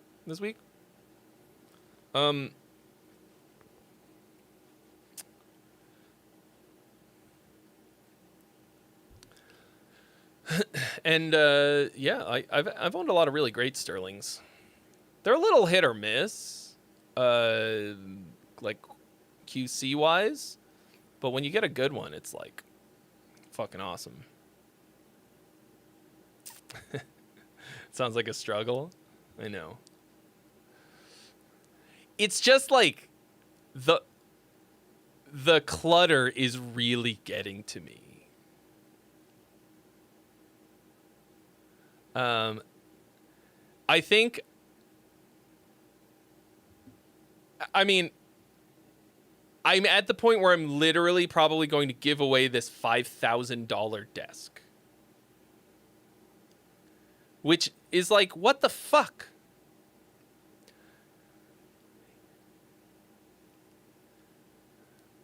How did I wind up with so many desks? I don't know, man. I don't know. Let me see if they got back to me.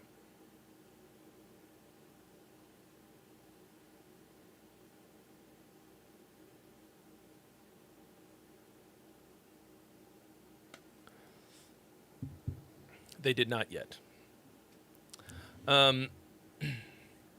But like, I think I told them I would do it because then I can, like, then I wouldn't feel bad about giving away a desk because I'll have, I don't know, man. I'm trying to work my way up to real normie sponsors because like regular companies have real money. Musical instrument companies like don't have the kind of money of like Raid Shadow Legends, you know?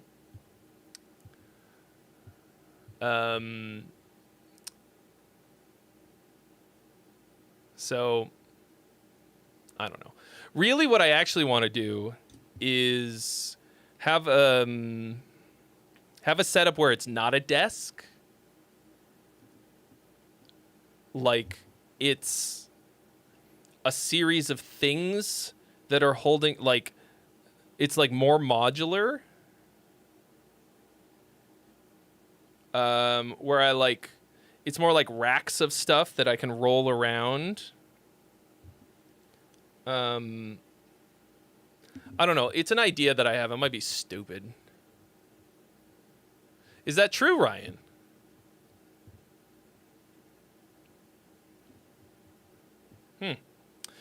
The thing is, like, I love working with musical instrument companies because it's easier for me to slot a guitar into a video that I'm making because, like, I need a fucking guitar for the video. And they're always cool as shit to work with. It's something that I know about. I know if it's cool, if it's good or not, you know? And a lot of them are just friends of mine, right? Like, I'm happy to promote Rev all the fucking live long day because they're good friends of mine. And I know they make the greatest fucking amp in the history of amplifiers. You know, like, if Raid Shadow Legends wants to pony up a fuck ton of money, I'm going to do a Raid Shadow Legends ad.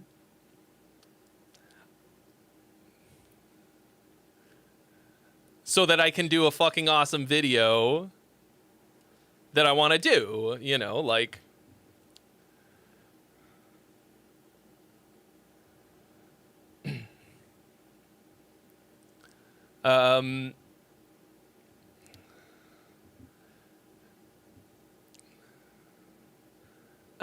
Like, the content I make is mostly free,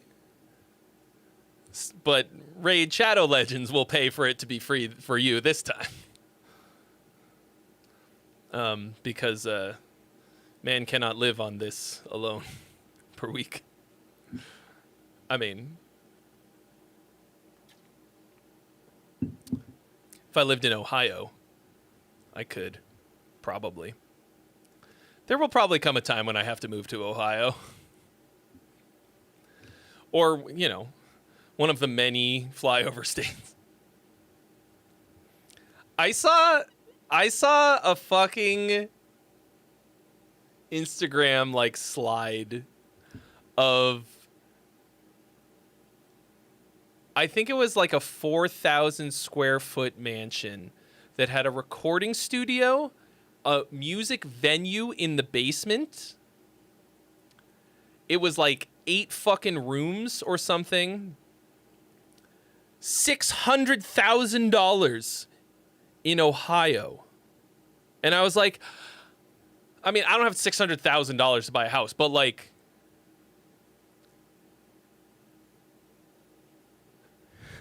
the house I'm living in now is would be more than $600,000. And it does not have that. But it's like, that's just the way. Like,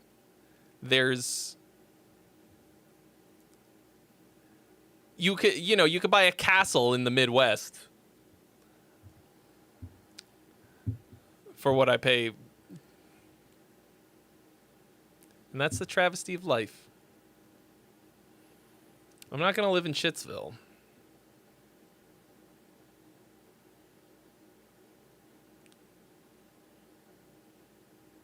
Not gonna do it. I drove across the entire country twice. There and back. Granted, you know, it was mostly on the 80. It's not like we were going, you know, to interesting places. But I didn't. It's very difficult to really grasp how much fucking nothing there is between the coasts until you have driven through it. There's so much corn. So much corn. And it's not like, I mean, there are places where it's like beautiful, rural, nice, quiet, beautiful, you know, scenery and all this shit. But most of it is, like, so much of it is just nothing meth country. Just...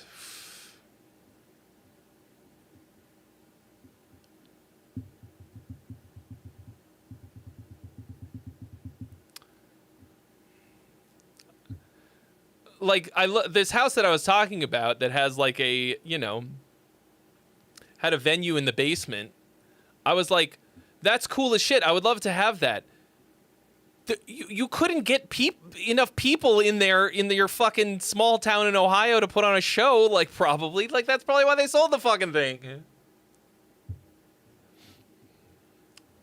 One of Prince's techs worked for Dillinger Escape Plan. That's pretty cool. Where was it? Where was his house? Did you go there, Jim? Or did you just hear about it?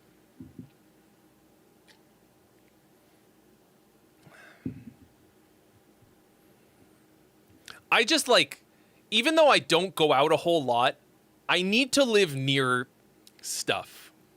Because otherwise I rot. Like, I have to live near things that are happening. Otherwise I just, like, slowly withdraw and become depressed. It's terrible. In some ways, I crave a peaceful respite on the hills. Yeah, same. Same.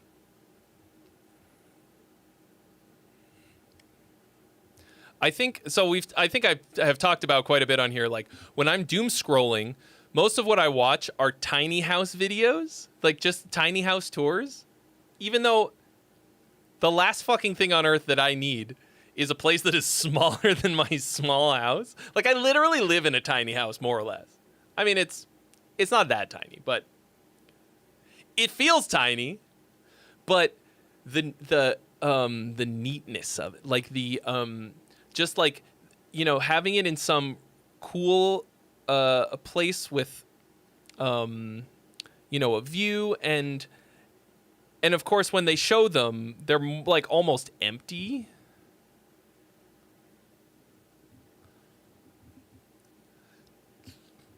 And to me, it's fucking pornography. Like, I just watch it and it relaxes me. And then I look around the house that I have cluttered with my stuff, and I think it stresses me out a little bit. Yeah, it feels tiny because I'm a gear hoarder. Yeah. Oh, John Prophet was building a tiny house. That's a, that's a whole... I had a friend who built a tiny house, and I didn't see the final product, but it was the first time I'd even heard of it. It was like a friend of a friend, really. And like, I went and I like looked at it, and I was like, this is weird as shit. Like, what's going on here? It was on wheels, and he built it so that he could live in it while he was doing law school.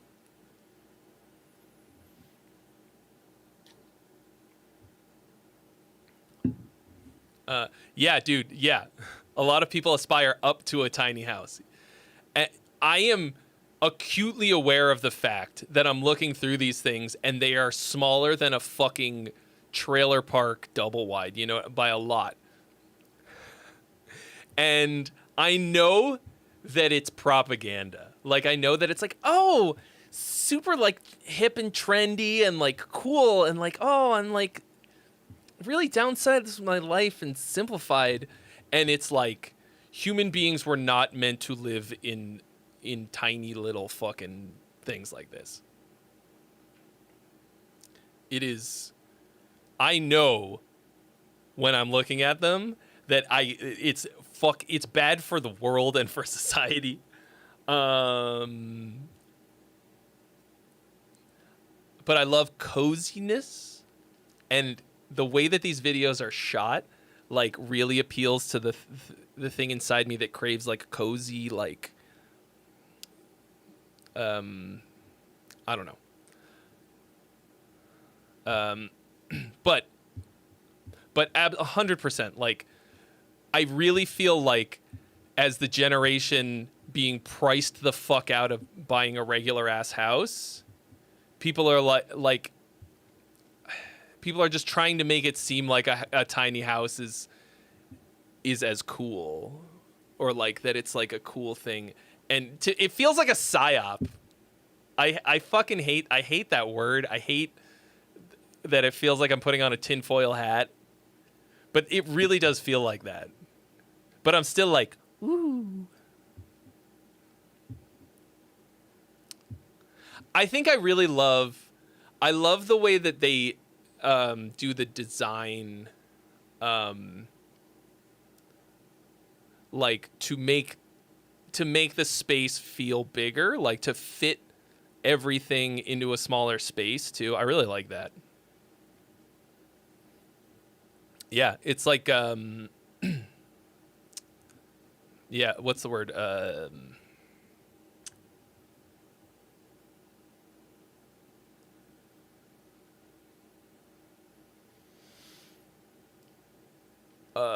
Sharecropping.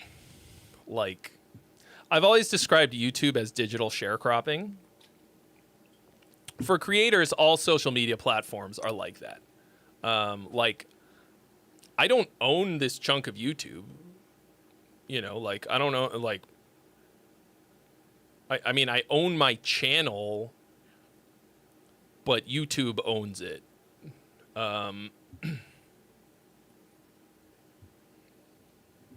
Right? And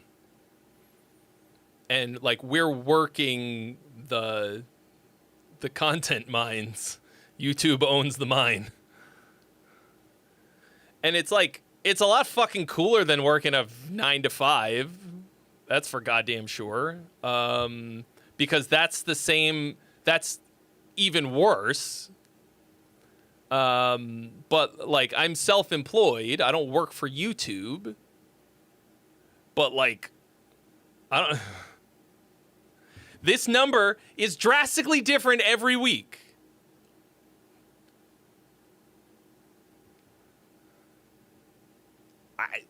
That's fucking, that's terrifying. Oh my gosh. You know what? So I love that Apollo says the creators yearns for the mines. You've seen the joke about how, like, children used to work in the mines and then they made it illegal, child labor laws, and now the most popular game is Minecraft and the children yearn for the mines. We bought the new Donkey Kong game, Donkey Kong Bonanza, and you're literally mining for gold like the whole time. Like, fucking you. It's very satisfying to play because you get to, you know, you just smash. You just fucking, it's endless smashing stuff. But you're literally like mining for gold. I think they were trying to like capitalize on the Minecraft thing, but just make it more like action-y. It's fun. It is a fun game. And it's a good couch co-op, so I'm playing it with my girlfriend. Having a great time.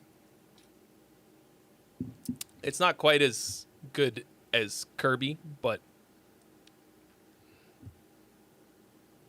I don't know. I'm starting to get hungry. And it's been over an hour since we had any a submission. I'm starting to get a little like, I I'm in.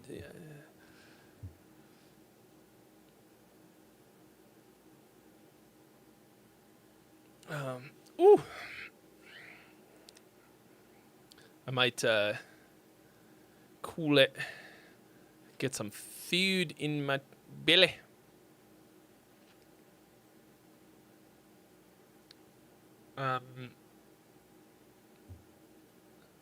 In Streamlabs, has it to be the chat?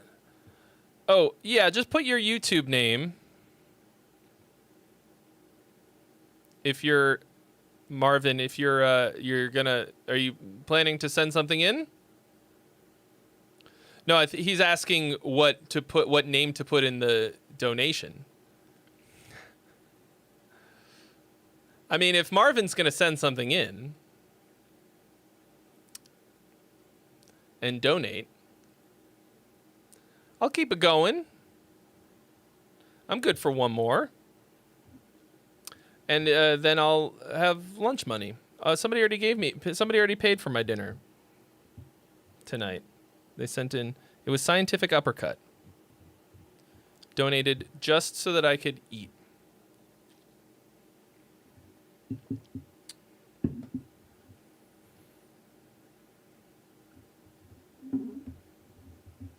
Steben.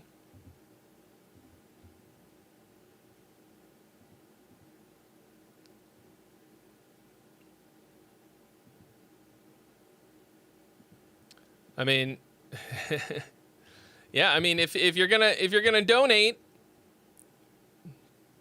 I'll wait. I'll wait while you donate.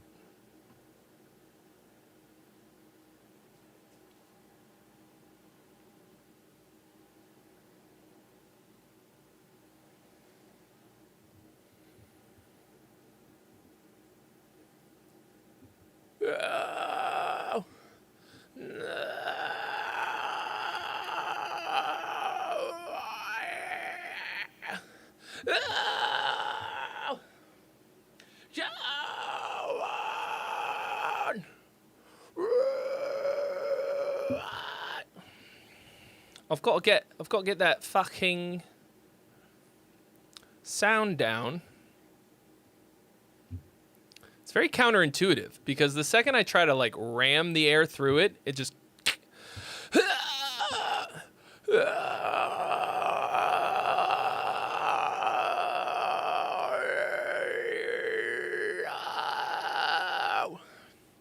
come on. Wow. Closing time. Gather up your jackets, move into the exits. I hope you found a friend. Closing time. Every new beginning comes from some other beginnings, and yeah. Man, that was a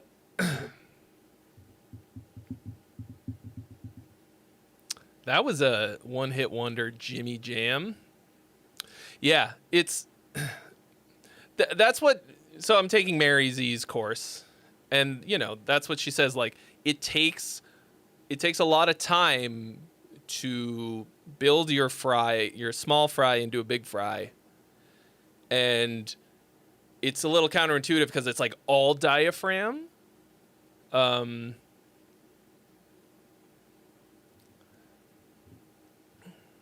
Like you can't just scream to scream. Yeah, to like activate it, there's two different techniques that you can do. One where you like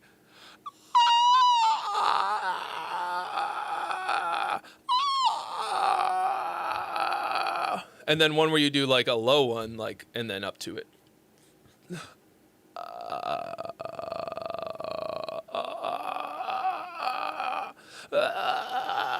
That doesn't work for me as well, but come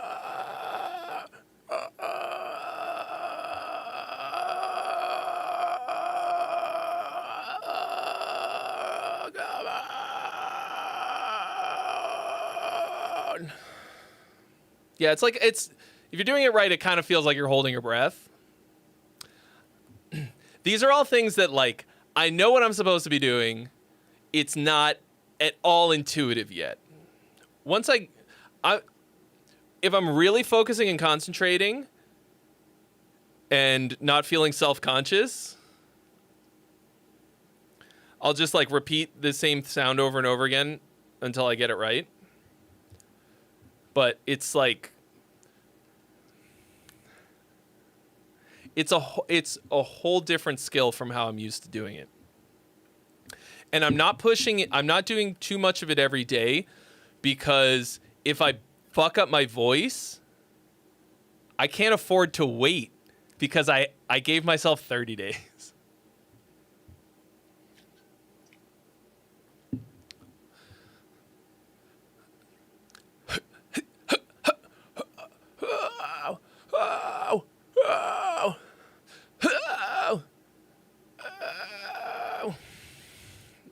Anyway, it's coming along.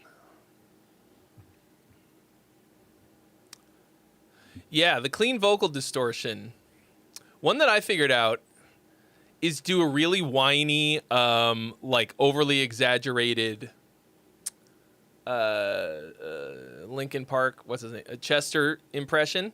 Crawling in my skin,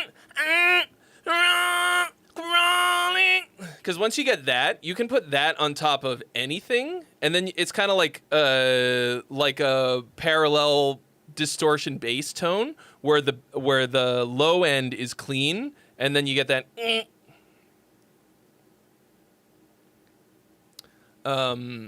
get all the distortion in the high end, and then but that's how I like activate it. Is I do a really fucking nasally.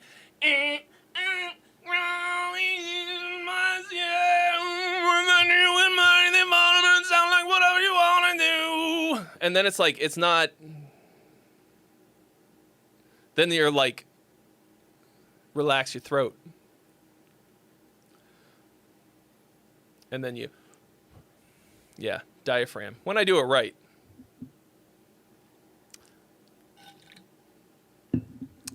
The hard part is that it sounds like shit for so long until you get the technique, but you have to go through the shitty part.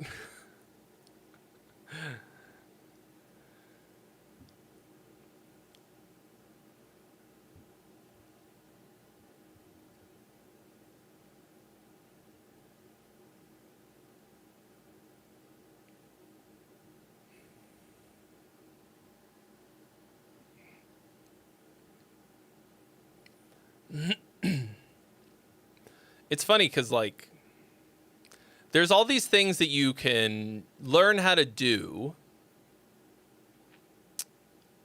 with your voice and, like, these sort of techniques. But because you literally can't see what's going on in your lungs, diaphragm, throat, in your mouth you can, but, like,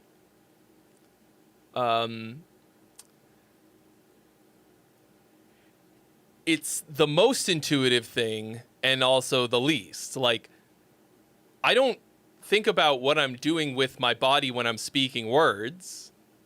I'm not like, move your lips in this manner to create this, right?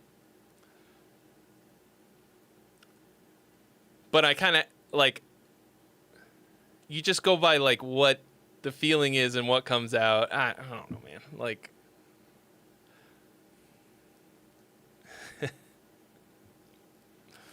but, like, the course, or Mary's course is helping a lot.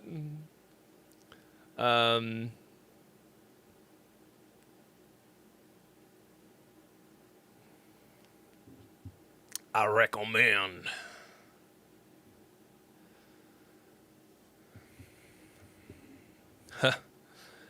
Yeah, dude. Yeah, Jim, I mean, like, it seems like it should be easy, right? All you're doing is screaming. You already do it when you're angry. You already do it when you're angry. Ah! Ooh. But if you do that kind of screaming, you could straight up blow your shit right the fuck out.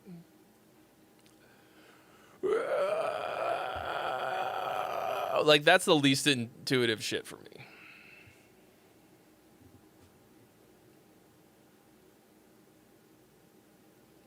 But like I've said before, like for me, anything,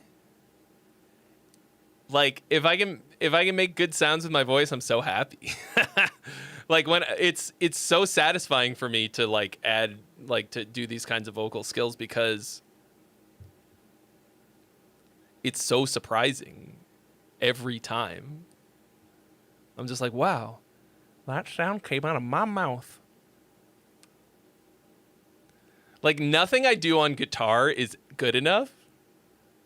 I'll never really be satisfied almost ever with things that I play on guitar, because I'm a guitarist and I have this ego that I need to feed. But I'm not a singer. I just sing. How do I get there?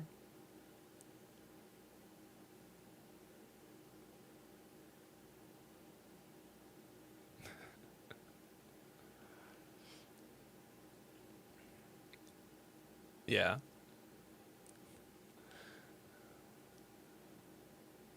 The video that Jared did of like, give me your best metal scream, like, was so funny because you see these, he would stick the mic in people's face and they just freeze up because they're like, and then they kind of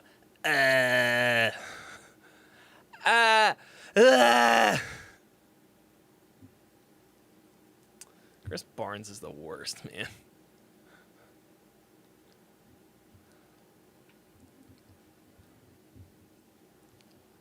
That guy. Thank you so much fried for your the donation. fuck. I'm probably just going to use it to buy more lights for the studio. Fried the absolute fuck out of his voice. Sounds like shit now. I mean, he never really sounded that great. I realized that most of the, like, I didn't notice this until recently when I was like, I want to go listen to Cannibal Corpse. I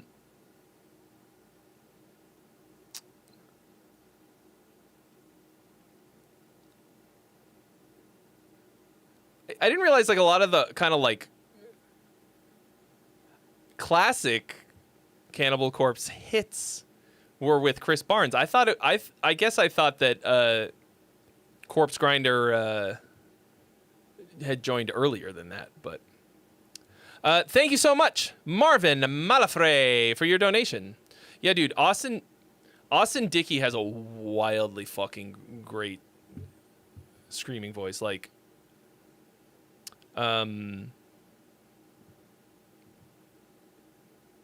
he fucking curdles my blood, and that's pretty rare. Like,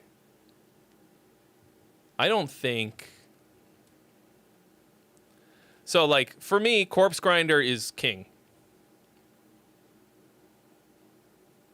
Greatest death metal vocalist of all time. Not quite as gurgly and guttural as a lot of the ones out there, but his voice chills my fucking soul. Like, still terrifying sounding to me. And then, yeah, but like Austin.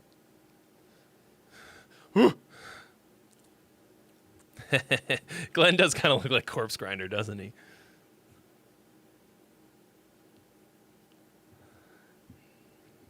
So I figured out what it is about Corpse Grinder. So I had to think about this because I've been planning to do on my long list of how blank band writes a song. I really want to do Cannibal Corpse. Corpse Grinder has the gutturalness, but on top of it, there's this like howl, like a that plus the gutturalness is terrifying to me, and it works. It works so good. So if I do it, I'm gonna have to learn how to do that. But the skits, I wrote the skit and it's hilarious. One of these days. Okay. Marvin Malafre, Just want to know how you feel about it. If you want to say some things about the mix, feel free. But it's more about song structure, etc. All right. Far away.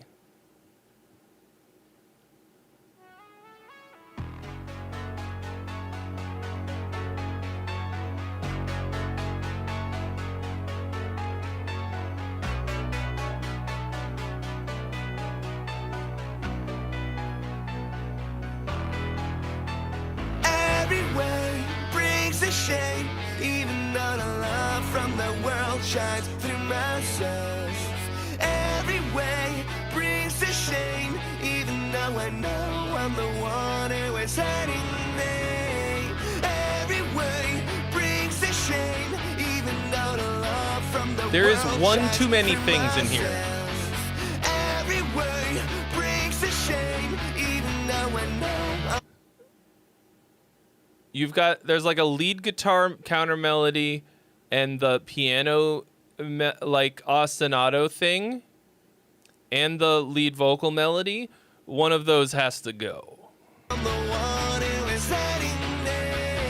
I want to know where my soul is. It's overstuffed. It feels so far away. I want to Drums are kind of weird too. where the sun brings light. I need the light to stay. I'm reaching for You got no crash cymbals at all on these drums, huh? me from the deep to help me understand and soothe my soul to sleep. And this journey of Interesting. the night with a heart that's bruised and worn, I'm searching This like sounds cool, but now it really feels like a run-on sentence. Well, now you've opened the hi-hat.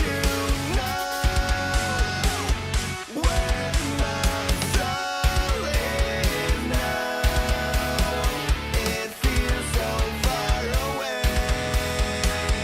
I want to go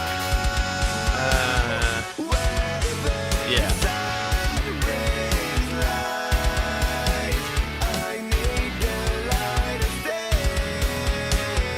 Every day feels the same, even though the Every day feels the same, you sing, as every part of the song sounds the same. brings the shame. Okay, I'm gonna stop you right now. So you started off pretty strong, and it like you kind of like added a few elements as we went, and it felt like it was building, and then we hit this dynamic level with all of the elements happening at the same time, and then it just stayed there. We're now 2/3 of the way into the song. The vocals feel like a run-on sentence, and what I thought was going to be a build wound up to be like you had like a little bit of a build at the beginning, and now we're just coasting on more or less the same dynamic level the whole time. The drums are fucking weird. Like no drummer would play like this. Like it's just badly orchestrated on the drums. They're like, yeah, it's very very unnatural drum things. Like they don't sound like fucking terrible, but like not a fucking crash cymbal in sight. I heard a China. I'm the one who is hurting me. Every day Oh. Okay, so now something is changing. is hurting me.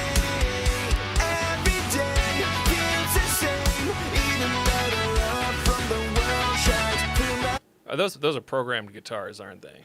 soul. Every way brings it's a shame, even though I know I'm the one who is hurting me. I want you. Sudden tempo drop.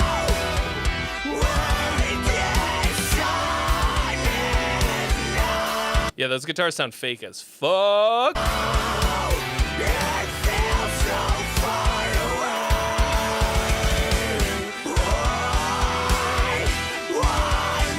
Which is fine, like, you're gonna.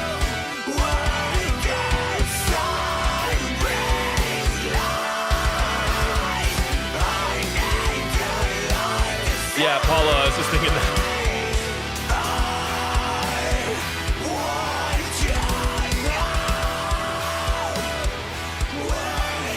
You are not gonna fade out.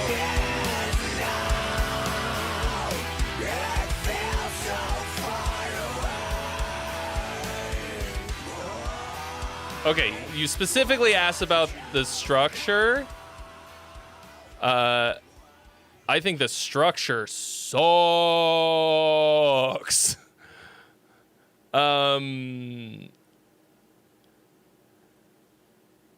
It feels like there is something in here.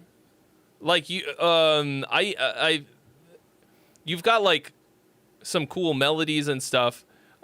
Dynamically, it's a shit show because you've kind of just got so many things happening all the time, but you've stacked these layers of things without changing almost anything about the sections as they go by. Like there's almost no way for me to differentiate between like parts of it. And I think like it's not like you're adding things as you go to build the excitement and the tension and the feeling of the song. Although there are a couple spots where it feels like you added some new things, it mostly feels like you layered all of the shit on almost in the beginning, and then it's just always there the whole time. And then like there's some things that change about the vocals, like you added some harmonies or something, but this feels mostly like one thing, and it's not so great of a thing that I want to hear it over and over again for 4 minutes. And then the tempo drop at the end sucked the fucking life out of me because like you dropped it to halftime, but you also very abruptly dropped the tempo, and then the fade out made me feel ultimate fucking betrayal. Like, because to me, it felt like you were like, come on, there's something cool at the end. I promise we're going somewhere cool. And then it's like, oh no, you had no idea where we were going the whole time. Like, because you don't know how to end it. So, you've focused too much on building it vertically, and you've paid almost no attention to the horizontal, right, through time. It's you have to kind of dole out the additional layers, the things that are like adding something to it, because you could take away like 3/4 of this shit, of the layers of things, and the core idea would be more or less the same. And so the way that you build is that you like save some of that stuff for other moments. Like you otherwise it's like if everything is big, then nothing is big. You love that. Am I the only one? You love what? You love it having no dynamic structure. And then, yeah, I don't know what specifically you're responding to that I said.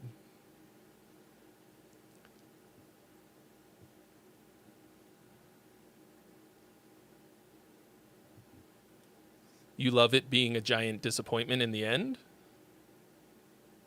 You like it being gooncore?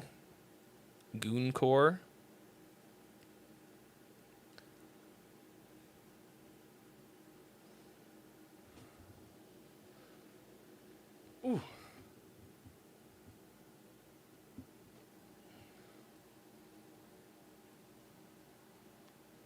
Ooh.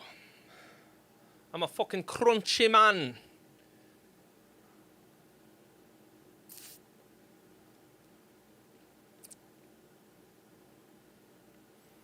I think a lot of the layers are also fighting each other.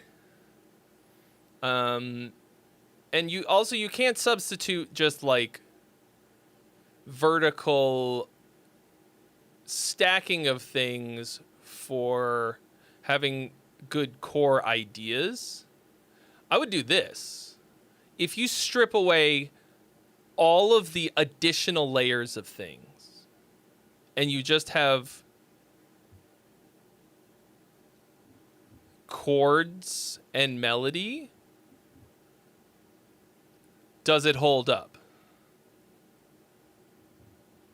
You love the disappointing nature of the halftime and BPM drop and the fade out. Like, okay. I mean, I think it's the worst part of the whole thing, personally. Like, to me, it felt like awful, like truly awful. Like it felt like blue balls pulling the rug, and like a complete abandonment of the listener. Like after it feels like over-promising and under-delivering.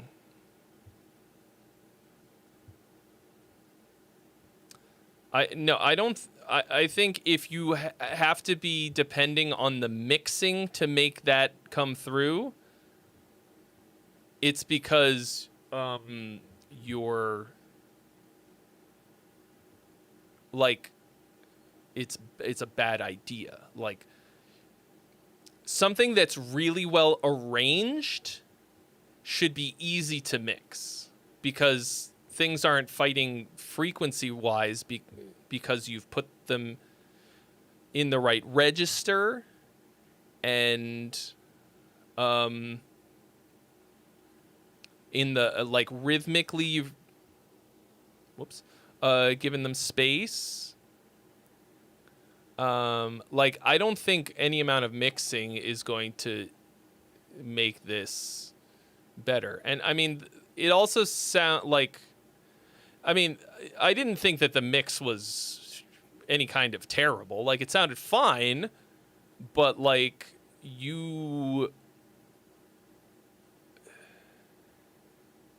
there's so many other things that you have to fix before you do that. Like the guitars, obviously, like you said, they're programmed. Why is that? I mean, that sounds bad, but also like it's just not supporting the core idea that you have. Like I think everything was so distracting from like the vocal, which sounds pretty good, and like the idea seems pretty solid, aside from the fact that it just feels like one continuous ongoing thing. What up, Bunny? You find it really hard to make the VST guitars sound good. Oh, well then I have a suggestion for you. It's called guitar. It's called playing a guitar.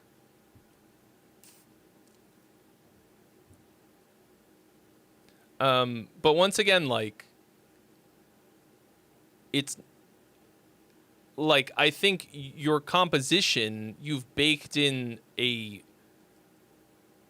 like some bad composition, and you're trying to work around it by layering things on it. Like layers of things should enhance a solid core song, right? And not be there as like putting lipstick on a pig, right? Okay, if you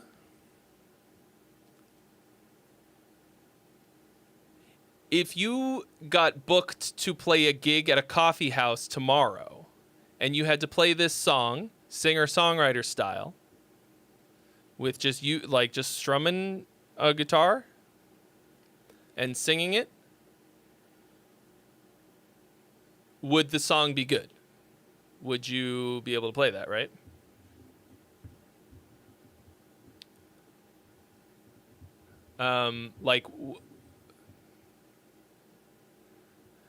Okay, so you're away from home, so that's why you're using programmed guitars. Okay, well then I wouldn't really worry about the sound quality or the mix, because of what you're doing is like if you're just writing the song, and then later when you get back to your guitars in Switzerland, you can record it for real.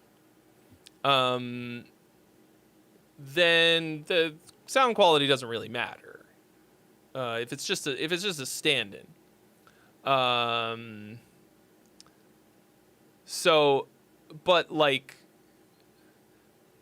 and it's actually can be a really, really good thing to get away from the instrument and have a different perspective.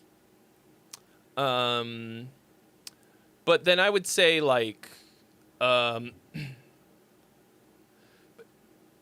you still have to be thinking about it sort of, compositionally. Like you just have to be more careful about your layers of stuff, and how you're bringing them in and out, what purpose they serve. Is it supporting the primary idea? Like let's run it back.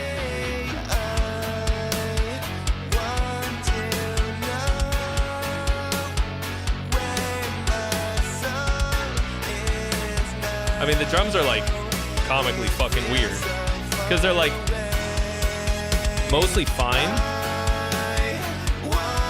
but there is such a uncanny valley when it doesn't hit the fucking doesn't hit a crash.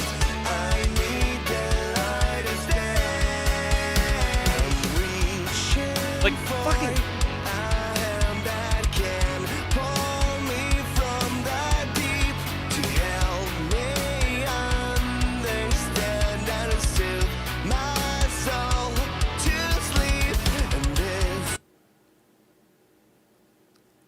Yeah, I mean, you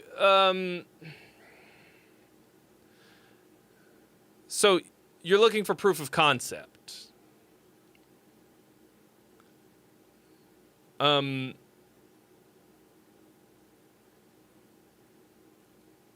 So it's trial and error. I mean, that's always the case. But I think you need to I think you're sort of you need to like kill your darlings. Like I think you like all of these little individual layers and parts of things, but you're trying to keep all of them, and you can't do that.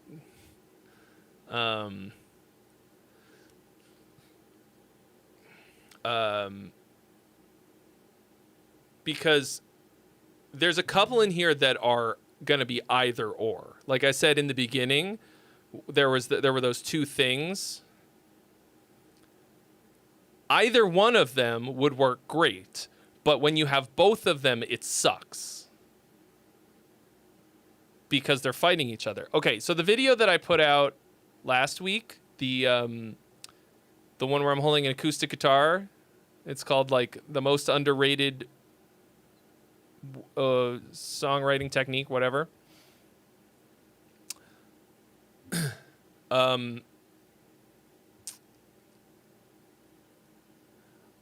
There's so I do something where I write a counter melody with lead guitar, and then I do a different one with strings.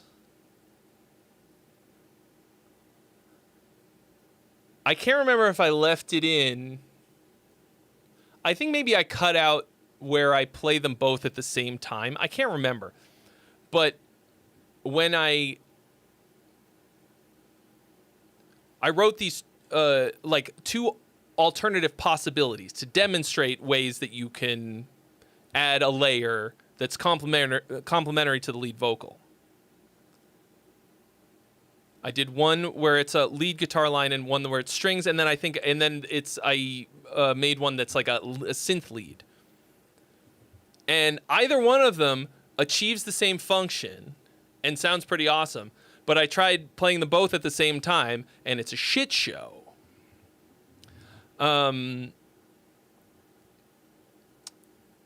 So that's kind of I think that's kind of the problem you have here. Like,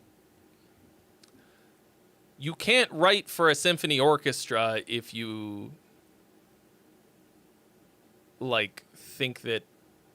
No, what was I going to say? You can't write.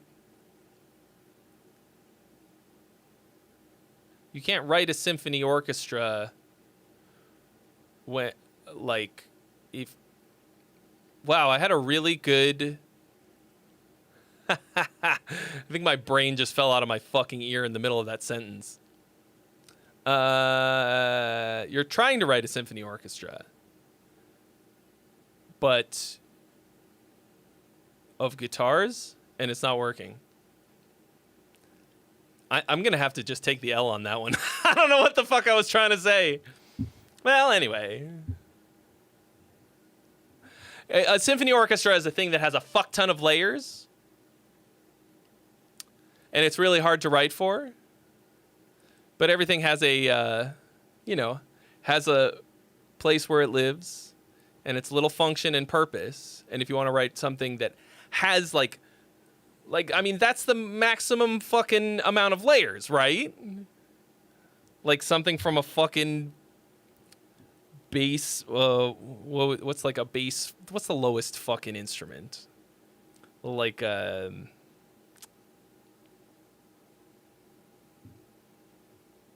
looks like a giant clarinet. Whatever the fuck. Tuba, double tuba, whatever. All the way up to a piccolo, okay? But if you listen to like really well-written symphonic music, it doesn't sound like anything's fighting. It's all working together really well towards the same goal. What up, TN Patronus? Bassoon. Contra bassoon is the one I was thinking of. Thank you, Ryan. Oh, the bunny went on the ADHD meds, and it's made a dramatic difference in your life. Congratulations, dude. It's free real estate.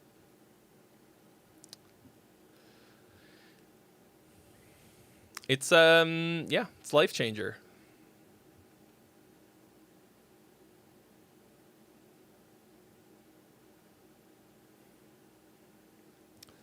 Better at 28 than never.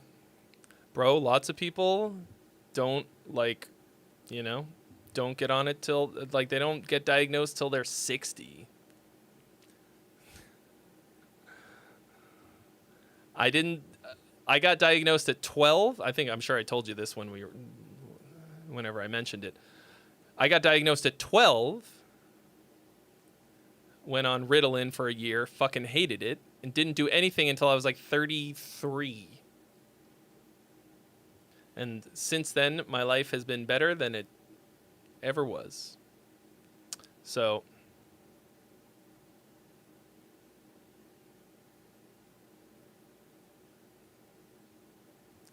Don't like the drums on the chorus. I mean, I don't know. I couldn't even tell you which part of the song is the chorus. Like, it feels like one continuous thought.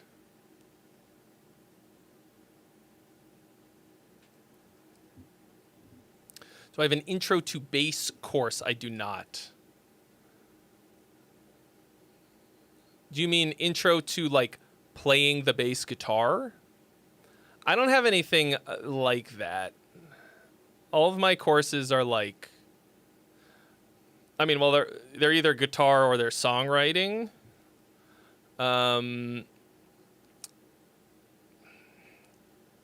Yeah, I just, I don't know, like, I think there's just already so many much better beginner material out there that, like, for me, it wasn't worth diving into. I think I'm also a bit traumatized from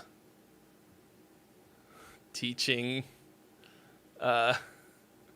like individual lessons to beginners and children for so long that, like, I have a, like, response. So, like, yeah, I mean, there's a lot of great stuff out there. I can't think of any, like, really, because obviously I have no reason to think about, like, what would be or try out a beginner bass course. I'm trying to think if anybody I know has a really good one. Well, my buddy Jamie, I mean, depending. Well, I appreciate you asking. I mean, I love that you'd rather give me your money than to anybody else, and I wish I had one to sell you.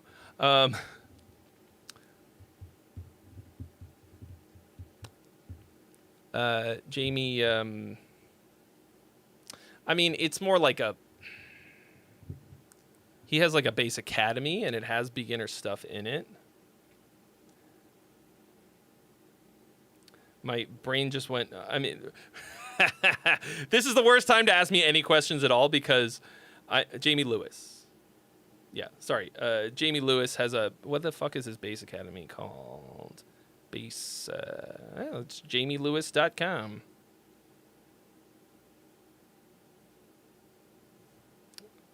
That's just called Jamie Lewis Bass, Jamie's Bass Academy. JAYME. I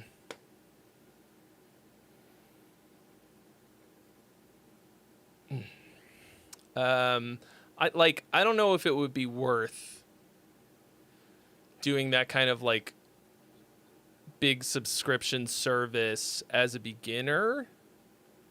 I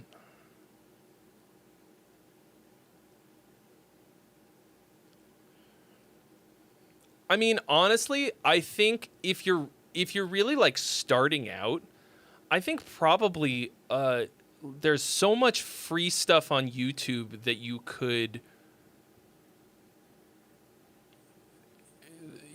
probably get the vast majority of the basics down and then take, like, a couple lessons, like private lessons with somebody.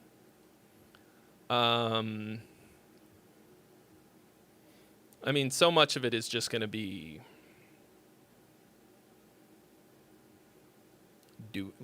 doing,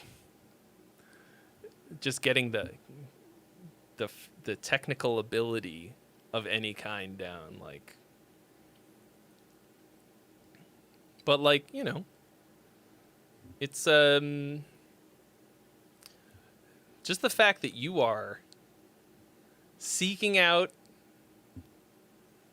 doing it, like, you're at the top of the rabbit hole, you got nothing but possibilities. It's the best, you know, best decision you could possibly make.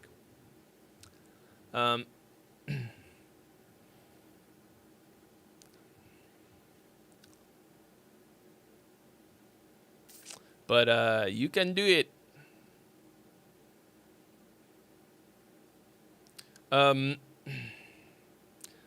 I don't specifically remember that song you're describing, Marvin, but I do remember making that joke. You made a symphonic version. Ooh. I mean,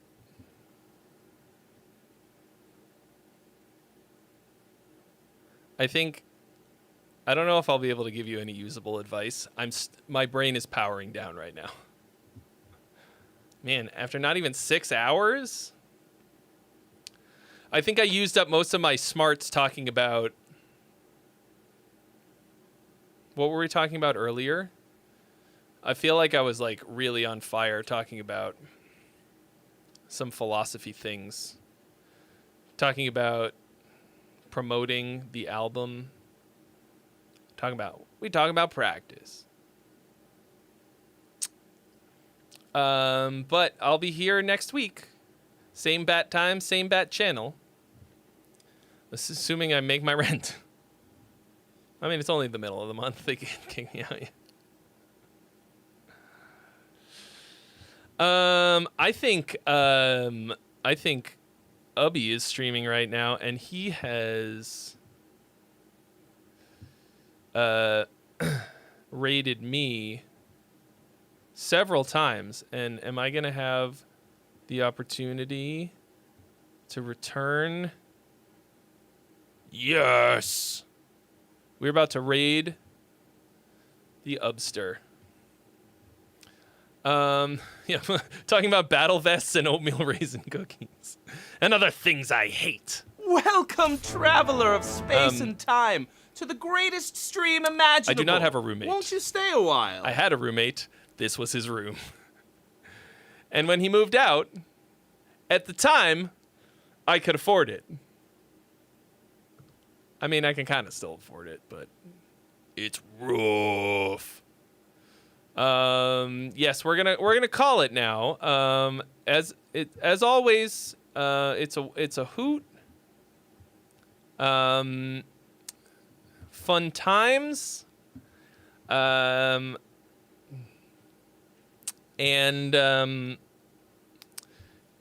know, everybody have a great weekend. 1 week from today, new In Virtue music video, single, reaction video, then stream. Go subscribe to the In Virtue YouTube channel, okay? And comment on some of the other videos. Pump up my numbers, all right? We're gonna raid Ubby. Everybody get on the Twitch so we can raid the Ubberino.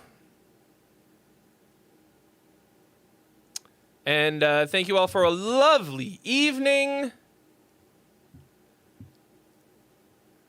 And I will catch you on the Flippy Floppy. Bye!